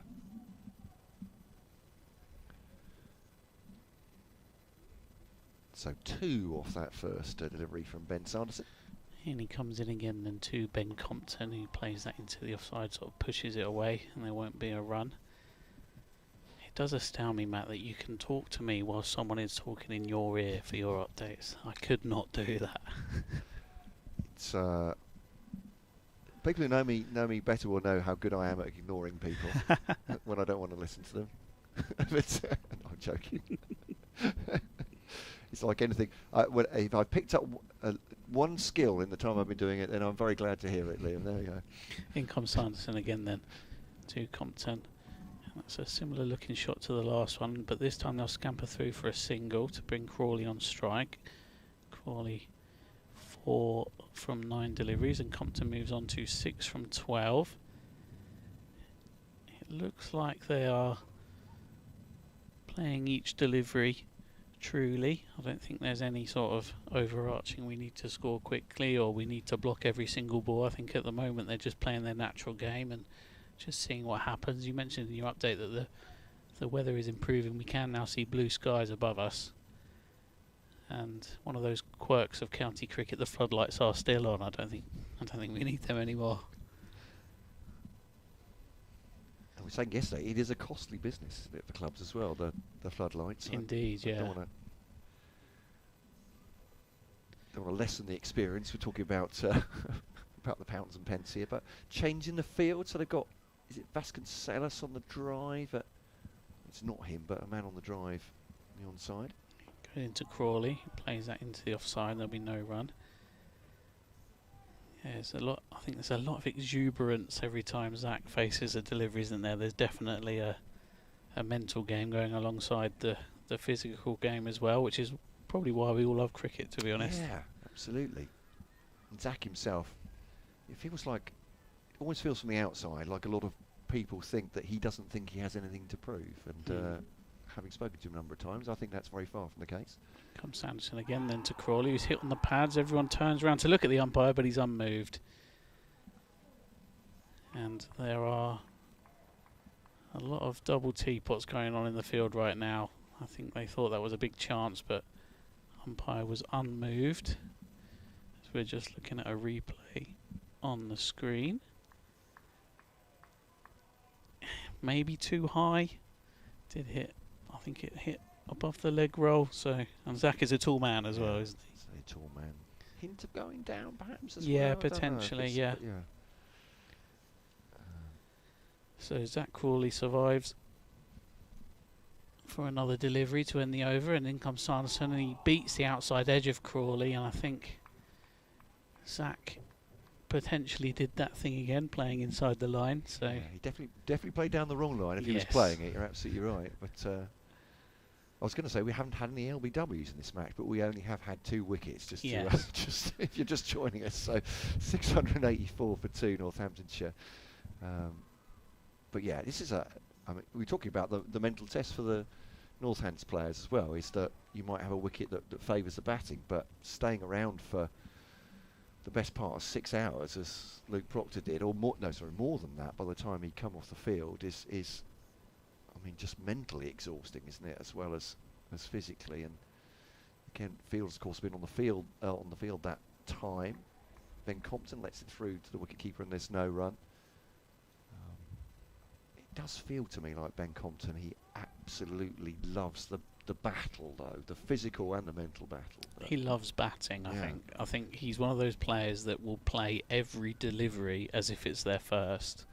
And it doesn't matter how many he's faced, he'll be playing the delivery that he thinks requires to be played at. I know the legends of Martin van Jaarsveld when he was at the club, that he would take throwdowns from absolutely anybody at any time. As this one's worked into the onside, and there's no run, 10 for none. The legendary Kent middle order, and well, upper order batter, I suppose, but yeah, that he would just demand any time he's on the ground, come to the nets with me. throwdowns. Anyone bowl at him, just be batting all the time. He's an absolute machine in that respect. I don't know if Ben Compton does the same, but he certainly spent enough time in the middle. He does love a net, does Ben Compton. It's Conway then, the Australian, who got 3 and 4 balls against Lancashire at one stage in their draw there. Fascinating match it looked from afar. Darren Lehman was talking through a little bit. Some movement from Conway outside the off stump. We saw that from Kent's bowlers as well. To the left-hander, coming right arm over the wicket. It's asking a lot to come from outside the off stump back towards the stumps, but he's getting movement. It's just, again, the bounce is taking it over the stumps, even if it goes back that far, I think. And there's also the slope as well, isn't there, in the favour of the bowler here. So can bring it back from right to left as we look from the pavilion end. Compton gets bat on that. That's a little bit late. And as you say, from a wicket-keeper's point of view, McManus behind the stumps is shouting for everything. And you play a bit of cricket, Liam, in this situation. I mean, I appreciate that most of us will never have been in a situation where you've got 684 on the board, but you feel yourself in a good position, you're going to shout. Oh yeah, I mean, keep the encouragement up. I don't play as much as I did at under 10s level, but even then I was appealing for everything. It's Conway to Compton's he gone, he has, he's edged it through to the wicket keeper. Finger goes straight up, which made me wonder for a second whether that was an LBW decision, but no, Hassan Adnan making absolutely sure that the catch from Lewis McManus when he was shouting the ball before, and that one has got Ben Compton, and Kent are 10 for 1. Northamptonshire have their first wicket. They'll be thinking that's one of 20 they need to win this match. Zach Crawley takes his helmet off and looks ruefully after his batting partner. Fair to say Ben Compton, who was prolific last season and not got going yet this season, he goes for 6, Kent 10 for 1. He looks very upset with himself as well. He'll be devastated that he's quite early on. He's one of those players that likes to stick around for a long time and maybe be the anchor that Kent need at times, but they'll be without him now, and it's a return on home, second home debut, let's say, for Sam Northeast. And I think he's another one of those players where you'd want him in this situation, and we did say that about Ben Compton though, so credit to Northamptonshire, they've got exactly what they wanted before tea. Definitely would have wanted a wicket before tea, and they've got that as well, and it's a big one as well. Yeah, they'll be aware of that, just how obdurate Ben Compton could be seeing off the attack, but Harry Conway makes the breakthrough, the Australian. And Sam Northeast comes out, does a bit of gardening, has a quick word with Zach Crawley. These paths would not have crossed when Sam left, I don't think. Maybe through the academy. I'm but racking yeah. my brains Yeah. here. I think there may have been one season of overlap. There we go. I so often get this wrong because to me Sam Northeast left 5 minutes ago. And Yeah. he's now back. So but Yeah. I appreciate it was longer than that. He went off to Hampshire and then latterly at Glamorgan, obviously. Conway then to bowl to Northeast. Northamptonshire scenting blood. Ball to go the 5th over to Northeast. Oh, it's a delicious delivery. And Conway has gone to celebrate that almost like he's doing a lap of honour. High stepping knees high. It was a great delivery. I think in the end Harry Conway knew he hadn't got his man. But it's pitched on middle. He's got lift as well as it heads towards the off stump, over the off stump. And I think Sam Northeast will feel himself somewhat fortunate he's not got anything on that. Yeah, it was a lovely delivery, wasn't it? We're in a lovely angle for it as well here. The pitch is quite far across. I'm sure you've said this already, and I'm just repeating what you've said previously, but we are quite far across. As Sanderson starts and you over to Crawley, he doesn't quite get all of that. And he'll pick out the fielder in the ring. Yeah, I think now it's time for a Zach Crawley masterclass from a Kent perspective. I think everyone, I think even all cricket fans really want to see him do well. And this is the perfect opportunity for him to kick on this summer. Sanderson comes in again to him. He defends that, but they'll get a quick single. They have to make a run here, and I think if that was a direct hit, that could have been Sam North East in trouble. But it just missed the stumps, and they come through for that single, so they're up to 11 for 1 in the 6th over of their first innings, and another half chance for Northamptonshire, and I think their tails are very much firmly up now. And they will be looking, they'll be hoping for at least another chance before tea, which is in 1 minute, so could be the end of this over. Sanderson comes in again. That squares North East up, and he has to sort of play that with soft hands and almost try and shimmy it away from the stumps. He does well there to dig himself out of trouble, and there is no run. Yeah, I think, as I was saying, there's obviously a lot of noise about Zach Crawley. I hope I don't sound like I'm being too defensive from a Kent point of view here, but he hasn't done anything apart from play cricket. He's not been arrogant about it, and feels like he's the scapegoat for perhaps decisions made by It's defended nicely by North East. Yeah, decisions made by England, if you like. It's you know, if any of us were asked to play for England, I think we would probably do that and try and do our absolute best. But the criticism comes at him, I think, perhaps via his selection. But he can do no more than score runs and try and enforce his case. Yeah, he's a very humble person as well. I think a lot of people don't know that he's not one of these flashy international franchise players. Sanderson comes in again to North East, who could have edged that, but the bat was just enough behind it for it to spill into the offside for no run. And that for me is, you know, just said, I hope I don't sound like a bit defensive, but that's for me where the criticism just goes too far. It's, well, what's Zach Crawley done? He's tried his best for Kent and for England. Yeah. England picking him is their prerogative or not, as it goes on. So, anyway, sermon over. Potentially the last ball before tea then, and that's lent on by North East, and there won't be a run. Potentially another over. No, I think that's tea. Now, Matt, I'm going to hijack your station for a couple of seconds. You're more than welcome, he says. As they as they walk off for tea. It's the final week for Kent supporters and cricket supporters in general to vote for Joe Denley to be in the first ever ECB T20 Hall of Fame. Joe is the second highest run scorer in the competition's history. Kent's highest run scorer. He's won it twice in 2007 and 2021, and he has been shortlisted one of six players in England, sorry, not Kent players, that have been shortlisted to go into the first Hall of Fame. There'll be 2 successful ones, and it is going down to an independent panel and a public vote. The vote closes on the 15th, so if you haven't voted for Joe already, please do. You get 1 vote for a men's player and one vote for a women's player, and we are very lucky in that 2 former Kent women players, Charlotte Edwards, Kent legend, and Kirsty Gordon, who played for Kent between 2021 and 2022, have both been shortlisted. So please do head on to the Kent website, ECB website, and do vote for Joe Denley.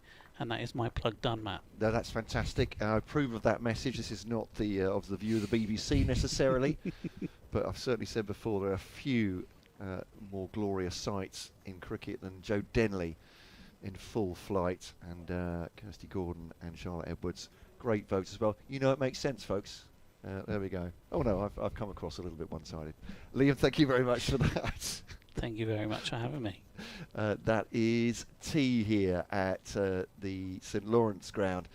11 for 1 Kent in reply to the massive 684 for 2 declared from Northamptonshire, from me, Matt Cole, from Andrew Radd, and from Liam Knight. For the moment, we will leave you until tea is done in around about 20 minutes' time.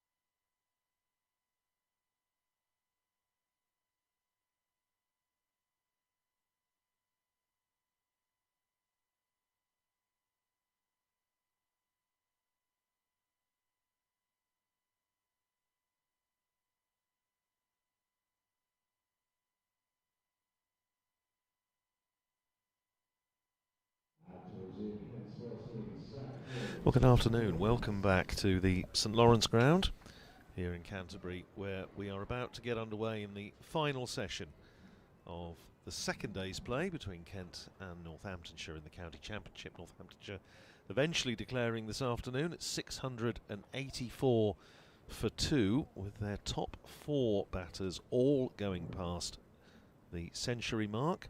First time that's ever happened for Northamptonshire, and I reckon, subject to audit, only the 5th time it's ever happened in the County Championship. Found a couple of instances for Middlesex in the 1920s, a couple of them featuring Jack Hearn, one of them featuring Plum Warner, so you can tell how long ago it was. And then a couple of more recent instances, Somerset against Leicestershire at Taunton in 2007, and Sussex against Derbyshire at Horsham in 2010. So I reckon the 5th instance, but if you know different, then let us know. Andrew Radd and Fred Atkins with you for the start of this evening session, and Fred, useful little wicket, Northamptonshire nipping out Ben Compton before tea, one of those that can bat long. He certainly can, as Crawley's to face the first delivery of the session, and he just darts that a little way away. Proctor fields it. It's going to be a dot ball. It's a slightly excessive throw-in from Proctor. He's fired up, isn't he? Just about fielded by a combination of the wicket-keeper and the slip. Doesn't know his own strength. But yes, I mean, Compton is a big wicket by any yardstick. There's always a bit of a frisson when Zach Crawley bats, because you never know exactly what's going to happen. As he faces the second delivery of this over, and it's fairly full. He just prods it back towards the bowler, and there's no run. There's Compton. He's not had the greatest of starts this year. Didn't do too well at Durham. 4 and 8. Yeah, I think when people come here with Zach Crawley, there's a kind of expectation he's either going to go big or go home. And certainly there was one stage at Durham where I think Compton had sort of raced to 8, and Crawley hadn't yet scored as Conway comes in for the 3rd ball of the over. And that one is flicked away by Crawley. They should get 1 for this. They'll think about coming back for 2, and they will get 2 fairly comfortably. Just sort of flick that down to on a backward square leg area. So Crawley moves on to 7 from 17 balls. And he's had a couple of big innings for Kent in recent seasons as Crawley. He's been effective in the blast, but he's not kind of made an unanswerable case for him to return to the England side yet. As Conway comes in, this one is nicely driven. That'll be 4 runs for Zach Crawley. It's nicely guided through the offside to the boundary, disturbing a crowd of pigeons on the square there, and that will go all the way into the advertising hoardings on the old Dover Road side, which is quite a long way away from where the square is today. The boundary rope, as we mentioned yesterday, is probably a good 20-30 yards in, but it is a bit of a sun trap there, so this time of day there are a few people down there. So it's definitely a lower crowd today than it was here yesterday. I would guess it's around about the 700 mark as Conway comes in from the pavilion end to Crawley, and this one is sort of steered for a single down towards the backward point area, so Crawley gets off the strike, and Sam Northeast yet to get off the mark. He faced 5 deliveries so far, will face the final ball of the over. For the benefit, Fred, of Northamptonshire listeners in particular, tell us about the Nackington Grumblers, because I think that's wonderful. It's just a great title. I'll do it at the end of the over, because we're just well, it's I'm not exactly sure where the title came from. Well, I've got a pretty good idea.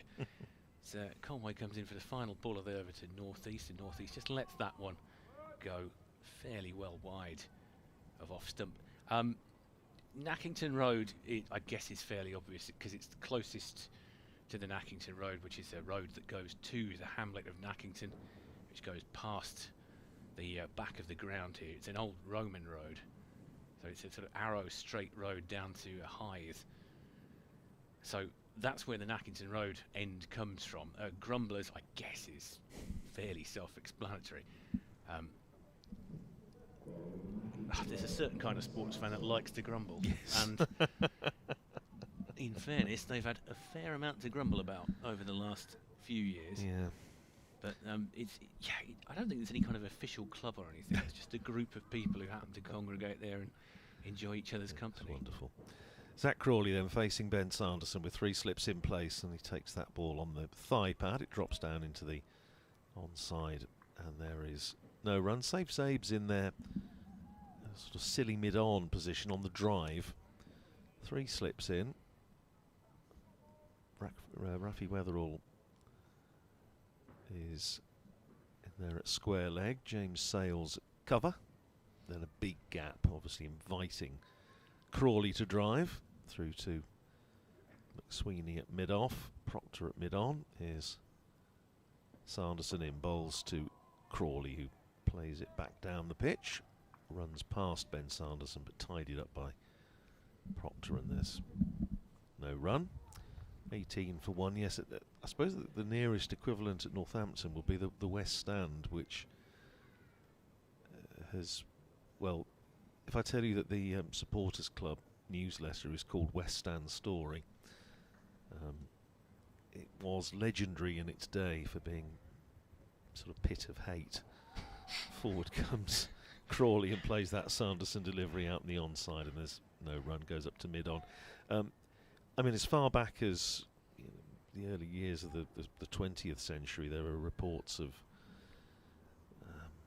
rowdiness from the West Stand, and they had a famous row with Gilbert Jessup in 1907 when the start was delayed. It was a benefit match, and they blamed him for the fact that they weren't playing, and there was a bit of a row. Here's Sanderson in, bowls to Crawley, who throws the kitchen sink, rice cooker, microwave and everything at that one. Doesn't get a touch on it, fortunately for him. Goes through to Lewis McManus. And the late great Fred Speakman, who was the sort of the doyen of the county ground press box at both ends of the ground when he was doing cricket and football, used to say it was like the elephant's graveyard, where they went for one last belly ache before they died. Here's Sanderson in and bowls to Crawley, and Crawley covers up, pushes it out into the covers, and there's no run. Oh, So the West Stand was, yes, I think was a sort of similar type of thing. Its reputation has, I think, rather mellowed since then. But what a way to go! Well, it is, yeah. There was an old guy that was there for years, a little bit before my time, but Matthew Engel remembers. Chap called Stan Rowell, who was known as the Linnet. He was from Sawtry over near Huntingdon, and he was the sort of the lead barracker for many years. Here's Sanderson outside the off stump. Decent carry with the new ball, left alone by Crawley. Through to McManus, and that's the end of Ben Sanderson's over. 4 overs for 5 runs, very Ben Sanderson figures. 18 for 1 it is. Zach Crawley has made 12 of those. Sam Northeast still looking for his first run. Conway preparing to bowl from this pavilion end. I suppose the chief barracker would be the modern day equivalent of an Arsenal fan TV standing outside a ground. So Conway comes in from the pavilion end, and that one is just prodded safely by Northeast. Might be a run there. I just remember there was a questionable 80s dramatisation of the Bodyline series. Yes. One of the main characters was actually a barracker, if you like, somebody who was sort of sat in the terraces wherever the games seemed to be being played, and it was obviously some sort of amalgamation of the characters that they had there. We'll come back to this in a second. Conway comes in from the pavilion end, wind gusting across the surface. Northeast has a bit of a prod at that, but it's fielded fairly comfortably on the offside, and there won't be a run. Yeah, I think this is where the sort of celebration of the Australian art of sledging perhaps came from. There's the famous sledge about leaving our flies alone when Yes, Jardine was, Jardine was yes. allegedly trying to swat them away. And I guess that's the modern day equivalent, isn't it? Yes. Of the guy that piles in on Twitter when you had a day much like the day that Kent have had today. In fact, here comes Conway. Third ball of the over. Northeast is a fairly correct sort of straight shot at that one. It goes a little bit past Conway's hand. No run there. It reminds me of my nan's old expression about being so cheerful that keeps them going. It seems to sum it up quite well, some of the comments that you see. Yeah, I mean, I've asked, you know, because it's always the social media admins that have to deal with it, and the way that they look at it is, at least it means people care. You know, if people aren't commenting, then that's when you'd perhaps start to worry. So Conway just aborts his run up, goes back to his mark after a couple of steps. Coming in now for the fourth delivery of the over. And that one is again dealt with fairly carefully by Northeast, who is yet to get off the mark. 10 balls into his innings. The earliest wicket, well, the one wicket to fall so far was that of Ben Compton, who was caught behind by McManus, who not showing any ill effects from that century that he's made. And it was just a chance when they went to the back end of the Northampton's Chris Benjamin missed a stumping chance. So Conway comes back in. And again Northeast just sort of plays that one fairly carefully out into the offside, and there's no run taken. So 5 balls in this over so far, no runs coming from it. Yes, and I think that's probably a grown-up way of looking at it, but it's probably not as much fun if you're on the receiving end as a player or whatever. And I mean, obviously, the sort of abuse that one does see occasionally from time to time is completely unacceptable. And I think it's just a different format for it. It's kind of made it accessible to everybody. As Conway comes in, final ball of the over, and that one is quite a way wide of the off stump. Northeast just lets that one go through.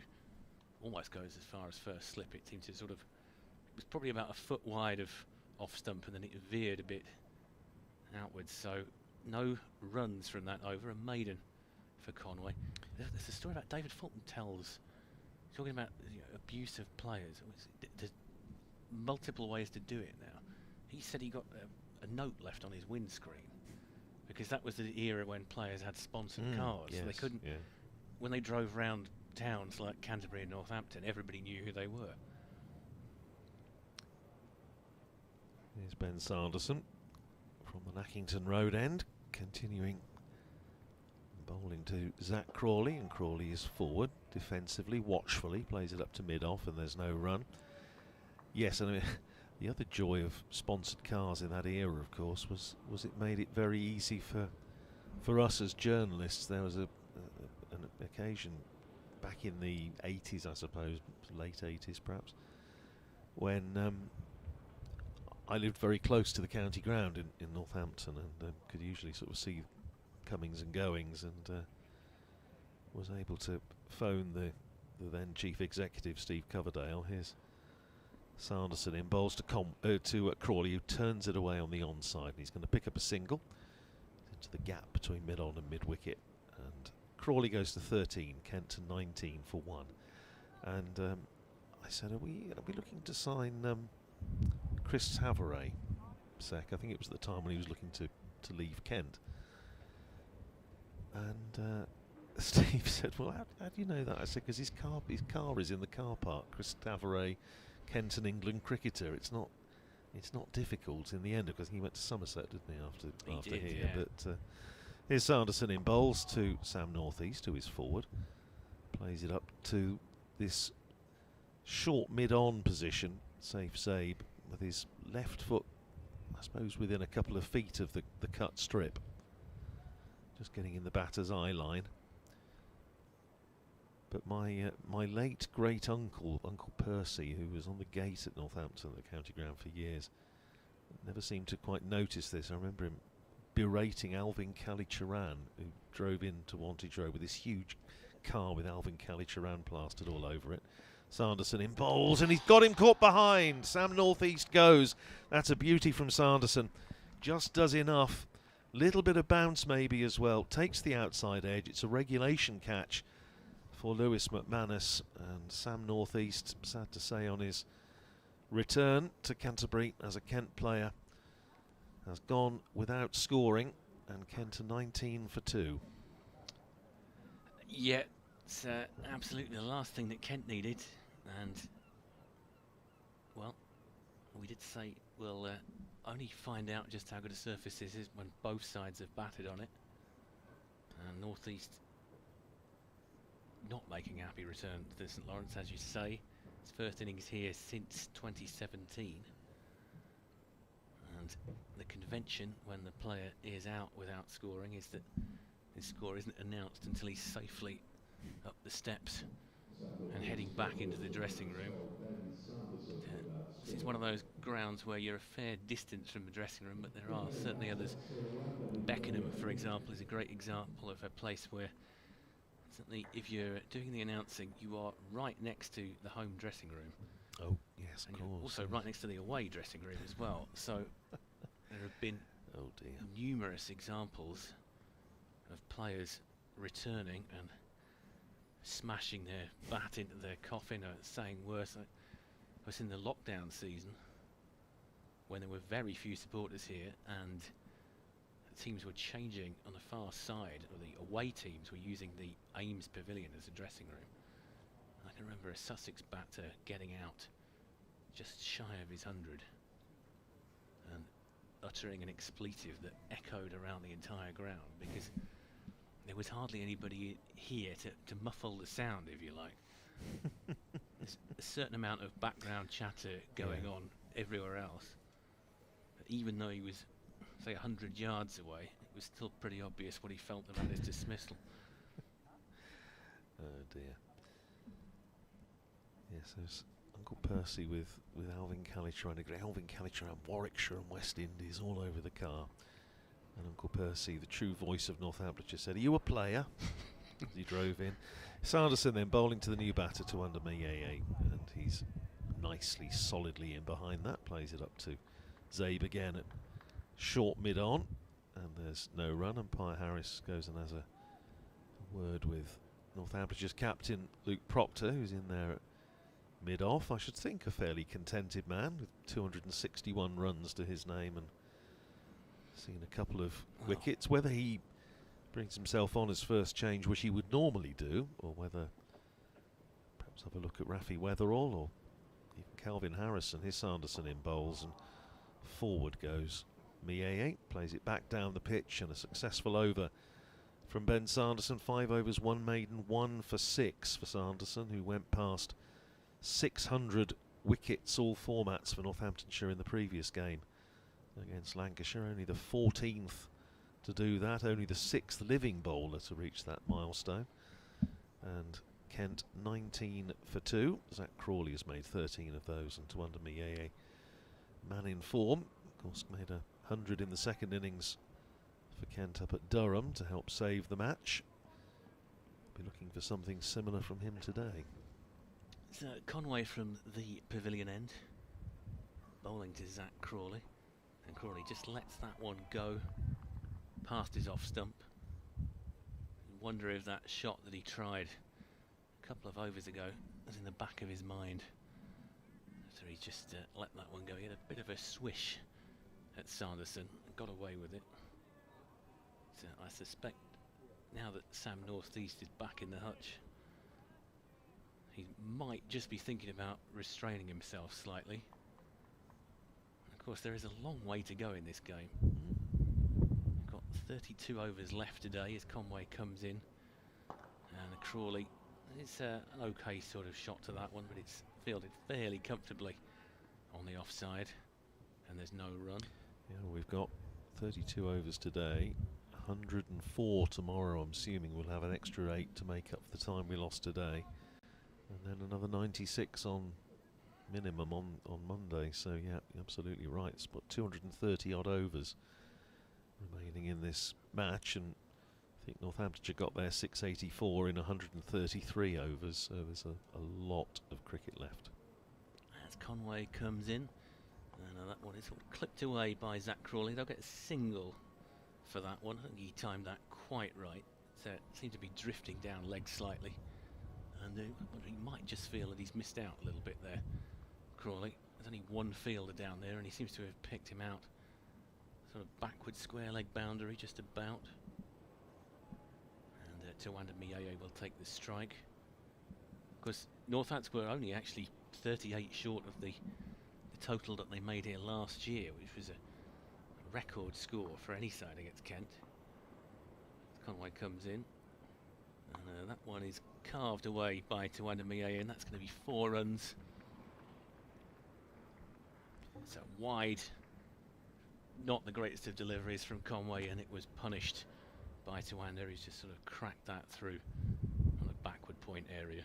Yeah, got what it deserved, really, didn't it? It was short and wide, and it's probably the worst ball he's bowled since I've been absolutely on, I think. It's interesting with Tawanda Mieye, because when Daniel Bell Drummond made his 100 at Northampton 2 or 3 years ago, Tawanda Mieye made about 160, something like that, and it's his innings I can remember. There's no disrespect to Daniel Bell Drummond at all. There's just a bit of a delay here. Dead ball has been called, I think, because somebody was moving behind the wicket. Don't think it was us. No, So it's, tell you what else, Fred, it's getting quite breezy now, isn't it? The wind seems to have got up a little bit. You can see the trees at the Nackington Road end just it's being buffeted around a you bit. see some gust in the car park. There's a lot of dust flying around as well, so I wonder if it might not actually have been somebody moving around. It might just have been some kind of nuisance or a bit of sand that got in his face as Conway comes back in. And that one is just steered on the leg side. There's not going to be a run there. It's not fielded cleanly, but it's not really worth risking a single at this stage. Kent are in a position where I can't see any way that they could win this game from this situation. It's unless they get a huge partnership between these two, for example, and somehow get a slender lead, which seems a bit far-fetched. I think they're going to be trying to bat out for the draw here. There's Tawanda to face Conway. And it's a nice drive by Tawanda Mieye, and that's going to get at least a couple. I think the fielder's going to cut it off, and they will come back for 2. Looks like it's McSweeney who has picked that up. I think, did the bowler get a hand on that, or did a fielder? I think the bowler might just have got a fingertip on it, but looking at the way that he just was sort of looking at his hand, I've got a feeling he might have just been hit on that one fairly uncomfortably, and that seems to have taken enough pace off it to stop it going to the boundaries. So Kent 26 for 2 at the end of that over. Nicely timed, wasn't it, by Mieye? Hit that very solidly. George Bartlett, it's a hand warmer maybe, or something being brought on by the 12th man with the result of the Grand National or something, I don't know. Bartlett's going in at 3rd slip anyway, with Vasconcelos at 1st, Calvin Harrison at 2nd. Bartlett at 3rd as Sanderson prepares to run into bowl to Zach Crawley on 14. He's in and bowls an appeal, well, stifled appeal for LBW, because I think he got an inside edge on that. He's caught a little bit on the crease, Zach Crawley, but I think he just got some bat on it, which saved the appeal. Yeah, it is. It's hand warmers for George Bartlett, because he's going through the shaking motion now. He looks like Carmen Miranda with his maracas. But yeah, but I do wonder just how much he got hurt by that. Yeah. But without the basket of fruit on his head. Here's Sanderson in and bowls to Crawley, and Crawley is forward, pushing it up to Sabe, who's still in this position, just getting in the batter's eye line at short mid-on. There's also a point, big gap, and we said this earlier, inviting the drive with Proctor in there at mid-off, McSweeney at mid-on, captain and vice-captain. Sales just in front of square on the leg side, and Harry Conway down here with a floppy white hat. Down in front of us is Sanderson. In again, bowls to Crawley, and Crawley is watchful, pushing it up to Proctor at mid-off. If Kent are having a difficult game, spare a thought maybe for Gloucestershire. They're off for rain at the moment at Bristol, but having put Durham in and watched them made 605 for 5, Gloucestershire in reply 60 for 4. And they are off for rain at the moment, but Ben Raines picked up a couple. Matty Potts has got one, Kemar Roche has got one. Here's Sanderson in and bowls to Crawley. Playing it up to Zabe again at short mid-on, and there's no run. Kent's coach, Adam Hollyoake, I think, down there, just having a... He's on the phone to somebody while he's walking around the boundary. Wonder who. Maybe he's talking to his faith healer.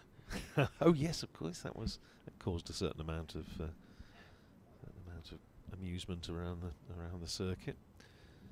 Sanderson in again, bowls to Crawley, and Crawley again is very watchful and solid in defence. Stopped by Sanderson off his own bowling, makes as though to throw at the stump, sensibly doesn't. Did he give him a bit of a stare there? He might have given him a bit of a stare. Yeah, Ben Sanderson's, well, he has this wonderful sort of slightly hang-dog nature, rather lugubrious. But he didn't actually pick the ball up, no. did he? So he thought, I think he maybe thought, I'll give him a stare, and then realised he'd actually got the ball in his hand. He just tried to style it out in the end. Here's Sanderson in again, bowls to Crawley outside the off stump. Crawley leaves it alone, taken by McManus, and that's another Ben Sanderson over ticked off. 6 overs, 2 maidens, 1 for 6. The wicket of Sam North East for Ben Sanderson. 26 for 2, Kent, with Tawanda Miyeye on 4, on 6, beg his pardon, and Zach Crawley on 14. At Chelmsford, Essex 68 for 3 in their second innings against Somerset, so they're still 130 behind. Nottinghamshire 210 for 3 in their second innings against Glamorgan, long way ahead now, 377 in front. Joe Clark 114 not out there. Ben Slater made 70. Leicestershire 215 for 2, replying to Surrey's 520 all out at the Oval. Jake Weatherall out for 96, and we're going to see Rafi Weatherall bowling for the first time in a championship match in 12 months. In he comes, and that first ball in 12 months is just sort of steered down towards the third man area by Tawanda Miyeye. They'll get a single for that. I wonder for a second if he might just signal a leg by, because he seemed to, the umpire just sort of moved as if he was going to signal to the scorers, but I think it was a fairly solid wooden sound. I think so. Yeah, Rafi Weatherall played the first 2 games of last year, including against Kent when he picked up 6 wickets in the match, including 3 in 10 balls in the second innings, but sadly went down with a back injury. And he comes again, second ball of the over. That one seems to cause Crawley a few problems. I'm not entirely sure he knew where that was. He dropped a dead weight on it, if you like, and it's a dot ball. Well, he has a bit of extra pace, does Rafi Weatherall, and only his 7th championship match, but the games he has played in, he's made an impact in a number of them. But he's had a couple of back issues, and very good to see him back on the park. So back in to Crawley, and there's a half shout there, not really taken seriously by the fielders. Hit Crawley fairly low. So may have been bat involved. I think there probably was, actually, Fred. I think there was a bit of a nick on that, but good start from Weatherall, who did have a decent bowl out in South Africa in pre-season and looked to be certainly over the worst of the injury. It's been a long rehab for him. His back injury is the bane of fast bowlers. Weatherall comes in again. That one's a little bit looser down the leg side, and McManus does well to stop that from going for buys. It just sort of drifts, maybe a foot down the leg side, dives across, and stops it from going to the boundary. So no run. Kent remain on 27 for 2. I'm just going to vacate the chair into a couple of balls' time so that Matt Cole can. It's musical chairs time, isn't it? Normal seat. Here's Weatherall running in to bowl to Crawley, who's playing that up to Proctor at mid-on, and there's no run. Fred will make way for Matt, and I will make way for Fred, and then the world will once again be in true equilibrium. And then I'll rejoin Matt for the last few overs of the day's play. Weatherall then to finish his first over. He's in and bowls, and Crawley plays that up to mid-on again. Proctor fields, and a nice solid start for Rafi Weatherall, just a single off it. 27 for 2 at the end of the over. Crawley's 14, Mieye is 7, and Fred Atkins will come in place of me to join Matt Cole. Gentlemen, thank you very much. A little bit more urgency than I'd imagined, because on our sports show, the goal sequence is going to be very short, as there's only been one in the 5 games that we're at this afternoon. So there we go. I'll leave that to the imagination. And suddenly, yeah. Matt, could you be on mic, please? There we go. As this one is Sanderson bowling to Mieye. He's down on one knee there. It's gone behind. There's a shout of excitement as he played at that one, but through the wicketkeeper, and there's no run. And rudely ripped Fred out of his chair. There we go. That was. That's Fred's just checking the Maidstone score. I think you might know what it is from what I've just said there, Fred, about the lack of goals. But ball to the onside. I was going to say that's showbiz, Fred. 1 minute you're on the chair commentating, the next minute, yeah. Well, exactly, yeah. I was warned by our studio that the goal sequence is not really a goal sequence tonight. So. As Gillingham are goalless as well, so you're on now. There we go. Yeah, voice is off from Fred Atkins. So here's Sanderson bowling to Mieye. Ooh, that squared him up a little bit. Squirts out to point, and just before I go on to the BBC Radio Kent Sports Hub, Fred, Northants have every reason to have their tails up here. Well, every reason. They've got 2 big wickets. They've got Ben Compton very early on, that was 4.5 overs, and then Sam Northeast went without scoring. That's a bit of a flat return for Sam Northeast. But, he did get a good delivery. Sanderson, right arm over the wicket. Move this ball around on Mieye, leaves that one. You can get very excited about that. I can understand why they want to keep the pressure on, but from a Kent point of view, I wouldn't worry too much about that delivery. I think Mieye has authentically left that one for me, Fred. But yeah, maybe a building pressure, over elaborate leave, if you like. It was quite demonstrative. It was a little bit of a Labuschagne in that. Well, a shake of the hips, wasn't there, as he left that one? But the bat was well away from it, whereas.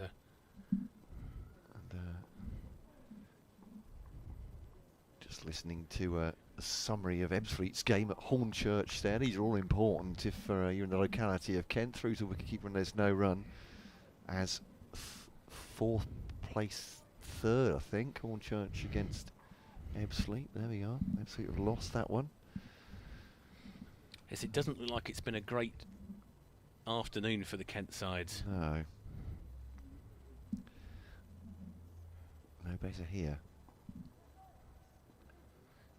At 27 for 2, Kent, in reply, and struggling against Northamptonshire. I talked about that scoreboard pressure, Matt, the mental pressure on replying to such a huge total from Northamptonshire, and having been on the field for a day and a half. They've already lost those 2 wickets then. Ben Compton, usually an absolute limpet rather for Kent, and happy to bat for hours and hours.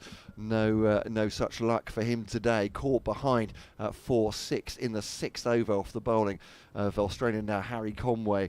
So he was gone just before tea. Then Sam Northeast has gone since tea for no runs at all. His less than triumphant return then to Kent, having re-signed for them over the winter. Also caught behind off the bowling of the experienced Ben Sanderson for a duck. The not-out batters there at the moment are Zach Crawley, and that is a heck of a shot from Zach Crawley. Looks to be warming to his work. A little bit tentative at the start, the England man, but goes on to 18, but from 42 balls, just trying to stick there for Kent at the moment. At the other end, Tawanda Mieye, who survived a big old shout in the last over. He's 7 from 12. So Kent 31 for 2, looking even at this stage in the third session of the second day to bat out the game over the remaining time for a draw here against that mammoth Northamptonshire total. Kent 31 for 2 then in reply to 684 for 2. Northamptonshire commentary continuing via the BBC Sport website and app.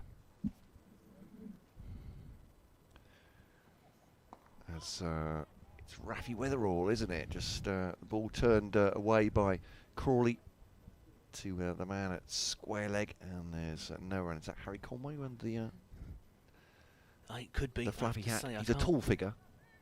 Entirely sure from this distance. Just trying to see if he turns around. I think it is, because I think he's the only one wearing a sun hat. He's so he's the Jaden Denley, if you like, yeah, of the Northamptonshire side. And given what Darren Lehman said about him, he's to have a very animated chat with umpire Harris there. All in a good part, I think. This one's on off stump. That Crawley gets behind it. And back to the bowler.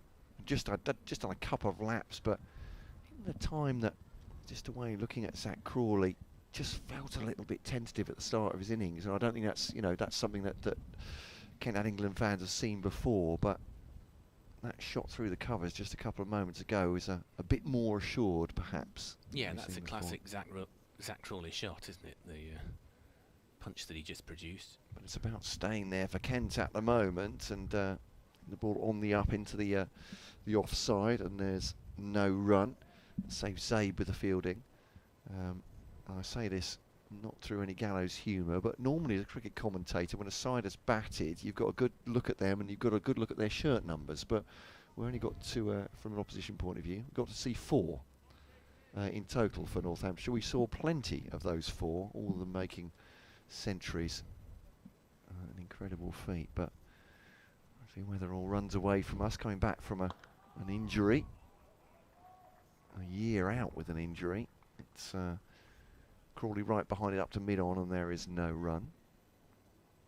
Some furious ball polishing going on at this end. Yeah, very vigorous. With, Nathan McSweeney and Captain Luke Proctor. Proctor sort of rubbing his thighs, a bit like Vic Reeves used to do. Shooting stars. Yeah. Well, actually, even before that as well. Yeah, but yeah, right. As Weatherall to Crawley, picks up off his pads, and that will be 4 unless there's a man out there, and that's another characteristic Zach Crawley shot. Ball fullish in length, and he's just clipped that gloriously through mid-wicket. He moves on to 22. Great to see those scoring shots from Zach Crawley, but I feel like a broken record, because I was saying this all last season with Kent.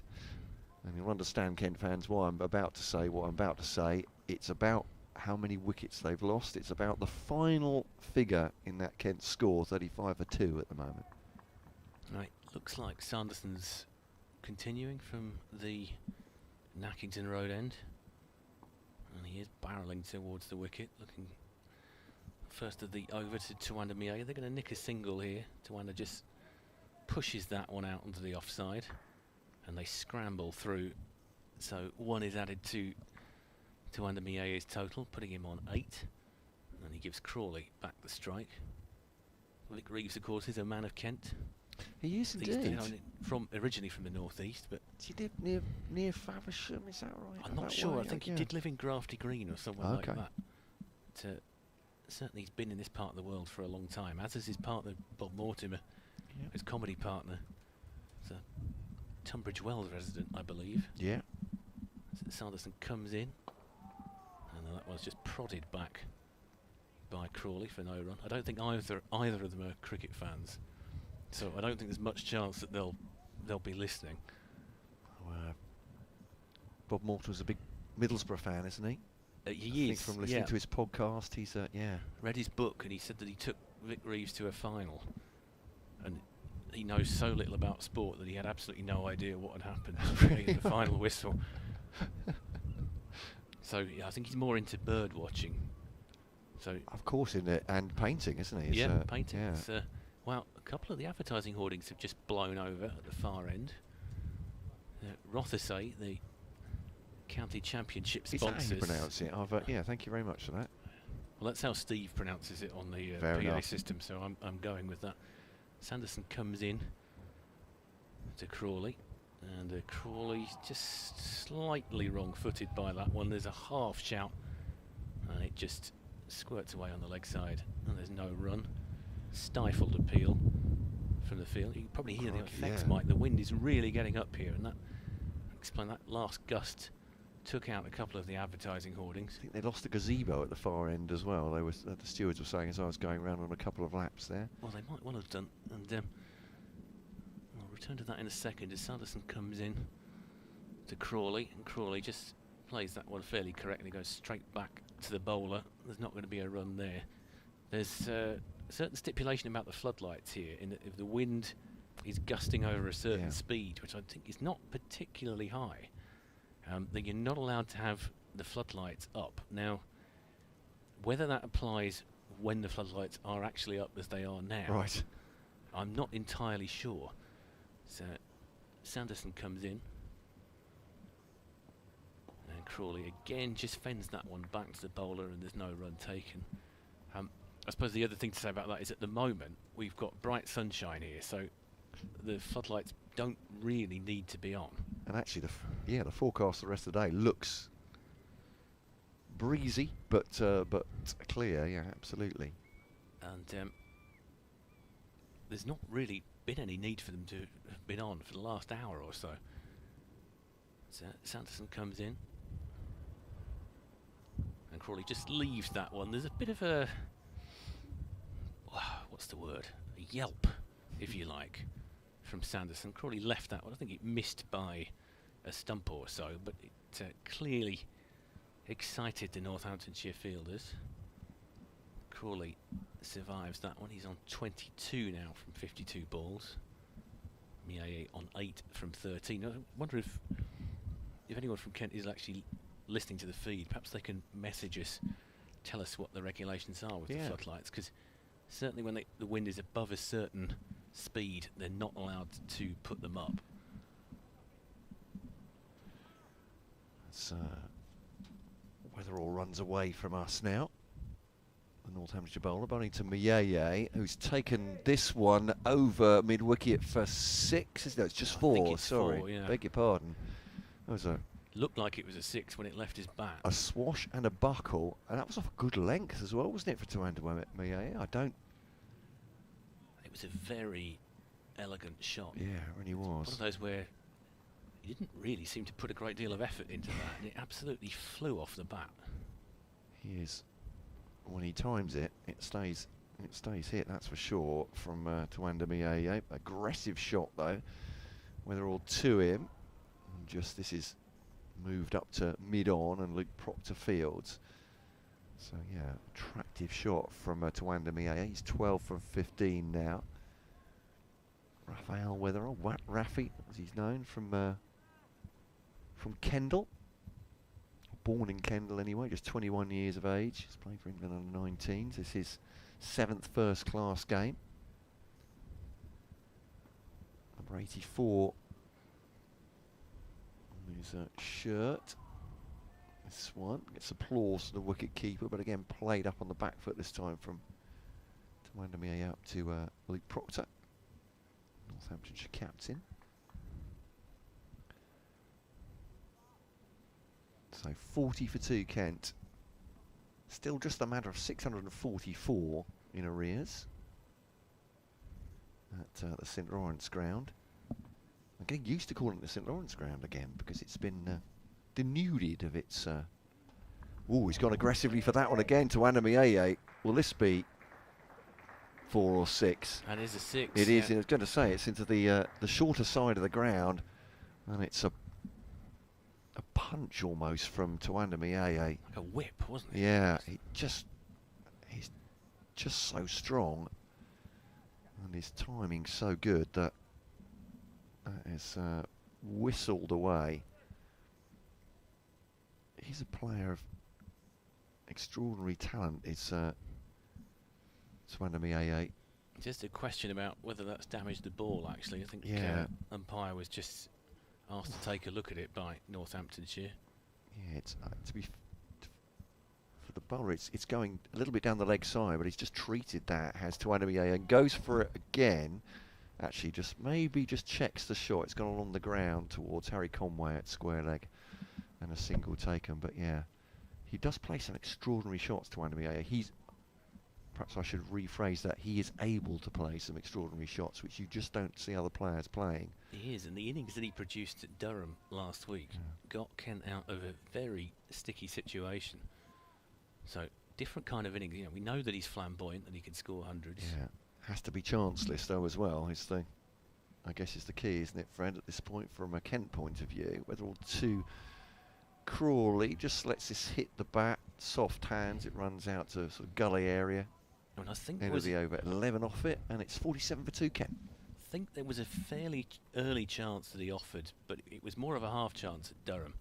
It might have been Alex Lees who was sort of diving forward, and it was one of those where you can't really call it a drop because it would have been an outstanding piece of fielding if he got to it. And then he really didn't offer too much until he was basically closing in on 100, and the game was not far off safe. I think one interesting thing about that was that the end of that game was a certain suggestion that Durham might have just jacked it in a little bit too early because they still had 9 overs left, and they had 5 wickets to take. And although it was looking dead and lifeless, you just don't know. If somebody takes 2 wickets in an over, then it changes the equation completely as Sanderson comes in to Mayeye, who just prods that one back. They might think about a single here. In fact, they might even get 2, but no, they won't quite take that risk. It was just sort of guided past the bowler by Mayeye, but it didn't have the pace to get up the hill, so they've just taken the single. Just a bit of a conflab going on there between the fielders about the state of the ball, I think. It might have been scuffed up by that 6 that Tawanda Mie scored in the last over. Sanderson is in again, and Crawley just sat one towards the gully, and there's no run. By his own admission, Zach Crawley prefers pace on the ball, doesn't he? He was once asked whether he'd rather face Pat Cummins at Perth or was it Ethan Bamber, I think, on a nibbler, and he said Cummins at Perth. Doesn't enjoy the nibble so much. Sanderson is in, and Crawley just lets that one go to fairly wide. Man is standing up to the stumps. I mean, he said it with a smile, so maybe it was a. He's quite level-headed, isn't he, Zach Crawley? I mean, he's the sort of person he doesn't seem to get too phased by anything. He very sensibly doesn't use social media, which it's a lesson to us all in some ways. Something we were talking about before you came on was, you know, the channels of abuse that cricketers are exposed to. Sanderson comes in, and that one Crawley just sort of plays fairly sensibly. There's going to be no run there, out on the leg side. So just a single from the over so far, 4 balls in. I think he's one of these players that has that mantra, never too high and never too low. And, at the moment, he's on 22 from 56. So his strike rate is only 39.3. Sanderson coming in. And Crawley again lets that one go. Of course, I'm talking about strike rate as if that's a virtue, which in this situation, of course, it isn't. You're not going to get any bonus points for scoring quickly when you're trailing by 636. So I had to sort of look at the scoreboard. It's almost like we're in some sort of fever dream at times when we're looking at the... I've not even bothered to calculate the follow-on target. So Sanderson comes in again, and Crawley will just try and steal a single there. Should get there. There's a bit of a shy at the stumps. It's a direct hit, actually, but Tawanda Mie was safely home. Umpire is unmoved by the appeal. Nice bit of fielding. Yeah, very Efficient indeed from Northamptonshire. We got 25 overs or so available to them tonight. Oh, we're seeing another change here. Will they target another couple maybe? Northamptonshire would absolutely love. I mean, any number of wickets for them would be great, but just to get in among the... Proctor's coming on. It's going to be the skipper himself. It's just the 3 overs for Weatherall, but I suppose he was fairly expensive. He went for 20 during that spell, so it's not a huge surprise to see Proctor coming on. Let's see what bowling he's done this season. Beg your pardon. It's through the wicket keeper. It's my over, isn't it? I was checking stats. That's no good. Tell me about that delivery as I look down. Ugly shot, really, from Crawley. He's got away with it. Sort of may have got a bit off the bottom of the bat. Bounced slightly, went through to the keeper. It's not the best of Zach Crawley. Yeah, wicket against Lancashire in the first game, and Dow's medium fast, a lively medium. I think that's about right. Luke Proctor. Bowl first change against Lancashire in the first innings. Got rid of George Bell, caught behind. And, why wouldn't you bowl yourself? You must feel in all sorts of good spirits at this point, Luke Proctor. Right arm over the wicket, no ball. And it's driven up to towards Rafi Weatherall, who fields the ball. Without having the scorecard in front of me, is that the first extra? Or the first in this innings? Certainly the Kent innings, there were a few. Let me just check it. So I'm going around the houses a bit, looking for stats. And Crawley leans on this one into the onside. So Zabe fields at a cover, and there's no run. Oh, sorry, I'm looking at the 684. There's there are a couple in that, beg your pardon. Get on the right innings. Absolutely right. First extra. Nice one. Potter runs away from us. Orange soles to his boots as Crawley's up on his toes to play this one to Zabe again at cover, and there's no run. Bright sunshine, but as Fred was saying, the wind is buffeting those newly leafed trees at the far end of the ground, the Nackington Road end, attractive sight.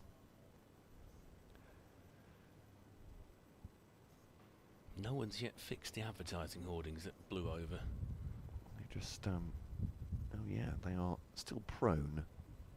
It's worked into the onside by Crawley with a roll of the wrists, and they'll take a single. On the 4th ball, legitimate delivery of the over. Yeah, nice tumbling stop by Conway. Kept his hat on as he fell. It's interesting, as headgear goes, the wide brim sun hat is problematic in weather like this. Yeah. It's likely to lose it as keep it on. It's Proctor bowls to Mieye, just up to a mid-on, plays it up to Weatherall there, number 84, and end of the over. Crawley has 24, Mieye has 20, 52 for 2 for Kent.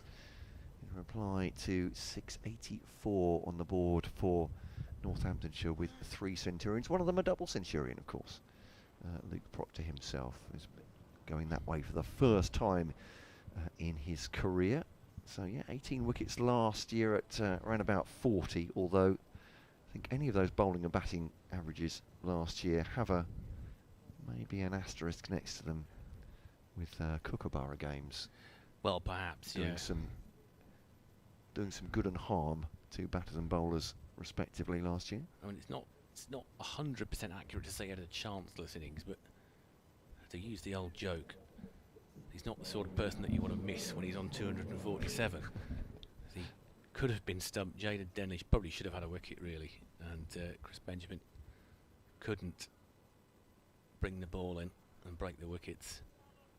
Can't say that it did too much damage to Kent's prospects in this game. There's just a bit of a delay because Turning to Henry Blofeld for a second, the seagull seems to have flown over the wicket, and that was distracting the bowler rather than the batter for a change. And he comes, and that one is just left wide of the stump. Conway has switched to that end. Just looking at Brock's career stats, he has a 7-for in his first-class bowling career. 4 5-wicket hauls, 6 4-wicket hauls. Yeah, Conway switching to the Nackington Road end, which is interesting.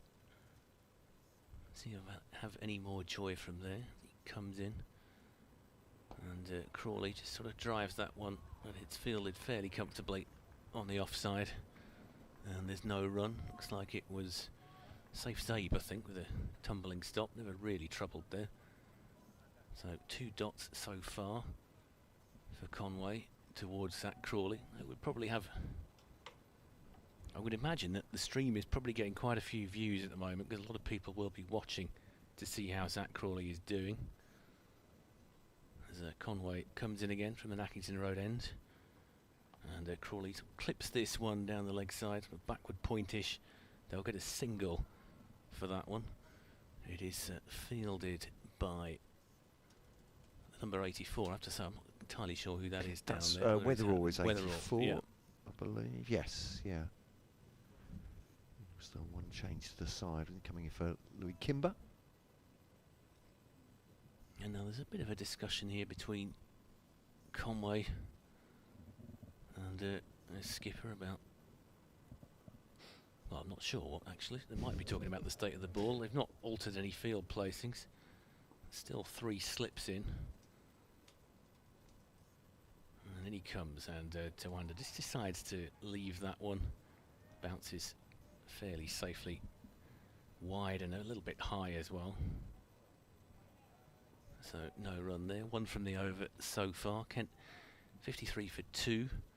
We've got 23.2 overs left in the day, assuming that the light doesn't fail, and at the moment we have to say it doesn't look like it will.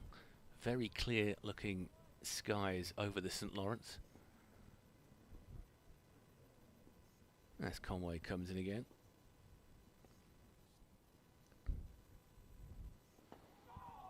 Tawanda just sort of drops his bat on that one, pushes it out onto the offside, and there's no run taken. So looks like he played it a smidgen late. I mean, I'm not late for him, I mean, but maybe that was the excitement from the Northamptonshire fielders there. It was sort of muted excitement, wasn't it? It was, if you've got to think of a scale of excitement for fielders, I think that was only a 1 or a 2, rather than anything full-throated. So final ball of the over, and Tawanda just prods that one, if you like, onto the leg side, and there's no run, so just 1 run off that over. 53 for 2. Crawley on 25, Mayeye on 20. And these two coming together at 19 for 2 with the departure of Sam Northeast. The wickets to fall since tea. Kent looking to try and emulate Northamptonshire, I guess. Well, they would love to. Well, they've emulated them in the sense that they've lost a couple of wickets. Yeah, well, and technically 1 in each session, so but they've batted in first so far. If they can just have post another 500, 600 odd. Sorry, yeah. Yeah, I suppose they are looking to emulate them. Yes, very absolutely. much so. There lies the disparity at this point, but we're not saying they can't do it, but there's certainly pressure on Messrs Crawley and Mayeye to do that. Proctor bowls to Crawley, given a bit of width, and Crawley certainly happy to cut that away with force. Finds the fielder on the offside boundary, who is, I mean, that is safe save. Always question myself when I've mentioned a fielder's name too much, thinking. Well, I'm looking at the numbers on the scorecard. He's 18, isn't he? Has been fielding in the covers, and now, yeah. So he always slightly worries me. I've not mentioned a fielder enough that maybe I'm mistaking one for another. But Proctor, number 2 on his back, unmistakable, and is definitely the bowler. Mayeye gets onto the front foot. Bells that towards the man at a shortish cover, who I believe is Sales.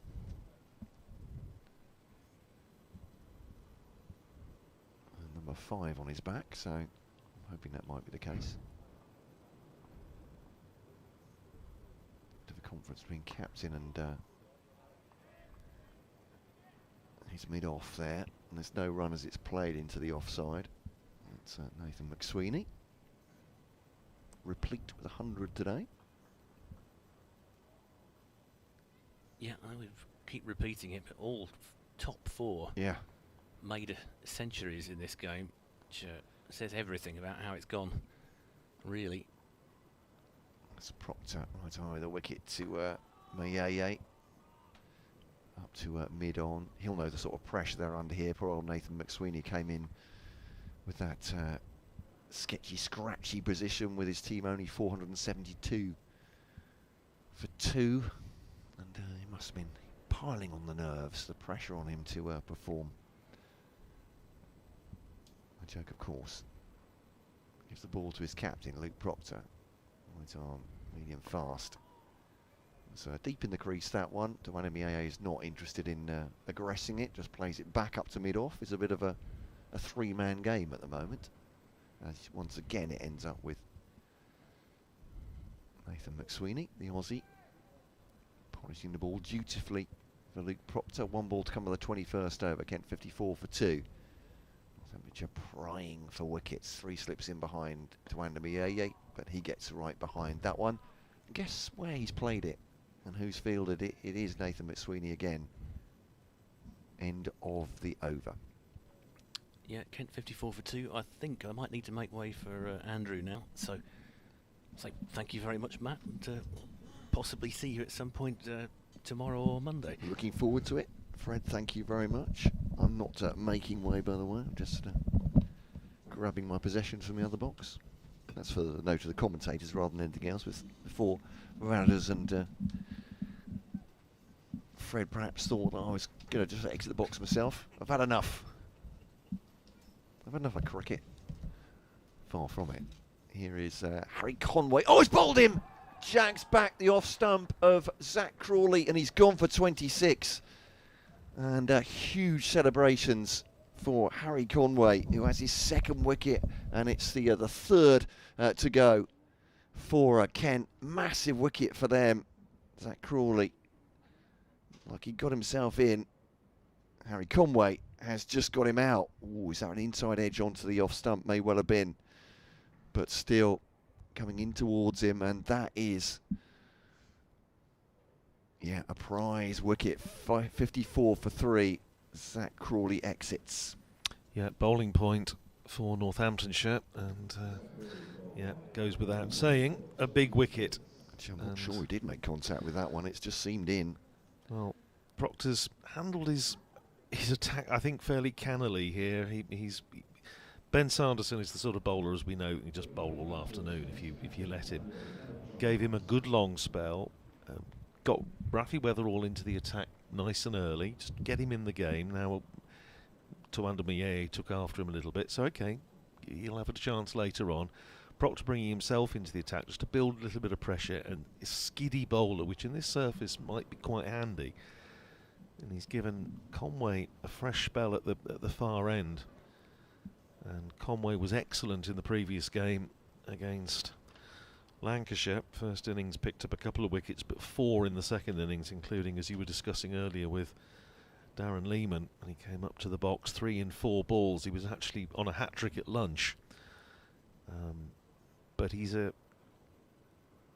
interesting bowler. I mean, he's an interesting character, as Darren Lehman was saying. But he's actually been delisted by his state. He hasn't played Shield cricket for a couple of years now. And, you know, there are some that have said, well, you know, does that mean he's perhaps past his best? Darren Lehman's view is that it means that Northamptonshire get a fresh bowler, and obviously a very good one. You were talking earlier about his career figures. He's been playing for Eastern Suburbs during the winter, but he got 21 wickets in 4 games last year, and he's already making an impact here. And here is tall Harry Conway bowling to Daniel Bell Drummond. Defends it into the offside. All sorts of pressure on Kent now. 630 behind, but 54 for 3. And Northamptonshire chipping away at the 20 wickets they need to win this game, surely. They've got a bowling point. Yeah, 17 more for the victory. Zach Crawley, and I mean, anybody that's saying, oh, you know, he goes and throws it away, 26 off 69 balls, batting nearly an hour and a half. You can't really fault that too much. No, he was done by one from Conway, driven by Bell Drummond up to mid-off, and there's no run. So the Kent skipper comes in at 5, dropping down the order a bit this season. So far, Daniel Bell Drummond, but well, Northamptonshire know all about Daniel Bell Drummond, obviously. He scored a triple century against them.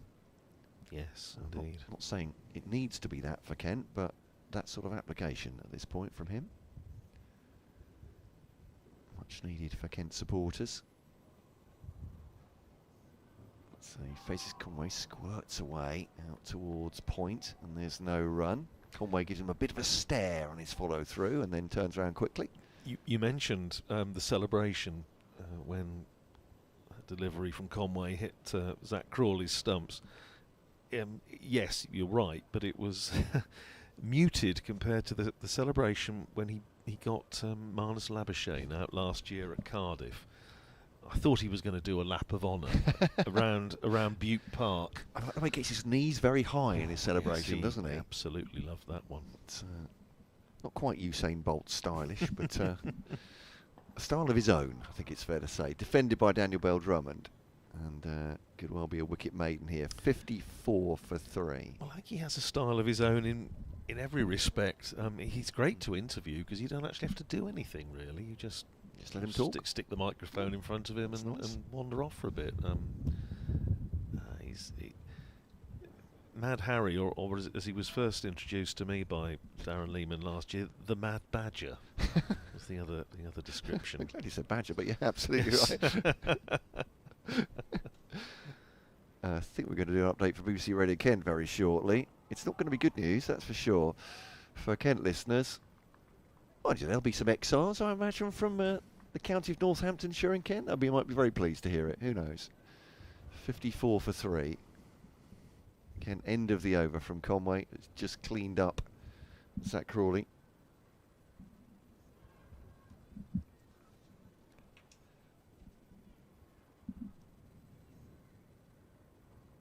Now England man Zach Crawley has just gone Matt Davison for 24, bowled by Harry Conway, the Australian, getting one to jag back towards his off stump, and the stump did the same. So bowled for 24, Zach Crawley, who stuck at the crease a good long while. It wasn't one of his enigmatic crashing the ball around knocks, and looked like he was starting to warm to his task as well. But Conway's done for him. He also got Compton out before. T caught behind, and in between them Sam Northeaster's gone as well for a duck. So Kent now 54 for 3 in reply to Northamptonshire's massive 684 for 2. All 4 batters involved in that got themselves into 3 figures, and a double century for captain Luke Proctor, who's bowling now.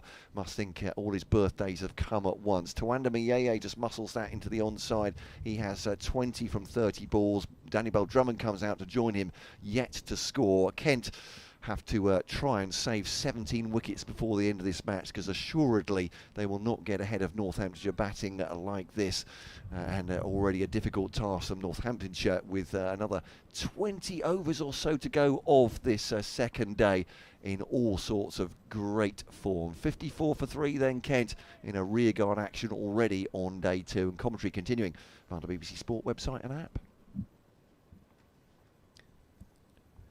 So Another thing we know, Matt, is it's going to be a late finish. Indeed, It's so yes. 20 Oh, I just see it. It's 20 to 6 now. So Got yeah, overs to go. It's pushing 7 o'clock potentially, but very, very breezy now. We just saw that gust of wind catch the dust at the far end of the ground. it's Proctor bowls to Miyeye, turns this into the onside. It's fielded by the aforementioned Mad Badger. I'll call him Harry Conway, I think, until I know him better. He's Double. he's just great fun, and as I say, He was a bit of a punt last year from Luke Proctor. Nobody really knew a great deal about him. I've seen his record, and it was, solid. But he made a big impact in every respect last year, and he's doing so again this year. So Proctor bowls to Mieye.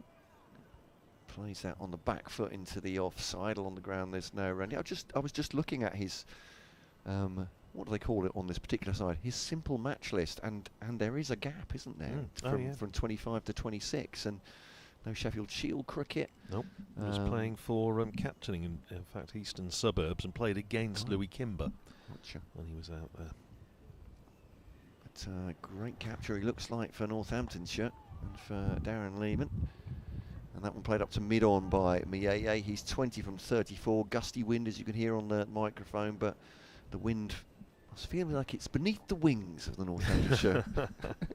Cue for song. Thank you very much. Cue for song, but please don't. You don't want to, I won't sing it. No, I think Conway, to get the full impact of Harry Conway, you need to see him batting. Now, I strongly suspect we probably won't see him batting in this game now. But he batted obviously a long time, and it was an important partnership, put on 60 for the last wicket with Lewis McManus in the first innings of the game against Lancashire, and it was just huge fun. Here is Conway pounding in from the Nackington Road end. Appeal for LBW as Bell Drummond pushes half forward. I suspect he may just have got himself outside the line. That was my feeling as well. If it's turned down, that would be the reason. Which we'll have a look on the replay. Yeah, I think he just got himself outside the line, so that's fair enough. Good decision by umpire Harris. But I'm just watching the replay of Harry Conway, finished almost in a sumo pose, looking at the umpire there. It's just you just never tire of watching him. He's just great fun. It's great entertainment. 3 slips in place. Conway in and bowls to Bell Drummond. Another appeal for LBW. That looks a little tighter, but the same response from umpire Harris, which is not out. It's possible, and obviously Bell Drummond, as he's back to us, may even have got a little nick on that. Somebody I think is closer. You're right. Yeah, somebody I think may have just had a word from the crowd, which Gary Conway was turning and having a look at. He's great when he bats because he always seems to be seeking reassurance from the dressing room balcony. I say he batted quite a long time against Lancashire. He always seemed after almost every ball to be turning round to the dressing room for reinforcement or something. But very important contribution to that game. Here's Conway in again, bowls to Bell Drummond, and Bell Drummond this time does definitely get a bat on it, plays it back down the pitch. Fielded by Harry Conway off his own bowling. It's interesting, he's already thinking about his career after cricket. He's has done or is doing a business degree. I was talking to Northamptonshire's chairman Gary Hoffman, who was also on the pre-season tour. Gary Hoffman, obviously a long career in financial services. Here's Conway in, bowls to Bell Drummond, who forces it off the back foot.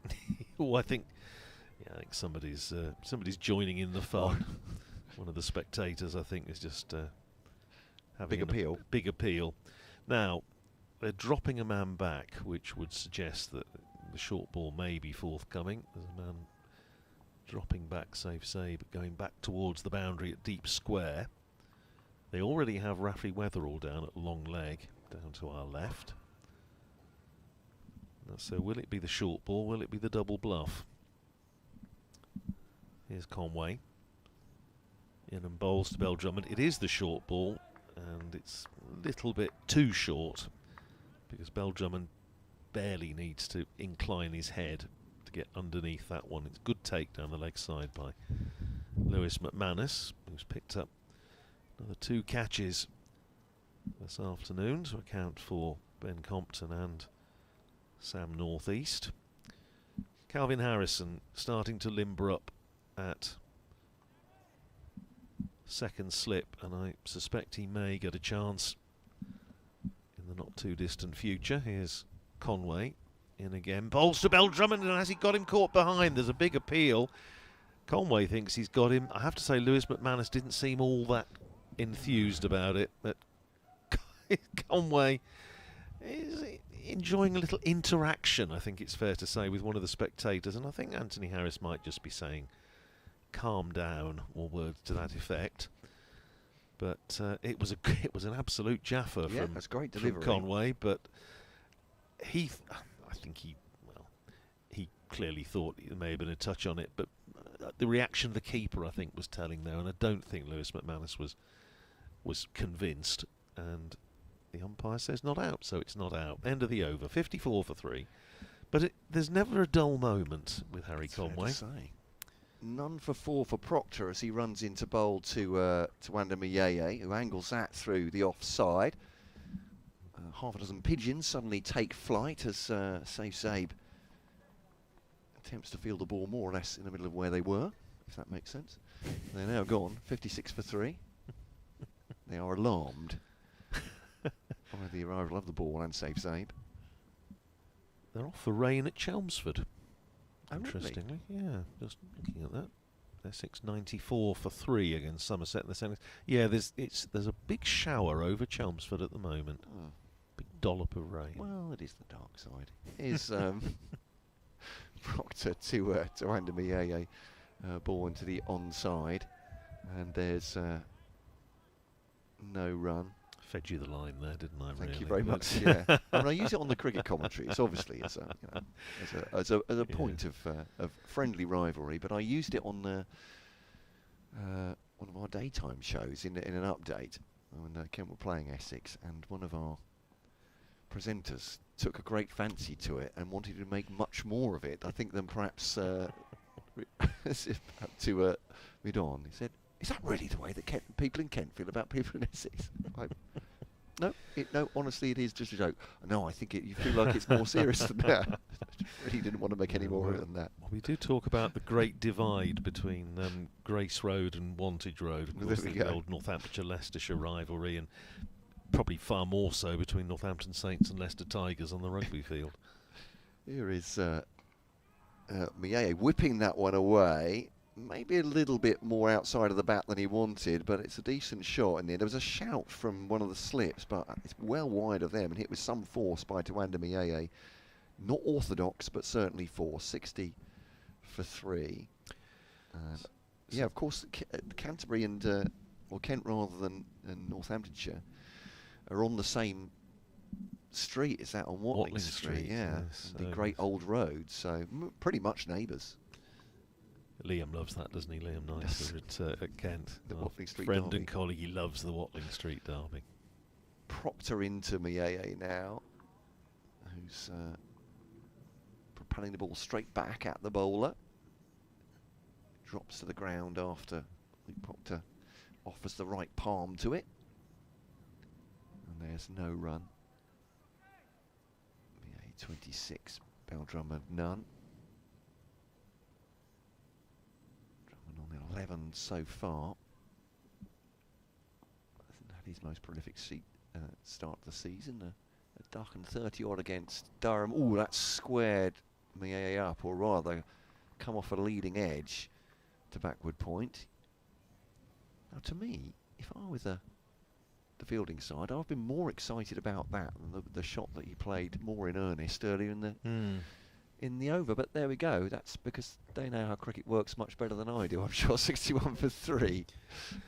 Well, all the way on the ground. We're going to see Conway, I think, continue from the Nackington Road end. Yeah, so they're off for rain at Chelmsford with Essex 94 for 3 in their second innings against Somerset. Still 105 behind. Nottinghamshire against Glamorgan. Trent Bridge Notts 245 for 5 in their second innings. So 411 runs ahead. Joe Clark just out for 136. Oof. Leicestershire 278 for 3. Again, Surrey at the Oval. That looks a bit flat. And good point. Well, century there for Rishi Patel, who's 111 not out. Made a very good 100 against Northamptonshire last year at Grace Road. Now, Conway and Miyeye in opposition, and they have the man drop back on the, well, 2 back on the boundary on the leg side. Deep square, long leg. 3 slips in. Conway running in, and bowls, and Mieye he's so easy on the eye when he's batting well, and just strokes that away out to deep point for a single. 28 to him, 62 for 3. We were saying earlier, weren't we? Remember when Daniel Bell-Drummond made his triple at Northampton, and Tuanda Mieye batted with him for a lot of that partnership, made 160 odd, and it's Mieye's innings that I can remember rather more than Daniel Bell-Drummond's triple. Here's Conway in bowls to Bell-Drummond, who drives solidly out into the offside. There's no run, and that's absolutely no disrespect to Daniel Bell-Drummond, but the stroke play of Tuanda Mieye was just beguiling. It was wonderful to watch. He's such an attractive player. Yeah, if there were style points added to Oh him, yes, I think artistic impression as well as technical merit, he Yeah. would score incredibly highly. That's also what's recommended him to franchise cricket as well in T20. Conway in bowls to Bell-Drummond, who drives, bat and pad close together. Conway bending down to try and stop it, couldn't do so. It rolls up to mid-off, and there is no run. Vasconcelos still at first, Harrison at second, Bartlett at third. James Sales there at backward point, an extra cover, mid-off, mid-on, mid-wicket, and Rafi Weatherall down at long leg, limbering up. Maybe he's going to have another go, possibly replacing Conway at the top end. Conway in again, bowls, and worked up to mid-on by Bell-Drummond with a little hop, gets into line. But then we still have 17 overs to go after this. Now, I mean, that's, well, it's an hour if you get some spin, maybe. Yeah. So we could be looking at 7-ish. Yeah. If the light holds, and it looks okay at the moment. And the forecast suggests it's going to be pretty bright. Yeah, so I think so.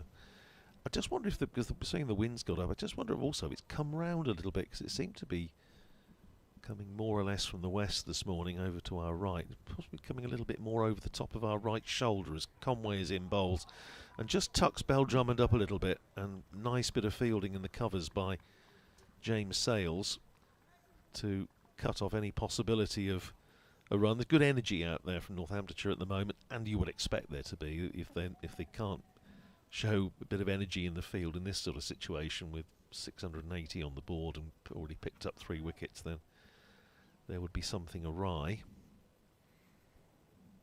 Get rid of one of these and they will feel they are really in business. I was thinking 2 before the close for them. I mean, that's. Here's Conway in and bowls and clipped away by Daniel Bell-Drummond, who is off the mark. Sorry, that's first run. And that's the end of Conway's over. 63 for 3. Bell-Drummond has made 1 off, getting off the mark off his 16th ball. Tuanda Mieye is on 28. Yeah, my thought was 4 down by the close, Northampton. And that's not necessarily overly optimistic either. They've already taken 3. But that when they were just 2 down, I was thinking if they get one of Crawley and Mieye and then another one by the close, they will think 2 days to go. Yeah. Can then have 16 wickets to protect, and at this point, very hard to see them getting anywhere near 684 in total in 2 innings. Yeah, I would agree. If they can nip another one out tonight, I think they'll feel they've had a really very good couple of days. Sorry. So I was just going to say, from a Kent point of view, if they can survive, 17 overs here, these 2, then they will think possibilities. Yeah, absolutely. Beg your pardon. Weatherall bowling to Bell-Drummond, a little bit wide, and Bell-Drummond has treated that as well. So driven through the covers for 4 runs, they go to 67 for 3. Lovely shot. Warwickshire in their second innings against Sussex down at Hove, 103 for 4. It's a nicely balanced game that now. Warwickshire 166 runs ahead with 6 wickets in hand. Ed Barnard is 42 not out. Rob Yates, who opened, is still there on 44, but Finn Hudson-Prentice, who's having a spectacular start to the season with the ball, has picked up 3 of those 4 Bears wickets. So Weatherall bowls now to Bell-Drummond. settles on that and defends it off the off stump. So, yeah, 204 they made, did they, in reply to Morrissey. Yeah, it was a flurry. Yeah. They made a decent start, I think, they did, Sussex as well, didn't they? And then lost their quick way, wickets, didn't yeah. they? But that's beautifully balanced, that game now.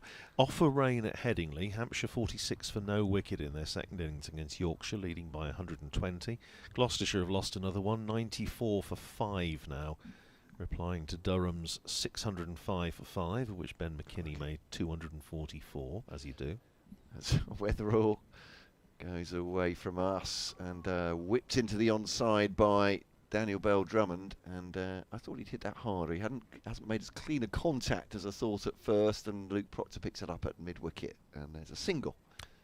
At Old Trafford, Lancashire 351 all out against Derbyshire, who were 198 for 3 in reply. Harry Kane made 83, but he's just been bowled by Sir James Anderson. And at Lord's, Worcestershire 193 for 4 in their second innings against Middlesex, leading by 201. So Weatherall bowling it's inside edge past his stumps, has gone almost square, just backward, and or has that come off the? That was back. Signal. It was back. Yes. Yeah. I just thought it was a late signal from the umpire. 69 for 3. I have the pleasure, I think you'll know where I'm going with this, of going to Blackpool this year to watch Kent play Lancashire, and I'm very much looking forward to seeing Kent play there. But and to speaking to Scott Reed, our mutual friend, but also it'd be lovely to see Jimmy Anderson if he's still bowling. Put it that way. It was a delight to watch him last week, I have to say. That's Weatherall bowls to Bell-Drummond, wraps him on the pad, always going down, I think, and this will be a leg by. Has he gone for 4? 4. It has, yeah. The pace of Weatherall taking the ball to the boundary. Not only saw some fantastic bowling from him there last year. I believe it was a Kookaburra game, that one, but also some top quality, as they call it in the north, mithering from him as well.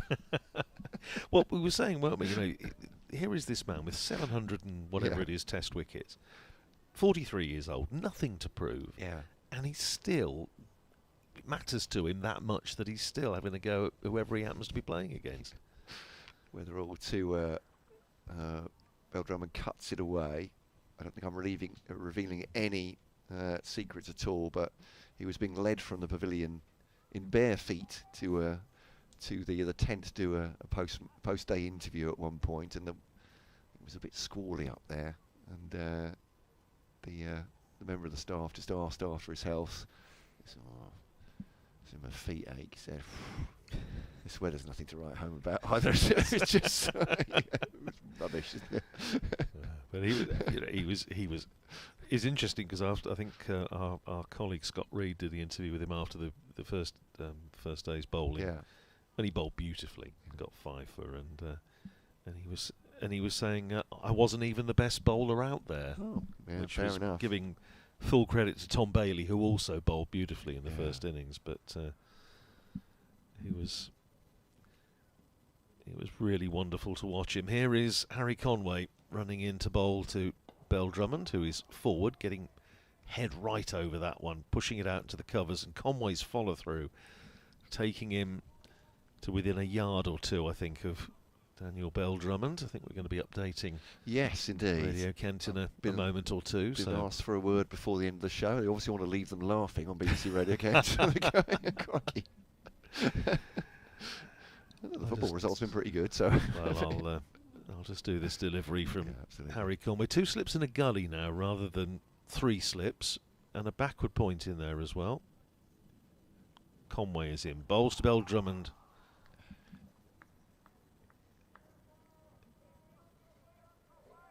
Yeah, I'm not going to leave your listeners laughing on this show, Matt, that's for sure. 74 for 3, Kent are trying to rebuild after the loss of Compton for 6, North East for none, and Crawley for 24 in reply to Northamptonshire's huge 684 for 2. All 4 batters in their innings made centuries. Luke Proctor, their captain, made a double century. Crawley gone for 24, the last man to exit stage left here at Canterbury. Mayeye has made a good stand and so far 29 he's got from 42 balls. He's been joined by captain Daniel Bell-Drummond, who has 7 for 24. It's a rearguard action for Kent, and that is on the third session on day 2. They are batting to save the game, 17 wickets to protect over the next 2 days.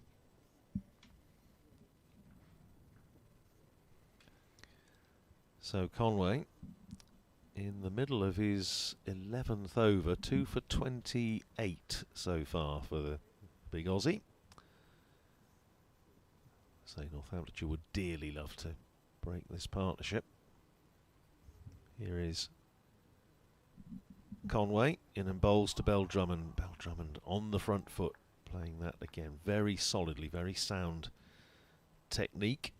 Out to James Sales, who's in there at backward point. Shadows lengthening, of course, of the sun going down. Clock ticking round towards 6 o'clock. So, as we were saying earlier, it is going to be a late-ish finish, but there's certainly no worries about the light tonight. It is absolutely glorious. Beautiful evening here in Canterbury, as it always is, of course. Here's Conway in bowls and worked away through mid-wicket by Daniel Bell-Drummond, and Conway cross with himself because he was obviously trying to build pressure, that off-stump line with 2 slips of gully and a backward point, and he's just strayed a little bit straight, and Bell-Drummond taking full advantage, whips it away through mid-wicket for 4. Lovely shot. He goes to 11 and Kent to 78 for 3. I think it's fair to say, I don't know the stats on it, but Daniel Bell-Drummond can be a scratchy starter for a player of such talent and huge weight of runs as well. But the fear, obviously, for other sides is when he gets going, he can get going properly. He's on 11 from 26 at the moment, and Kent, as I said, 300 would be lovely, but they need both of these to stick around. And from a Northants point of view, already 3 down, 78 for 3.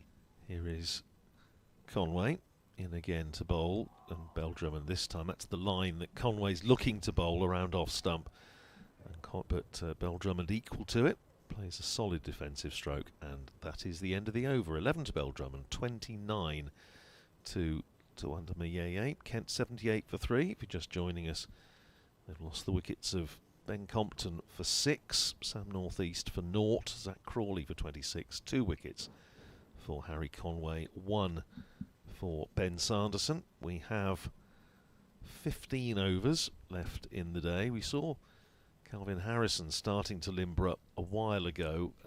I have to say, Calvin Harrison is one of those who is almost in a perpetual state of warming up. He's you'll see him start swinging his arms, and he comes on about an hour later. But I wouldn't be surprised if they didn't give a little run to him in the not too distant future. Here's Rafi Weatherall bowling to Mayeye. That's gone past the slips. I'd love to see a replay of that again to see how close that was. He's got himself 4. It's a bit of a carve outside the off stump. Perhaps a little bit higher on the bat than he would like to have played that to Andy Mayeye, but it was 4 runs. It was one of those, if you're going to flash hard, wasn't Yeah. it? And he did exactly that, and it went way over the slips. Can I, while we're getting the ball back, say a big thank you to Eddie McManus, who's messaged.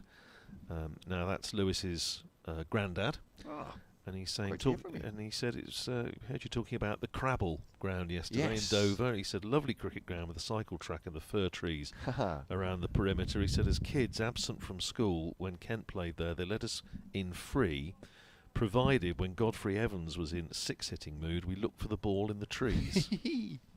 Oh, that's a lovely story. As Weatherall bowls to Mayeye and punched up to mid-off, but doesn't beat the man there. He says he remembers the likes of Arthur Fagg batting there, and Doug Wright was his favourite bowler. So it's lovely to hear from you, Eddie. Hope you're enjoying the commentary, and well, you'd have been, I'm sure, delighted by Lewis McManus's performance in the previous game when he faced over 300 balls in the match. Picked up a couple of catches today. Weatherall then to Mayeye, full on leg stump, and just close the face out to the leg side boundary. Harry Conway fields. It's a supporter that's very enthusiastic whenever Harry Feels the ball. He's now cupping his ear to somebody in the woolly stand. There we go. Sorry, mate, didn't quite catch that. I think he's saying. Oh, he's got cupped both ears now. As I say, there is never a dull moment. He doesn't mind a bit of back and forth, that's for sure.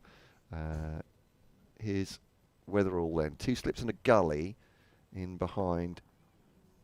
Beldrum rather jabs at that, goes into the ground and up to mid-off where Nathan McSweeney fields. James, thank you for your email. If you're still listening, I do apologise. It was a while ago. Rather bemoaning Kent's form and fate here. Previous problems still there, he says. Bowlers' lack of line and length, lack of runs in the first innings. I think we're going to be in Division 2 for a very long time, he says. But then has some very nice words about the commentary, James. Thank you. Really appreciate that, and appreciate you for getting in touch as well. I like to say, and it is my privilege to say, it's an absolute pleasure, obviously, to be here watching cricket. And that's whipped away by Daniel Bell-Drummond, pulled. And that is a characteristic Daniel Bell-Drummond shot. You'll see that time after time in the T20 blast. No foot movement, and coaches will be grimacing and growling at him for that. But the hand speed is so quick that is at the boundary in no time at all. 4 runs. Yeah, wonderful shot, because it wasn't short from Rafi Weatherall. It was just a little bit back of a length, and he was so quickly onto it. And as you say, laced it away through mid-wicket for 4. It was it's one of those where nobody moved. Aye. It's one of those shots you shouldn't be able to play, and your coach should be bemoaning you for doing it, or criticising you, but Daniel Bell-Drummond does it expertly. Does a good reply from Rafi Weatherall, though. Yorker length, Radders, at the end of that over, and Daniel Bell-Drummond jabbing the bat on it to make sure it didn't hit his off stump. So good consistency by the bowler, and keeping his nerve. 87 for 3. Well, we said about Jas Singh, didn't we? You know, he's feeling his way back into first-class cricket, as is Rafi Weatherall, having been out since last April. He's studying at Exeter University as well, reading law.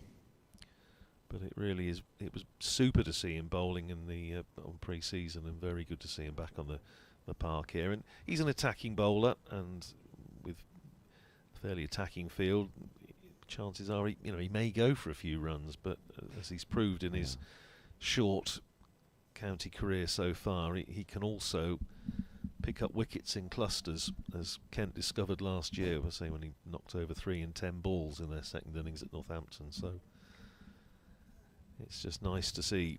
Well, nice to see Jas Singh back in action. Nice to see Rafi Weatherall back in action. Now, change of bowling at the far end, and Harry Conway is taking a break. Figures of 11 overs, 4 maidens, 2 for 27, and the miserly Ben Sanderson, 9 overs, 3 maidens, 1 for 9.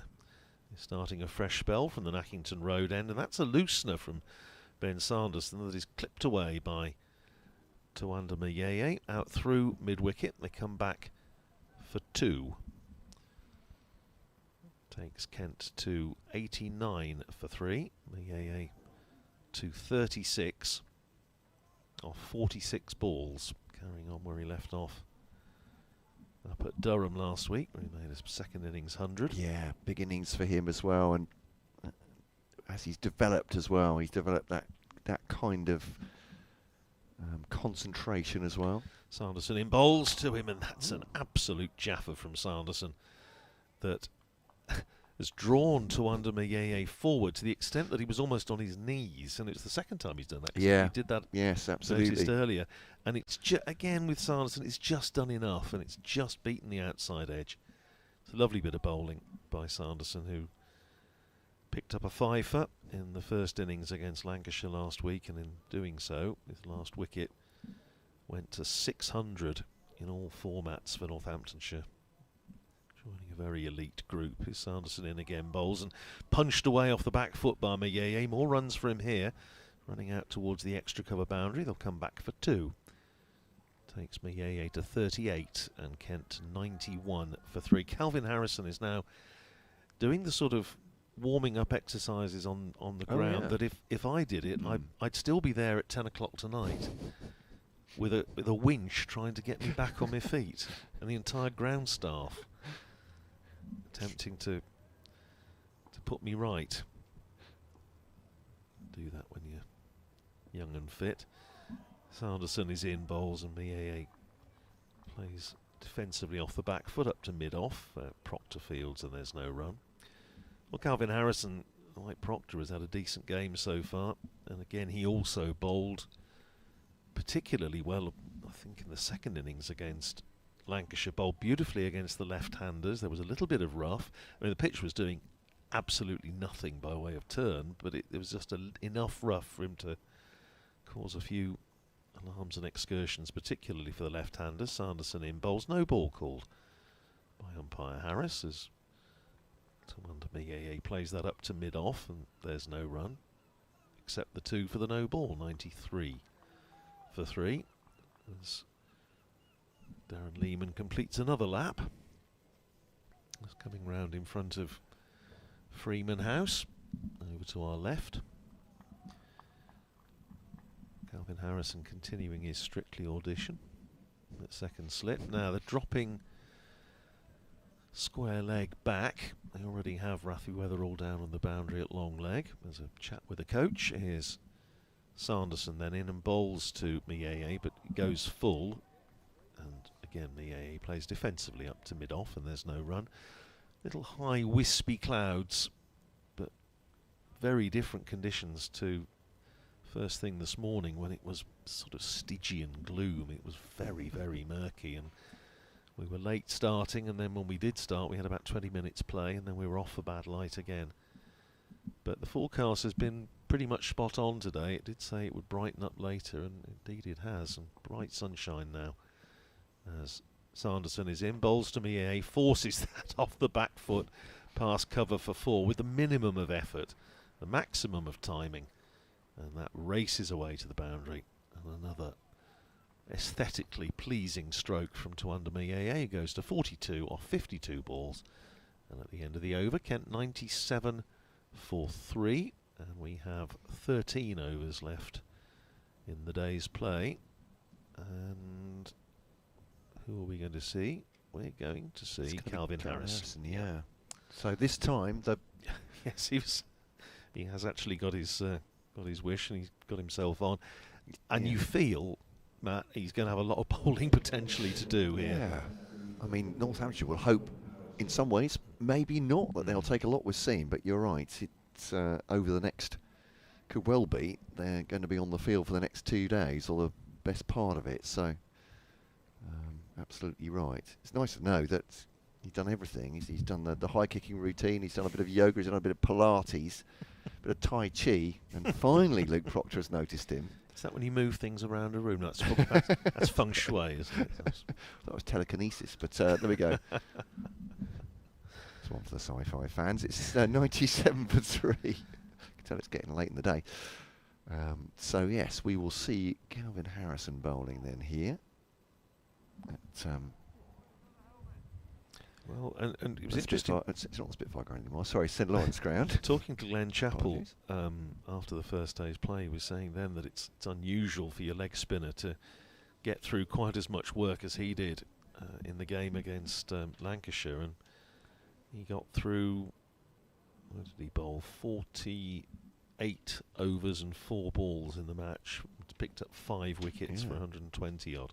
It's good news early season, isn't well, it it? is, but he was, considering he was with Northamptonshire on loan last year for 10 of the 14 games, and finished as Northamptonshire's leading wicket taker with 36 wickets, and the last wrist spinner to be Northamptonshire's leading wicket taker in a championship season was the great Anil Kumble back in 1995. When he made his championship debut for Northamptonshire on this very ground. Canterbury in April. It's a bit chilly then, I seem to remember. David Capel and Richard Montgomery got big hundreds, and Northamptonshire won. It's a tall leg spinner, number 30 on his back. Little prance as he comes in to Daniel Bell-Drummond, who jabs it into the onside on the ground, and there's no run. Is that safe save? There it is indeed. It is, yeah. yeah. They can get a bat this time round at Canterbury, as outside the off stump. Beldrummond goes feeling for that one, and it's deflected along the ground to point this time. So, yeah, there we are. So born in Durban, via Taunton, education at King's College, and can come through the Somerset pathway. Nottinghamshire, Hampshire, Northamptonshire now, of course. England Lions. Oh, it's squirted away off the outside edge by Daniel Beldrummond. Absolutely deceived by that one, and they'll come back for two. But that one, no control whatsoever from Daniel Beldrummond, but well wide of the two slips as well. Yeah, extraordinary. I wouldn't be surprised to see another man go in there. That might just whet the appetite a little bit, and I wonder if we'll see another close catcher in. They've got a slip and a forward short leg at the moment, but that's Harrison bowls to him and jabs into the onside. Good stop by Zaid, that one, keeping the pressure on. It's not as though they worry too much about leaking the odd run, is it? When you've got 680, whatever it is. They'll be fine with that, I think. This one, bat and pad from Daniel Beldrummond. It's asking a lot with that contact for an LBW decision, but getting forward Daniel Beldrummond, but just trying to pin him down here. Alvin Harrison already got an edge from him. That one, again, front foot well down the pitch, blocked back at the bowler. End of an exciting first over, I think, if you're Luke Proctor and the Northamptonshire team at this point. He just brings a whole new dimension to the Northamptonshire side, and he also, of course, makes the side that much easier to balance when you've got him batting in the top four, which was always, I think, the thought this year, and he's got 150 here and catches pretty much everything at second slip. It was interesting. Made his Northamptonshire debut last year, second game of the season up at Old Trafford. Took 11 wickets in the match on debut, and David Lloyd, Bumble, was most impressed, and it was actually one of those suggesting that the England Lions ought to have a look at him, which of course they did this last winter. Unfortunately, his time out there was cut short by the military action in the Middle East. Here's Sanderson in, starting a fresh over, and that's short, and it's pulled away under the body of the fielder out there on the boundary, and it goes for four. And Mayeye is absolutely ruthless on anything slightly full, slightly short. There's no margin of error when Mayeye is going well, and that was pulled. It was a beautifully timed stroke, and it goes for four. 46 to him. Kent past the 100 mark. 103 for three. Deep square staying on the boundary. So still two men out on the leg side. Deep square leg and long leg. And here's Sanderson. And bowls to Mayeye, who forces that beautifully off the back foot, and it's running out towards the boundary at extra cover. It's not going to go. It's just going to be reeled in a yard or two inside the rope, and they come back for two. Yeah, it's a nice shot at the top of the bounce there, isn't it? As he works that away. Yeah, beautiful. 48 to Mayeye, 105 for three. Talking about Calvin Harrison and Anil Kumble, he was telling me, we had a chance to have a good chat with him for BBC Radio Northampton out in South Africa, and he was saying that he's watched a lot of video of Anil Kumble. Another tall spin bowler. Another tall spin bowler, yeah, that's absolutely. And I suggested it might be an idea to try and get the two of them together at some point. Here's Sanderson in bowls, and Mayeye this time plays it up to mid-on, where the tall, sun-hatted figure of Harry Conway fields, and there is no run. Anil Kumble still, although he only had one season with Northamptonshire, he's involved in the former players' WhatsApp group and is a regular contributor, and there's a bit of byplay with Alan Lamb, who of course brought him to the club, and still one of the better decisions in Northamptonshire's recent history. Here's Sanderson in bowls to Mayeye, who's defensive, pushes it up to mid-off, and there's no run. When Northamptonshire were looking for a replacement for Curtly Ambrose for 1995, when West Indies were touring, and the feeling was, I suppose, well, you know, would you get another fast bowler in? And Alan Lamb said no. And he was actually more or less in charge of the first team that year. They didn't have a director of cricket. He was his last year as captain. And having spoken to the likes of Sunil Gavaskar and Mohammad Azharuddin, he got Anil Kumble in, and 105 wickets, 12 championship wins, and almost any other season would have won the championship. Here's Sanderson in bowls, and he's caught! And Sanderson gets a bit of extra bounce, and Mayeye goes for 48, caught at backward point. It just caught the shoulder of the bat, I think, and looped fairly comfortably to backward point. Sanderson has his second wicket. Mayeye goes for a beautifully made 48. But that is the other wicket that we were talking about earlier, Matt, that Northamptonshire would want to get tonight, and they've got it. And Kent are 105 for 4, and there are still, what, 11 overs to go in the day. Yeah, just look at the replay. Just as they say, got a little bit big on him, didn't it? Yep. It just suddenly surprised him, the bounce and the seam movement to Wandamieye, and that has gone, you say, looped up. James Sales takes it. You can't actually see the catch on the replay, but you can see his reaction, almost as if he'd been stung slightly there. It just held its line, didn't it? It looked as though he was trying to work it in the onside, and it just almost like a thick outside edge. I would suspect quite high off the bat, but because the fact that it just looped pretty much to Sales. But that is a big wicket. 105 for 4. And again, Proctor's having a good day with his bowling changes, having brought Conway back and he cleaned up Zach Crawley. Brought Sanderson back on at that Nackington Road end, and Wandamieye is on his way back. And now Joey Everson, who had to do a lot of work with the ball, finds himself having to go out and bat rather earlier than he would have been hoping. Yeah, he didn't have much of a match against Durham, and 2 single-figure scores for him there, and going with 5 and over a bat. But hope for Kent, he's bowled a lot tighter. Notwithstanding, it was in a huge first innings total. Looking to get going with the bat as well. But I was talking to Fred Atkins about the depth of Kent's batting as well. Well, they're going to need it now. With Everson, Benjamin, Jaden Denley to come as well. Then Decent depth. Dudgeon, Milnes and Singh to make up the 11. Decent depth of batting there, but here's Sanderson with 3 slips in, bowling to Everson, who comes right across his stumps, and Sanderson thought for a moment he might be in business, but Everson gets bat on it. It runs down to backward square where Rafi Weatherall fields, and that is the end of a successful over for Ben Sanderson. 11 overs, 3 maidens, 2 for 26. 2 wickets then for Sanderson, 2 for Conway, the 2 front-line seamers, and 106 for 4. Kent still need another 430 odd to avoid the follow-on. And 11 overs to go in the day. The shadows of the stands are now encroaching across the ground, not too far away from the square. 20 past 6. Local time. Good point.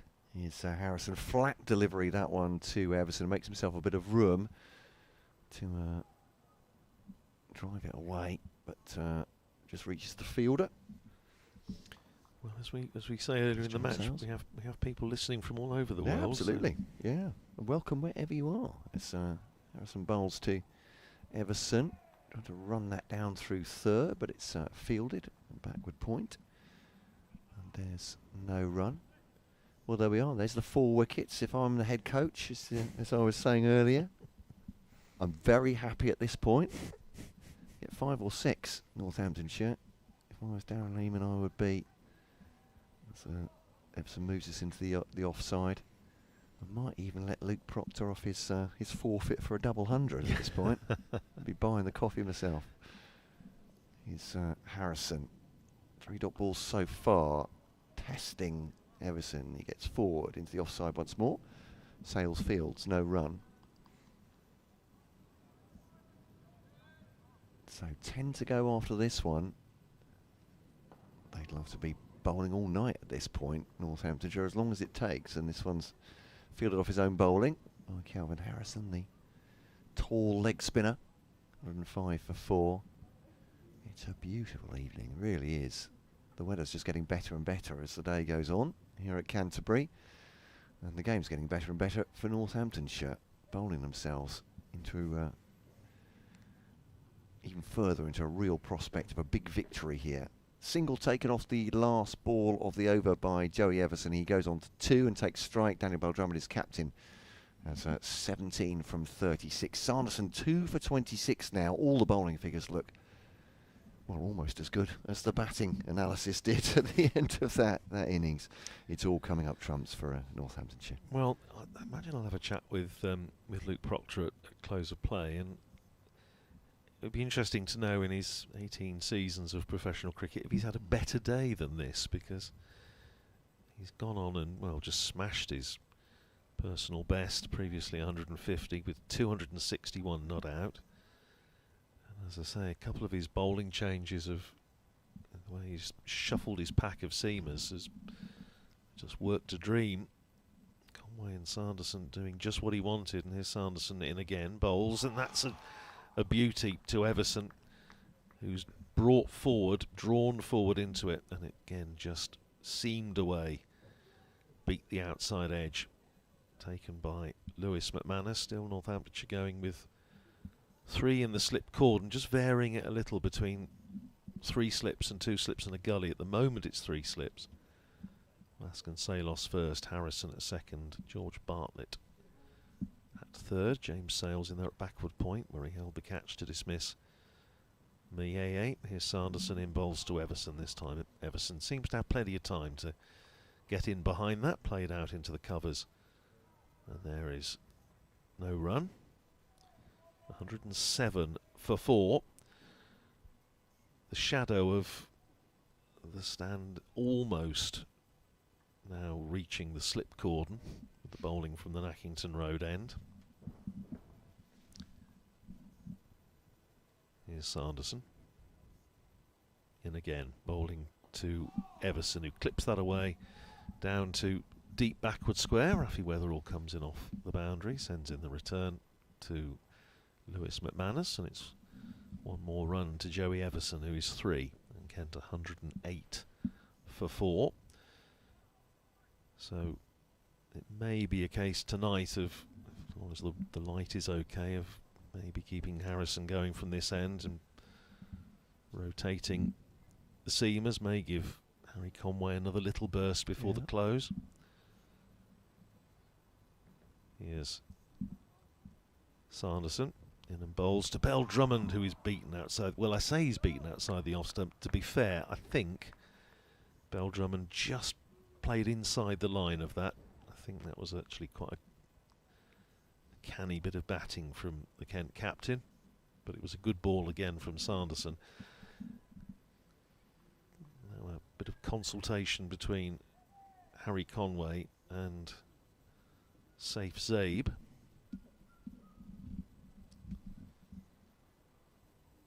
About what, I know not. Sanderson in again, bowls to Bell-Drummond, works it away out into the leg side. Good bit of fielding at mid-wicket, and there is no run. Nathan McSweeney in there, who's also had a pretty good day. One of Northamptonshire's quicker Championship hundreds, 85 balls for Nathan McSweeney.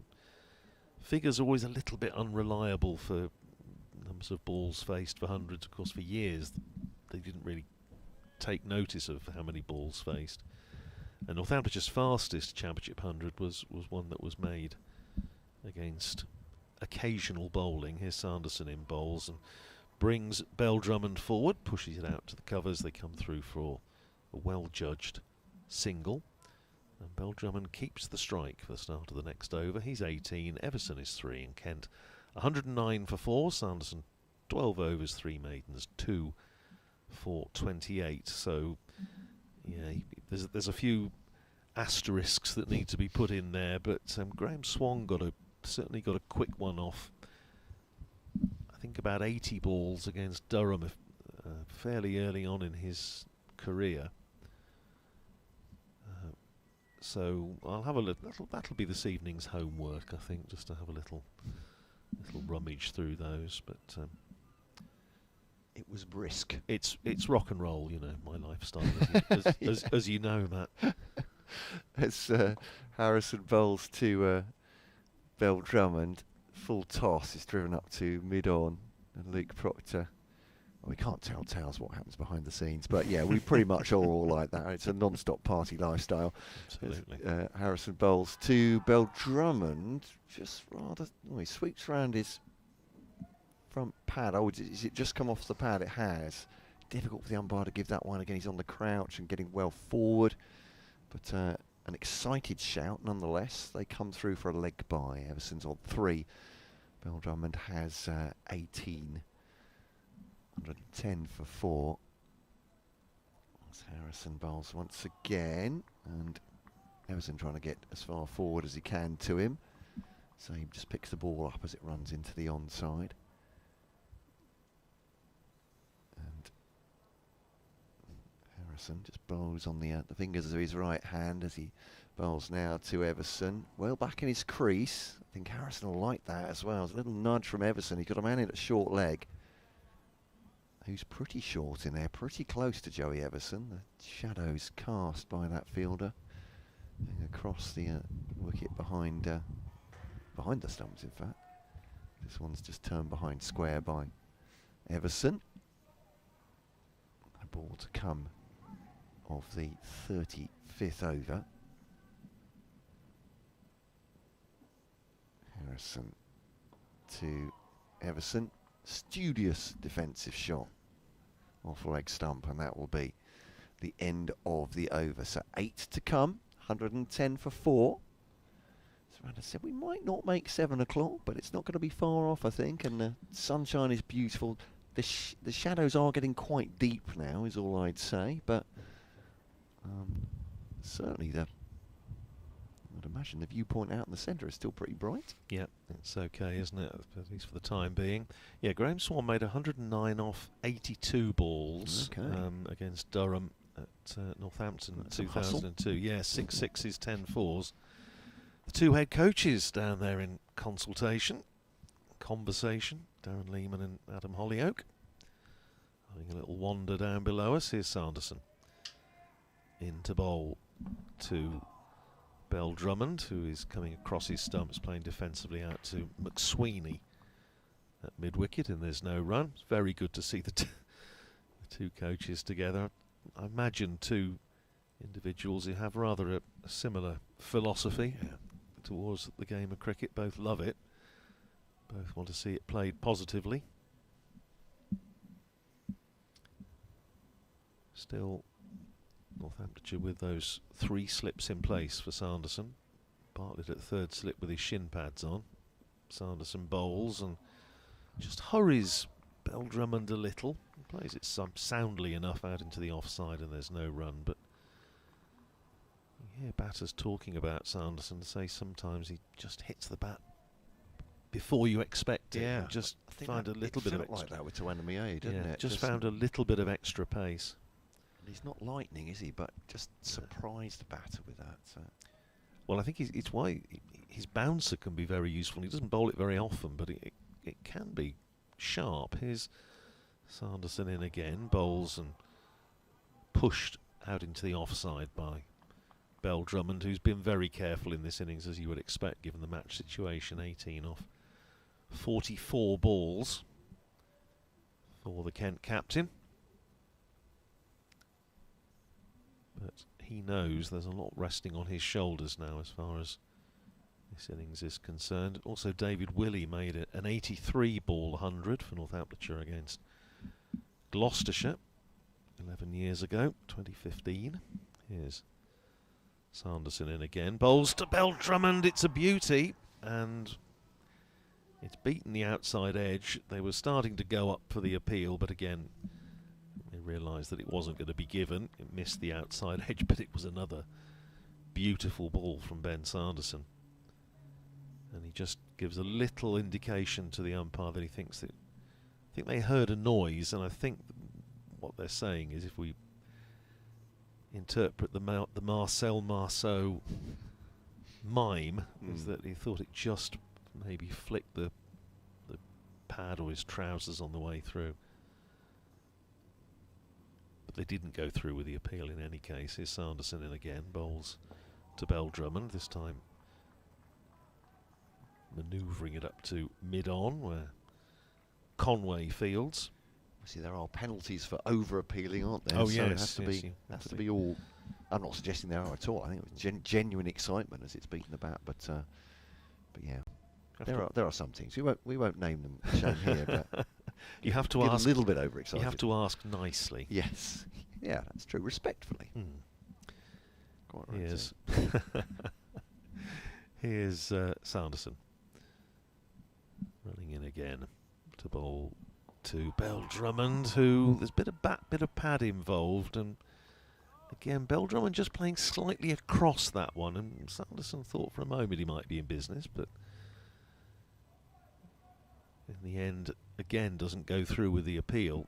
But it's good. It's very, very good stuff. It's entirely characteristic spell, this from Ben Sanderson. 13 overs, 4 maidens, 2 for 28. Kent are 110 for 4. We have 7 overs to go. And Calvin Harrison, I suspect, will be bowling 4 of them from this end, assuming we get through. But the shadows are now almost to the pitch, almost to the umpire at the non-striker's end. Harrison bowled to Everson, and that's off the back foot, stumped out towards the offside boundary. Fielder there throws back in. Is that George Bartlett? Out there. I thought I saw a flash of a 4 on the shirt, but there we go. That's Harrison bowls to Bell Drummond. Just thought he jabbed the bat into the ground for a second there, but actually did. It's once again propel it out to. Oh, it's Rafi. Beg your pardon. Sorry. I just saw the shirt turn and saw a 4 on it, and I've not named George Bartlett yet, so I have no idea where he's on the field in that case. Forward short leg. Thank you very much. Oh, well, that makes sense. So under the lid. Indeed.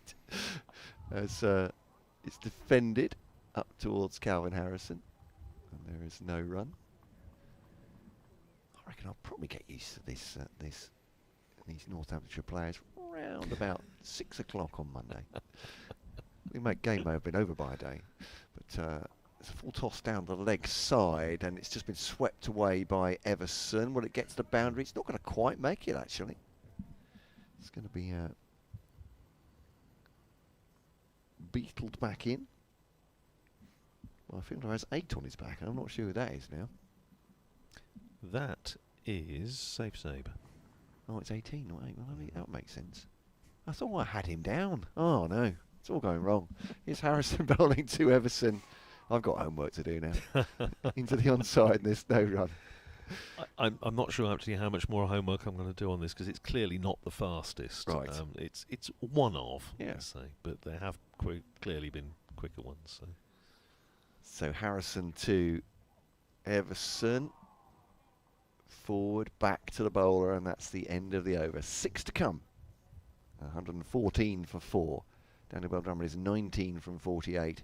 Everson has 6. The men to go. If you're just joining us in the Kent first innings, Compton Court McManus bowled to Conway for 6 before tea, then 3 after the interval in the final session. Northeast caught behind off Sanderson. Crawley bowled by Conway for 24. Northeast went for a duck, and Mayeye for 48. Looked like he got his feet well under the table, but then jack in the box from Ben Sanderson, caught by Sales for 48. Sanderson it will be to continue, starting his 14th over from the Nackington Road end. 3 slips in. Going to be bowling to Daniel Bell Drummond.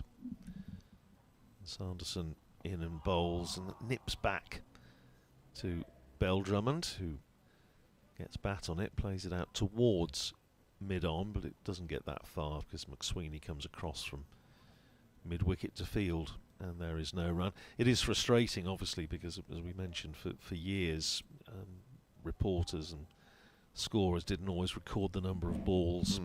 Indeed, the famous 35-minute Percy Fender 100 at Northampton in 1920. There's still a lot of dispute as to how many balls it was. Various people tried to reconstruct it. Right. Here's Sanderson in, bowls and pushed out into the offside by Bell Drummond, and there's no run. So to reconstruct it from reports, from reports and the from the innings. Only one scorebook exists. Right. The Surrey scorebooks, believe it or not, were thrown out during the Second World War for salvage when they were collecting paper. Right. And Yeah. Well, I think, yes. So must, I understand. yeah. So Northamptonshire's scorebook survives in Leo Bullimer's beautiful copper plate, but it doesn't add up. It doesn't. Right. It doesn't add up to 113, which it should do. Here's Sanderson in the here and now. Bowls and clipped away by Bell Drummond, but only as far as Conway at mid-on, and there's no run. And when you consider that they scored in the session, the afternoon session of that match, they scored over 400 runs, Surrey. They just went mad against a pretty weak Northamptonshire attack. It's not surprising that the scorers maybe struggled to keep up. But, yeah, the book doesn't add up. So at the moment there's a sort of span of between so many balls. Here's Sanderson in bowls, and Bell Drummond covers up, pushes it up to extra cover. And there's no run. Dick Streeton, Richard Streeton, wonderful journalist with the Times for many years. He wrote Fender's biography and did a huge amount of work on it with the late Laurie Newell, who was a Northamptonshire-based statistician, and working on this book and, as you say, on newspaper reports. And they reckon they had it between, I think it was something like 34 and 44 balls, something like that. But they can't be certain at this distance in time. Keeper standing up, Lewis McManus, as Sanderson is in, bowls, and Bell Drummond again solidly forward. Sanderson fields himself, lobs it on to his captain Luke Proctor at mid-off. So we have 5 overs after this. Can't think Sanderson is going to bowl all of them from that end. He's had 2 decent spells. He's bowled. This is his one ball left of his 14th. 3 slips waiting as Sanderson from the Nackington Road end is in and bowls, and Bell Drummond leaves it outside the off stump. Nice take by Lewis McManus standing up, and another over ticks by. 114 for 4. We have 5 left in the day. 19 to Daniel Bell Drummond, 6 to Joey Everson. Gloucestershire, who we've been saying have had a fairly horrendous couple of days against Durham. They're 155 for 7 now, Gloucestershire, so they're still 450 runs behind. A bit of resistance down the order from Craig Miles and Mike Taylor, but struggling. That's first ball of the 5th over from Calvin Harrison is defended into the offside by Joey Everson. He takes his guard quickly. Keeper up, short leg in, slip in. Bartlett and Vasconcelos, respectively, getting pushed into the offside. James Salesfields. Matt Taylor, not Mike Taylor. I was thinking of our BBC WM commentator colleague. That's Matt Taylor, the Gloucestershire bowler. Harrison, sweep by Everson, big shout. Almost hit him on the full, didn't it? It was very, very full. Bit of a loopy one from Calvin Harrison. Probably couldn't be sure exactly where that was going to end up. Hasn't trapped him in front. Back to Sales, this one. The offside, the leg spinner away from the right-hander. Goodley bringing it back in. Bowls to Epsom now. Flatter delivery. That one for bat and pad back into George Bartlett to pick up. Or just notion on our scorecard, George Bartlett. There we go, with the double R. Well, he does have West Country links, so that's true. You know, although born in Surrey. Ball to come of this Harrison over. Shadows over both ends of the ground now, lengthening halfway across the pitch, and defended by Joey Everson. End of the over. It's a maiden from Calvin Harrison, and Kent won't mind about not scoring for the remaining 4, as long as they can keep those the wickets at column at 4. We're going to see a bit of James Sales from the far end. Sales was an interesting one. He was basically the 4th seamer against Lancashire, which was quite a tough ask. He's bowled very little in his county career, and most of his bowling was done in his first few games back in 2021-22. He bowled 8 overs for 52 against Lancashire in the first innings, and that was actually quite a good comeback, because his first half dozen overs were expensive. He bowled a couple of better ones at the back end of his spell, but he has got a bit of pace, and, well, worth a try. As I say, I would have been surprised if he bowled Sanderson through to the end of the day. I think that might have been a bridge too far. His Sales then from the Nackington Road end, and immediately just finds a little bit of nip, and Bell Drummond, slightly surprised by it, takes a hand off the bat, plays it safely enough out to mid-wicket where McSweeney fields. 2 slips in for Sales, Vasconcelos at first, and Calvin Harrison at second is now completely in shadow, and the shadow of the pitch is the shadow of the stand rather is almost across the pitch, and the umpires are going to have a chat, and I wonder if they may be a bit concerned about this. I was mentioning it earlier, whether it's it's stretched pretty quickly over the last couple of overs. It has. Well, they're not. Obviously, the sun's going down. They don't seem all that mithered. Quite what well, I can only assume that was what the conversation was. But Bell Drummond is in shadow, and Sales is in the sun, and he bowls to Bell Drummond down the leg side, and has he got a little tickle on it? He has. And James Sales, well, we talked about Luke Proctor's bowling changes doing the trick, and Sales has basically strangled Bell Drummond down the leg side, going for the pull to a ball, harmless looking delivery outside leg stump. Must have got something on it. Sales was certain. The umpire has sent Daniel Bell Drummond on his way, and that's a bit of a Brucey bonus for Northamptonshire, picking up the wicket of Bell Drummond. But Luke Proctor can just not put a foot wrong today. Like, the change immediately. Giving James Sales a couple of overs before the close. He's picked up the wicket of the Kent captain, and Kent now 114 for 5 and in deep, deep trouble. It looked like to me he got something on it, and certainly, and it's a poor shot from Daniel Bell Drummond, really, isn't it? Not making contact, but I was getting a bit obsessed with him coming out of the ball coming out of light into shadow, but Daniel Bell Drummond is gone, and so who does come out? Yeah, it is Matt Milnes then, as effectively a night watchman to keep Chris Benjamin and Jaden Denley away from these last few overs. Well, James Sales picked up 2 championship wickets last season, so they're rarities. Yeah. But that's a very, very handy one for Northamptonshire, indeed, with his second ball.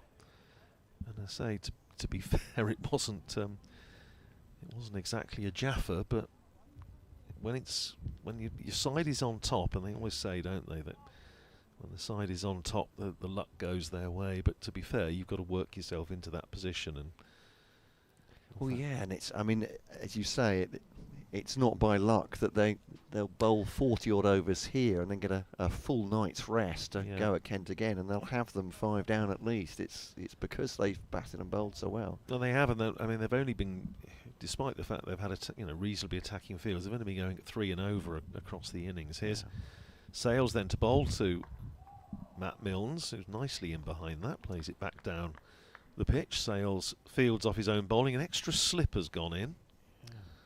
So, third one there. It reminds me of a conversation I had with Matt Milnes before the season started, and talking about his bowling, and I said, of course, I remember a few good stints as a night watchman as well. And he just looked at me with a wry smile and said, "Yeah, I think I'll be hiding in the dressing room."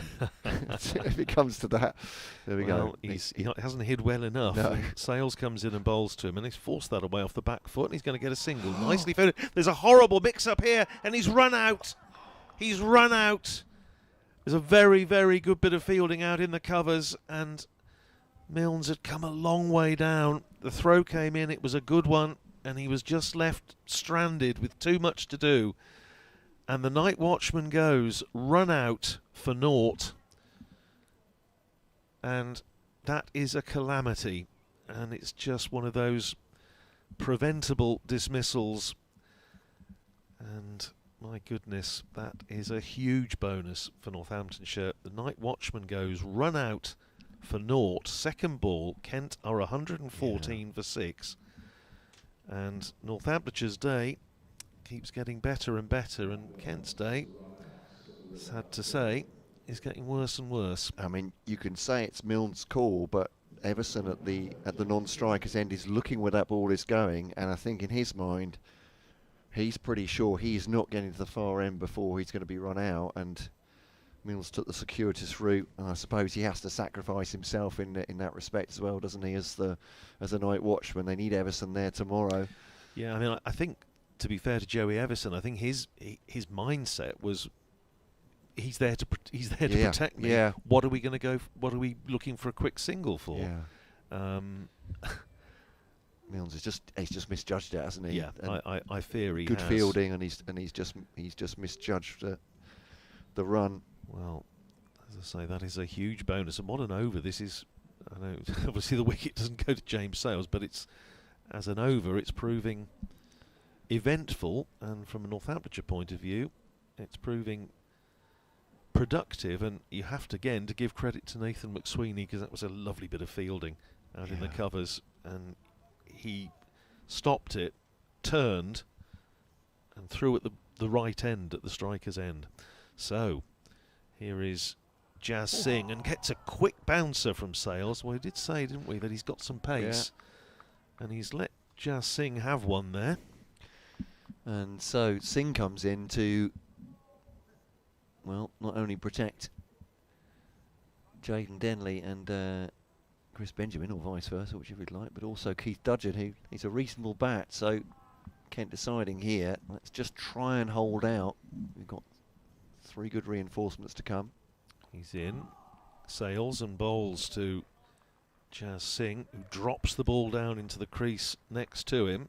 And a pat on the back for James Sales. Picked up the very, very important wicket of Daniel Bell-Drummond, who, again, you just have to say it was a bit of a lack of concentration on Bell-Drummond's part. He'd done so much hard work, 19 off 56 balls.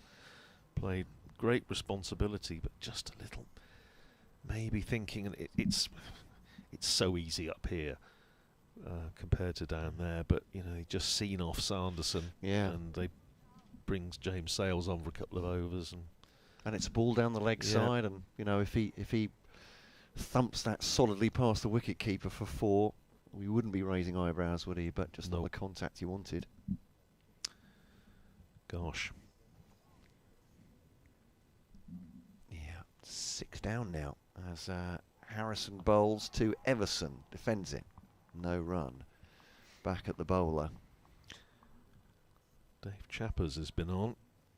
Radders, am I seeing things? Check the score after playing inter-club friendly. It seems as though Northamptonshire are having a blinder. Not having a bad day, Chappers. They really are. 114 for 6 on the back foot. Everson levers that out square on the offside. Pigeons go up again. And now describing a circuit around the oval. And a run for Joey Everson. And Jazz Singh will be tested now by the spin of Calvin Harrison. Yeah, the fielder out there on the boundary on the offside is having to look straight into the low sun there, which can't be easy.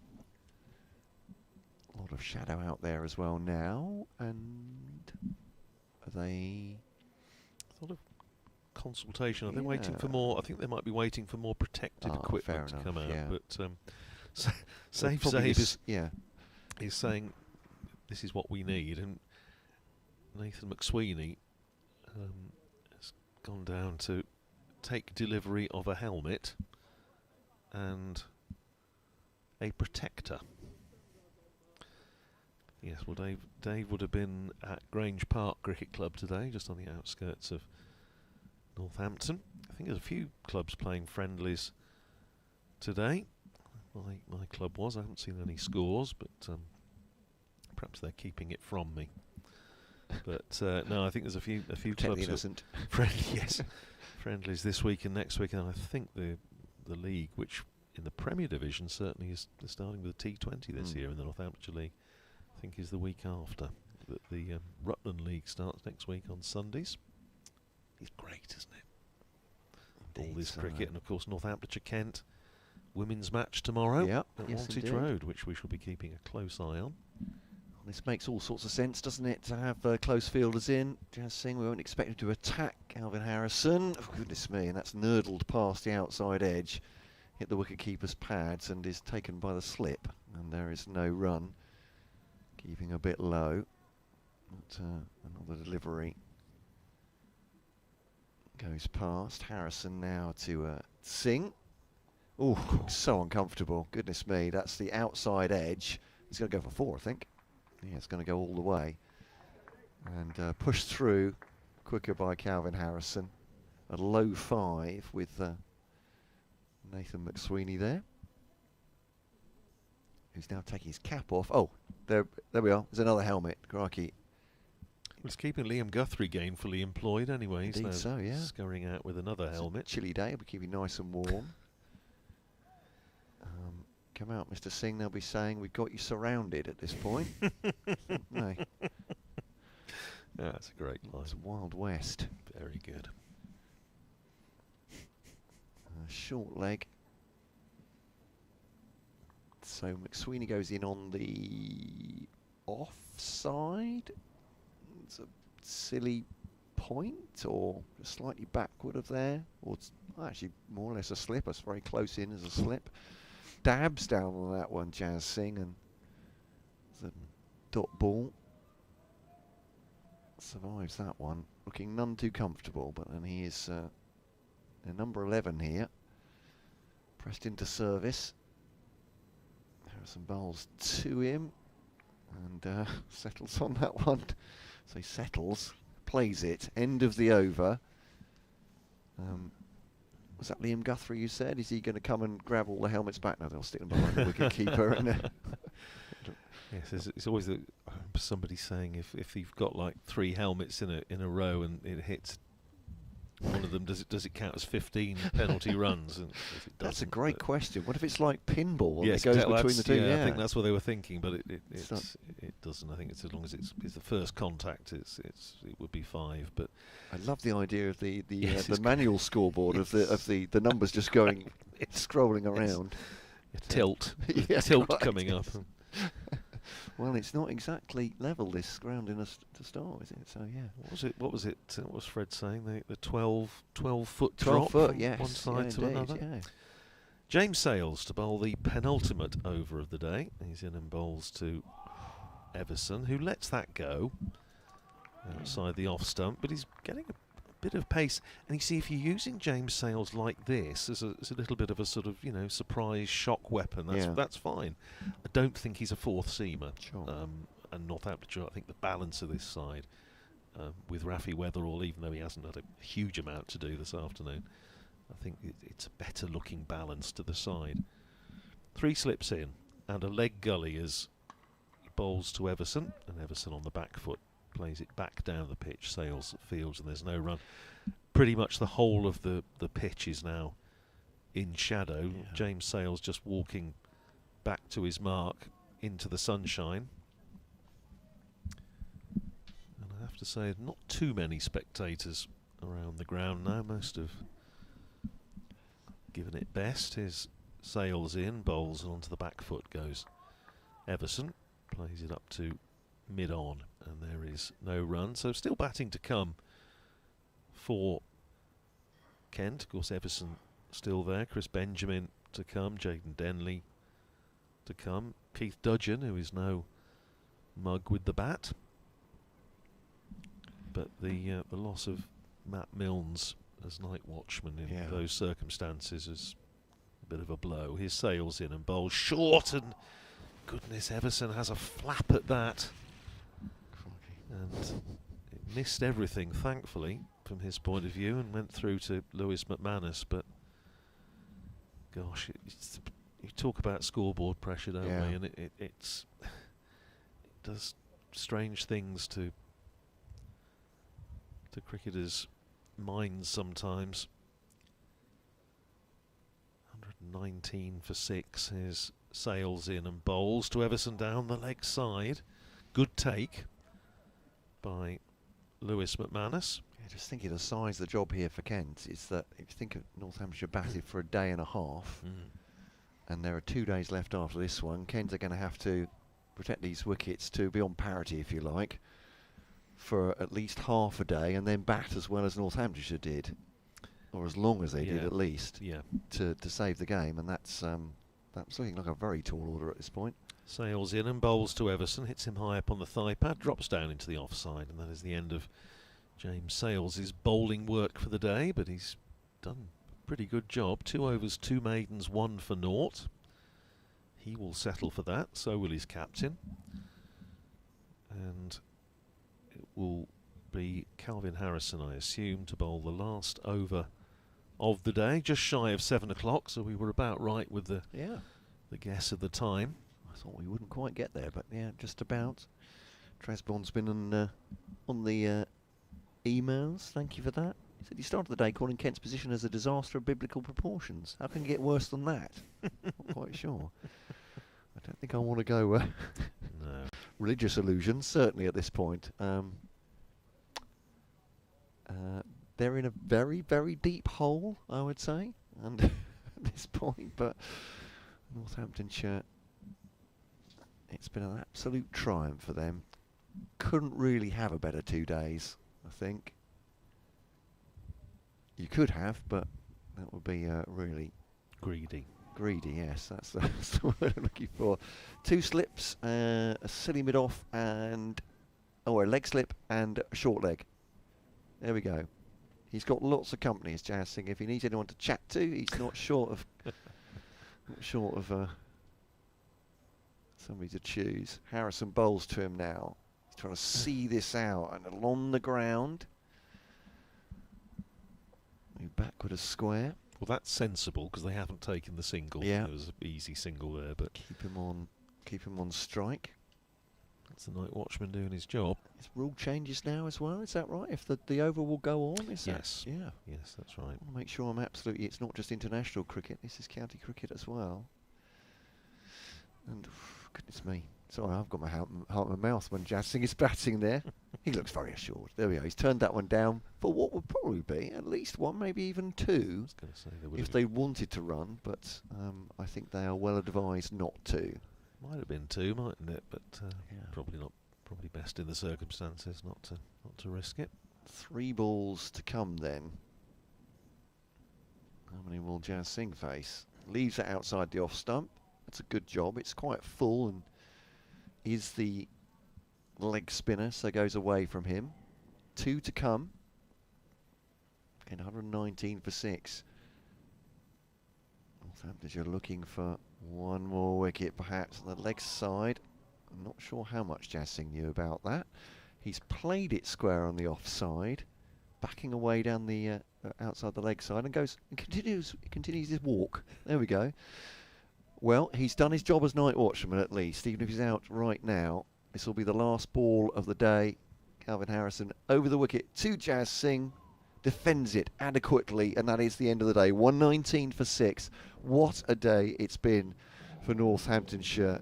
As much as Kent fans will be shuddering at the extent of Northants' lead, and now those 6 wickets down, they have done everything right, Northamptonshire. 684 for 2.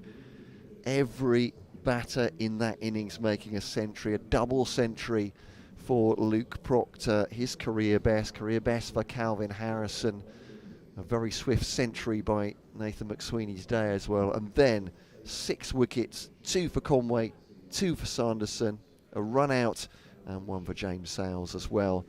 Andrew Radd, as I said, they could have hoped for better, but that really would have been greedy. What a day, what a couple of days it's been for Northamptonshire. Yeah, I can't argue with that, Matt. They really have had a very, very good couple of days, and coach Darren Lehman and the captain Luke Proctor will be very, very happy. And as I say, Proctor has just had one of those sessions where everything he's tried from the point of view of bowling changes has worked.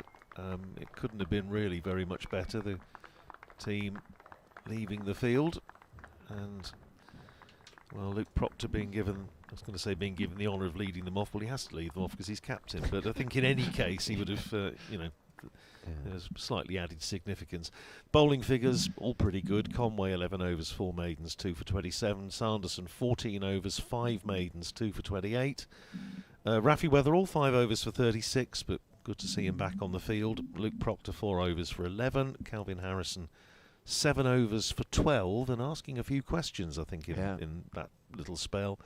And James Sales, the big bonus, 2 overs, 2 maidens, 1 for none, plus a run out. So 119 for 6, and well, lovely sunny day, lovely sunny evening at any rate. Northamptonshire will be hoping it pretty much stays like that for the rest of the match. Absolutely. We'll be back with you at 11 o'clock tomorrow morning. Myself, Andrew Radd, and Rita Green joins us as well for a Sunday where Northamptonshire might be closing in on a massive victory here at the St Lawrence ground. Thank you for listening today. Hope you've enjoyed it. Kent fans maybe from behind the sofa. There'll be some fans celebrating tonight from a Northamptonshire point of view, looking forward optimistically to tomorrow. Kent fans gripping the edge of their seats maybe. Thank you for listening once again. We'll be back with you at 11 tomorrow morning.